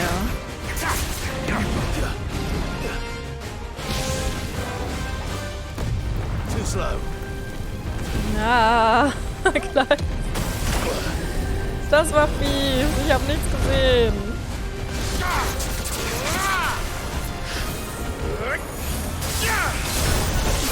Der spielt unfair. That's better.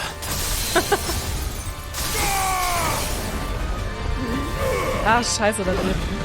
Weißt du, ich stehe direkt neben seinem riesigen Bein. Oh, du hast nicht den Kopf getroffen, das zählt nicht. Okay. Bin ich ein bisschen unfair, aber gut.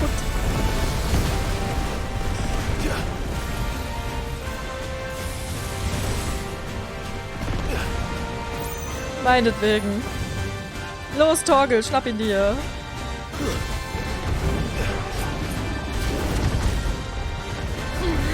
Ich hab ihn schon wieder nicht getroffen. Ne?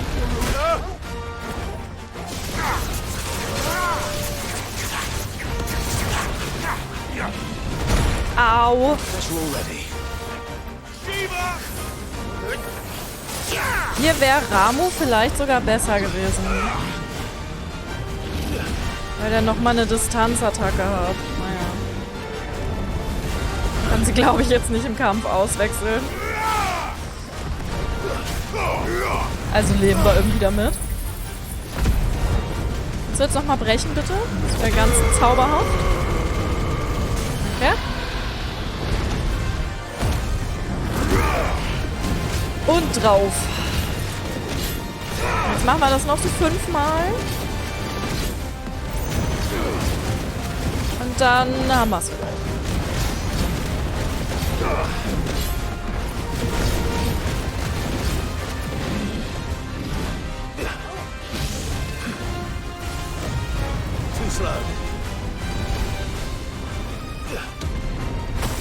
Ach, das ist so mies, ich komme da nicht raus.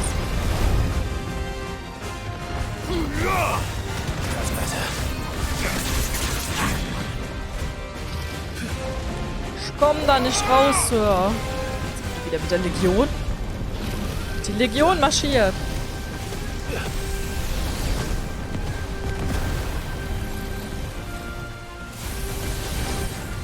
Immerhin fängt er jetzt mal an zu rennen, der gute Clive. Komm doch her! Komm her!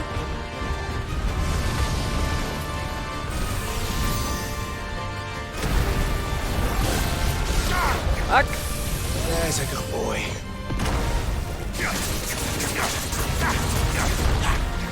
Der hält sich aber auch nicht an die Regeln, der Typ, ne?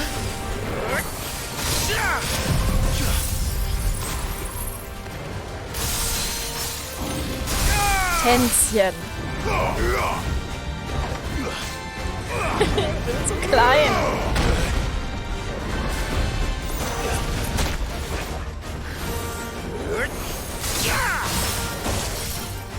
Life ist einfach zu klein. Klein, quasi.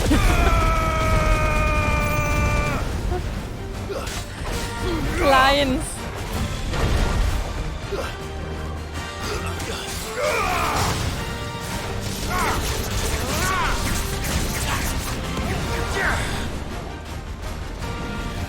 Kamera, ich sehe nichts. Junge.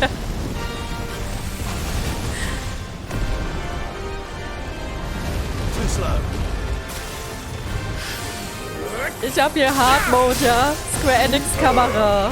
Okay. Das ist so slack. Run! Run, my boy! Oh, der hat mich gelähmt, wie fies. Das war mies.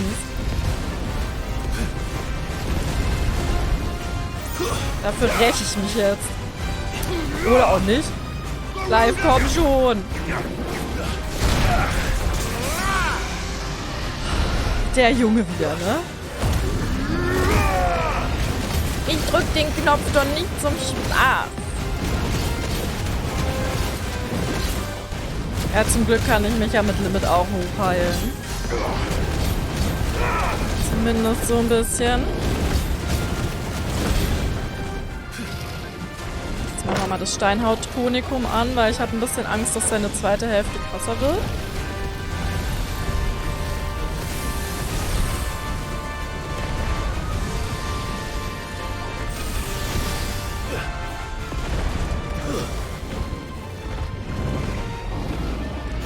Ach, jetzt hat er am Fuß auch einen Angriffspunkt auf einmal. Ne?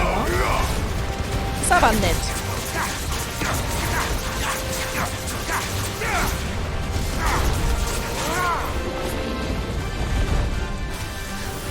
Der war da eben aber noch nicht, oder?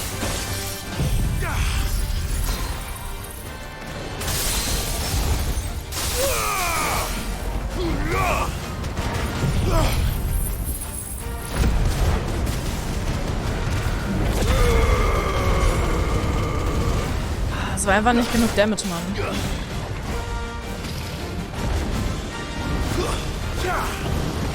Oh Gott, letzter Tanz klingt nicht so gut. Jetzt wird er aggro. Ah.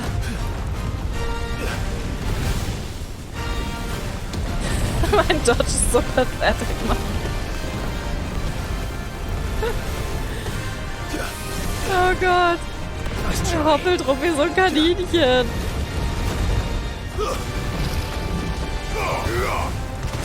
Oh, gleich.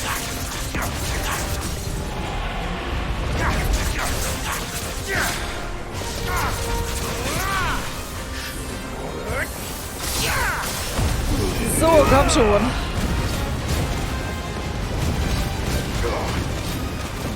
Ja, wir müssen noch eine Runde. Schade. Der Typ hat einfach viel zu viel HP, Junge. Aua. I needed that.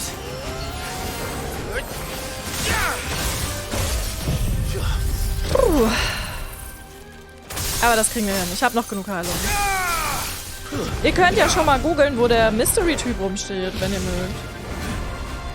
Ich kann euch nur leider nicht sagen, aua, wie er heißt. Cause I do not know.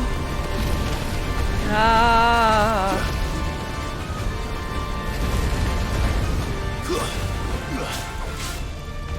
Warum fällt er immer erst runter und macht die Attacke dann? Clive, du bist echt keine Hilfe. Das geht mir so auf den Sack. Mach das doch in der Luft. Das heißt lodernde Schwinge, Junge. Kann man auch, wenn man fliegt.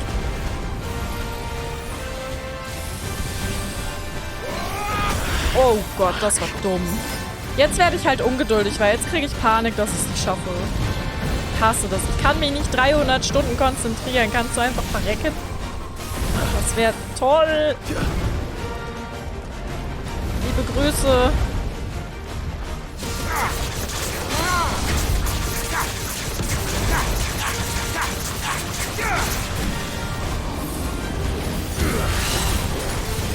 Ich kann mich nicht konzentrieren.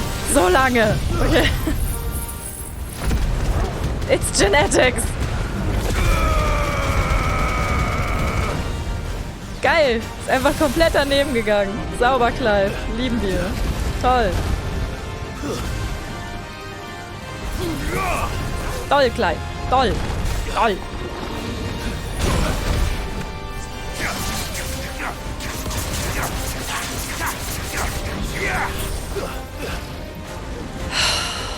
Gott, das nervt. Geh doch einfach sterben, bitte. Tu mir doch einfach den fucking Gefallen und verreck jetzt. Komm schon. Was hältst du von Magie? Wie stehst du zu Magie?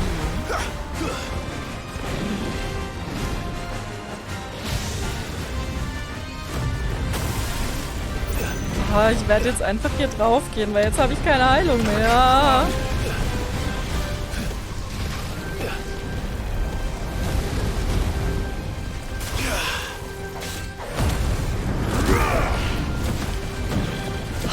Junge, trifft doch! Ja, fuck, allerdings! Das kann nicht dein Ernst sein, was hier gerade passiert! Spring doch! Danke! Mann! Clive! Komm schon! Ey, so eine Scheiße, wirklich! Der Junge, ne? Der scheiß kleine Bleiklotz.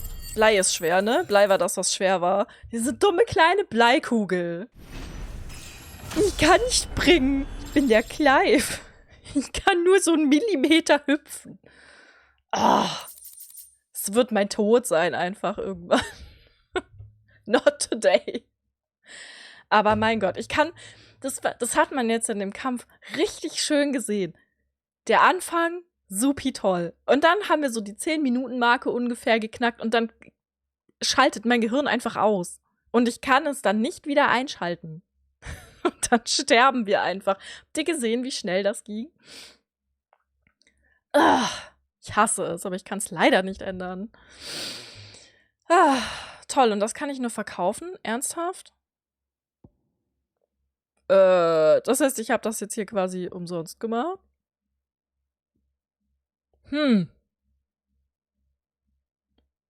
Das ist jetzt blöd. Aber gut. Relikt der Gefallenen. Die Objekte, die gemeinsam mit den Gefallenen vom Himmel stürzten, fielen in den Jahrtausenden nach dem Untergang der Zivilisation entweder dem Vergessen, dem Verfall oder Plünderern anheim. Gelegentlich werden gut erhaltene Fragmente entdeckt, wenn sie durch Erosion oder Ausgrabungen zutage gefördert werden. Diese Bruchstücke, über deren ursprünglichen Zweck so gut wie nichts bekannt ist, erfreuen sich großer Beliebtheit bei Wissenschaftlern, die ihre Geheimnisse lüften wollen. Ich meine, vielleicht haben Barneys Boys das Zeug. Ja, ich habe den handgescharft, aber das nützt mir leider nichts, weil das ist nicht das Zeug, also außer dem Orihalkum, das ich für das Schwert brauche. Und darum geht's gerade. Die mobben mich wieder. Geben mir nur Sachen, die ich verkaufen kann. Was soll ich denn damit? Das ist mir doch egal. Ich hab genug Geld. Bernstein. Ein leuchtend orangefarbener Edelstein, dessen Kanten über Jahre hinweg von der Brandung abgerundet wurden. Edelsteinschleifer zahlen zwar stolze Summen für große Exemplare ohne Verunreinigung, die höchsten Preise aber erzielen Exemplare, in denen sich versteinerte Überreste von Insekten, Eidechsen und Feen finden. Okay. Diese Steine erfreuen sich einer hohen Nachfrage unter Gelehrten und gelegentlich auch exzentrischen Alchemisten. Und ein verbrauchter Splitter, den wir auch nur verkaufen können. Ein unscheinbares Bruchstück eines verbrauchten Kristalls. Seine ätherische Energie ist zu schwach, um als Katalysator für nennenswerte Magie zu dienen. Trüge man aber einen ganzen Haufen dieser Splitter zusammen, könnte sich ihnen mit viel Entschlossenheit sicher ein letzter Funke entlocken lassen. Verzeihung. Die meisten werden jedoch als billige Alternative zu selteneren Edelsteinen bei der Schmuckherstellung verwendet. Wirklich? Modeschmuck? Definitely not to be trifled with. Nein, das war nicht cool. Das war richtig mies. To be fair, wenn man nicht mein Gehirn hat, ist das letzte Drittel des Kampfes auch nicht schwerer als die ersten zwei, aber... Ugh. Meint ihr, ich kann das meinem Gehirn antrainieren, nicht einfach bei 70% auszugehen?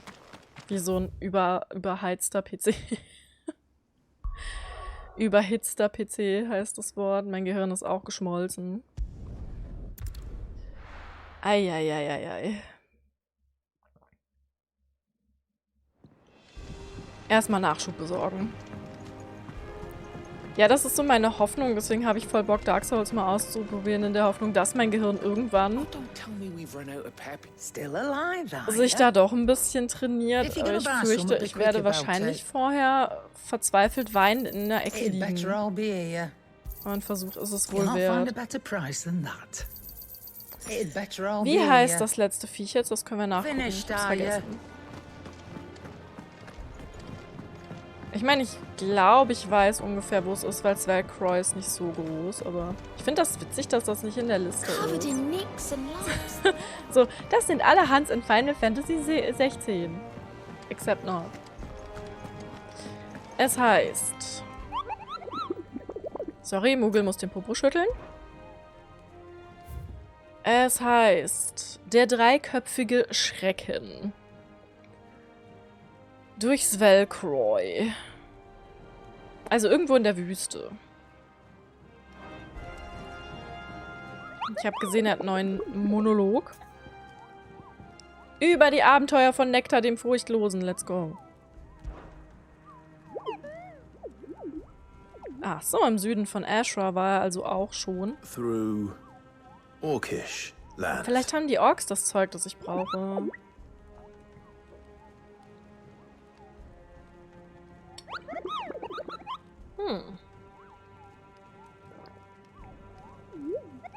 Kannibalismus, okay.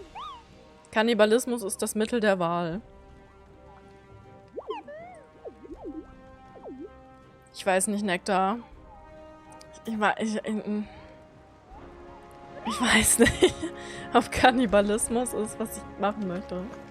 Ich komme drauf zurück. Welcome to the Patron's Whisper. Is everything we've received and everything promised? So, unsterblicher Glaube. Okay, es muss aber nochmal eine Sidequest kommen. Also so ein Sidequest-Ding. Weil ich krieg's sonst niemals 8000 Punkte zusammen. Along the western border. In der Wüste.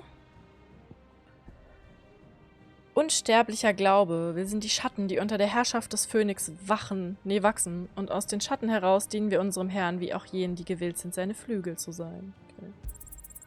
You earned this. Cyril hat Post geschickt. Best of luck out there, Sid.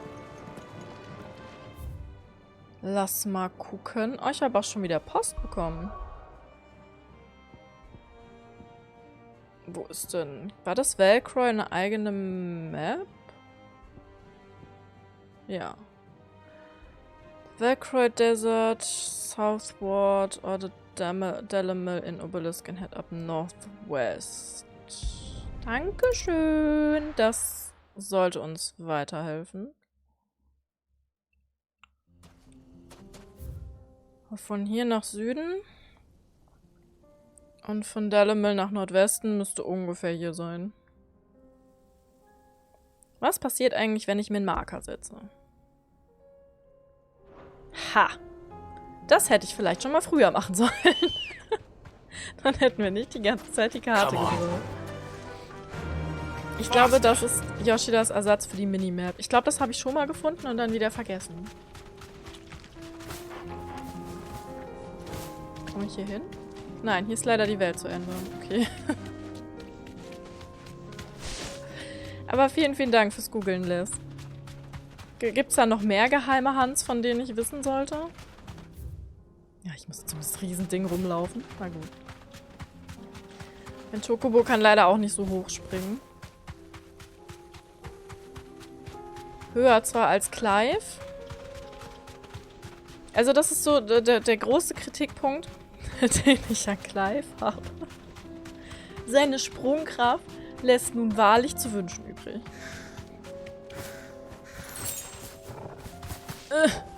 Festgefahren. 2 Stück. Den Level 50 Drachen und den Level 45 Weltenzerstörer. Und das ist jetzt der 3. Der wird wahrscheinlich auch Level 50 haben. Ah, da steht er. Nehme ich jetzt einfach mal ganz wagemutig an. Let's save again.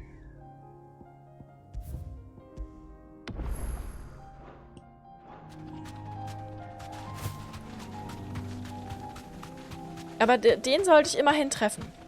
Oh, es gibt wirklich noch mehr? Sweet.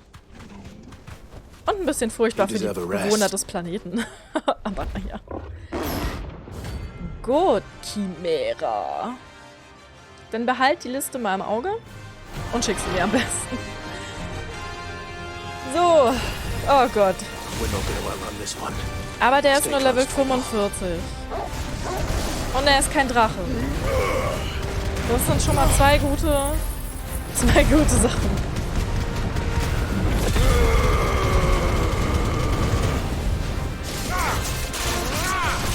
Das verbessert unsere Chancen erheblich.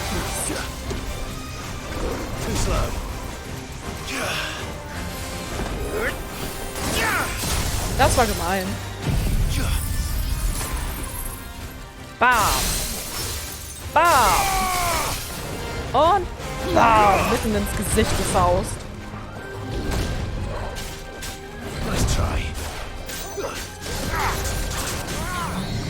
Sweet.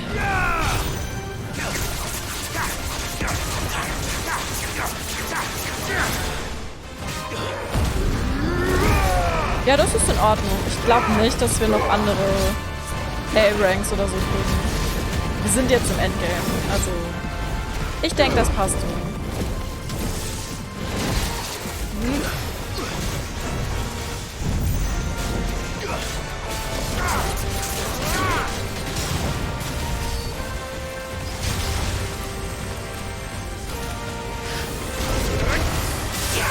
Einfach ausnutzen, dass er seine Attacke aufladen muss.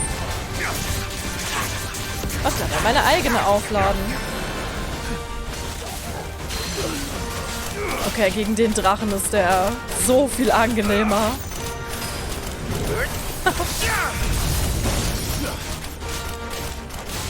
Das ist ja ein richtiges Fest, der Typ.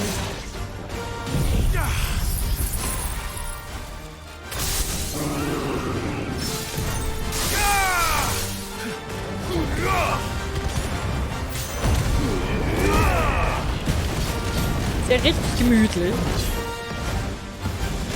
Also solange die nicht fliegen, kann ich mit denen umgehen. Nur fliegen dürfen die ja nicht.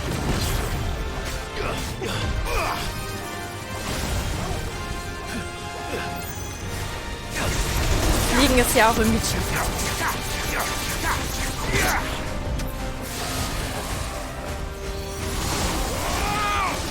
Wow, wow, wow, wow, wow. Okay, damit habe ich nicht gerechnet.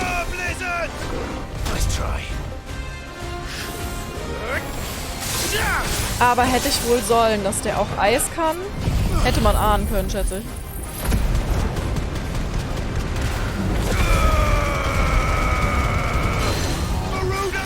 So als Chimärenlümmel.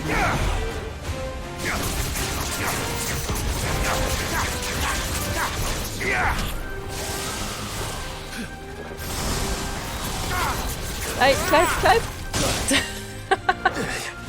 Er wollte einfach nicht raus. Er wollte mit dem nochmal schmusen. Dankeschön. Guck ich dann gleich, wenn wir hier fertig sind, mal rein.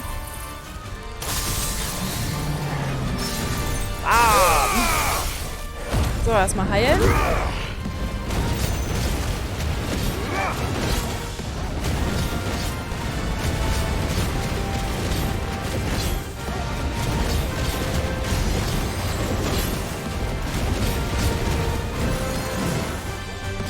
Bleib doch mal da.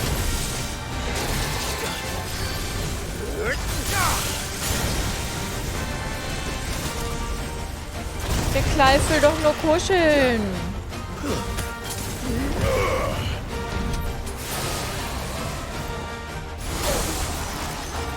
So, diesmal bin ich klüger.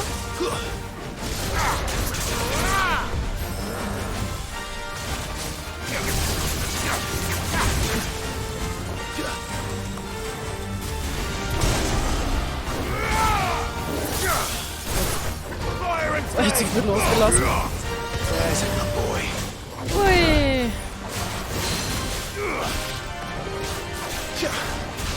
Wagen wir ein Tänzchen, mein Kleiner. Mit meinem Phönix.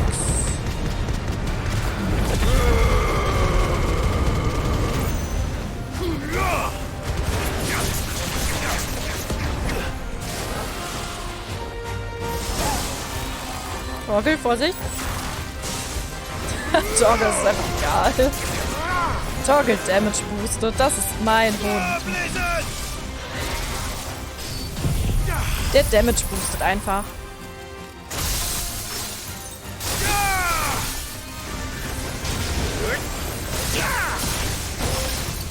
Nice try.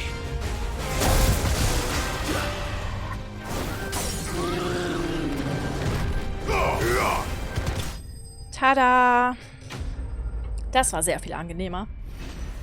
Ah, dieser Level 50 Drache. Von dem werde ich heute Nacht Albträume haben. So, das dritte Orihalkum. Should have picked on someone your own size. Naja, also, wenn er so liegt, sind wir fast gleich hoch. Okay, dann können wir den Marker entfernen. Das Ganze... Oh Gott, ich bin aber heute auch ein Burpee, Mann. Entschuldigung. Das ist die Aufregung. Das Ganze mal speichern. Und dann schauen wir uns mal den Link vom Les an. Wahrscheinlich können wir die noch nicht machen, weil die ja noch nicht auf dem Handboard sind. Ne? Können die ja erst machen, wenn die auch offiziell da sind. Aber ich bin mal neugierig.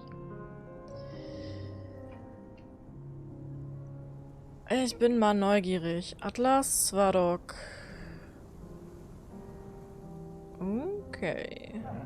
Gorgimira. Oh, fein. Feini fein. Da kommen noch zwei richtige Feini feins. Sweet. Puh. So, warum ist es jetzt genau Mitternacht?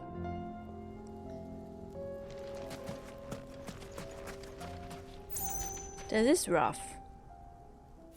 Ja, ich glaube, dann würde ich fast sagen,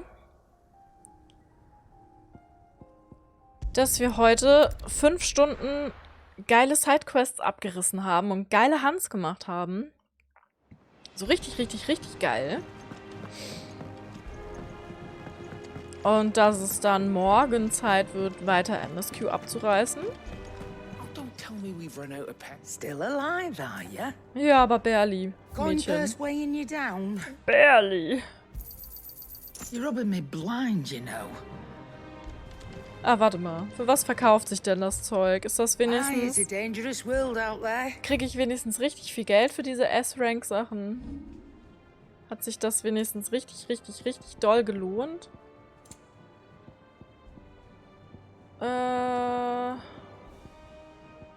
Ja, geht, ne? Hat sich nicht so richtig gelohnt.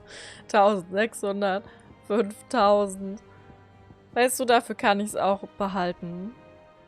So, das ist ja, also... Oh. Das hat jetzt ein bisschen meine Gefühle verletzt. Muss ich zugeben. Come again. Oh, don't. Das hat ein bisschen meine Gefühle verletzt. Trouble with your gear, or... Okay, lass noch mal What do you gucken. 2 Dunkelstahl. Ich meine, Dunkelstahl klingt nach was wir bei Barney kriegen könnten. Und das primitive Jagdhorn hat dann wahrscheinlich der andere S-Rank. So einfach machen sie es uns also nicht, das beste Schwert im Spiel zu bekommen. Es gibt aber nochmal 50 Angriff und 50 Kampfgeist dazu. Ist wahrscheinlich fair, wenn sie das so schwer machen. Hierfür brauche ich noch eine Steinzunge. Und einen fleckigen Lendenschurz. Das Ding ist, das sind alles Handsymbole. Also vielleicht gibt es doch noch mehr Hand. Naja. Kommt Zeit, kommt Rat.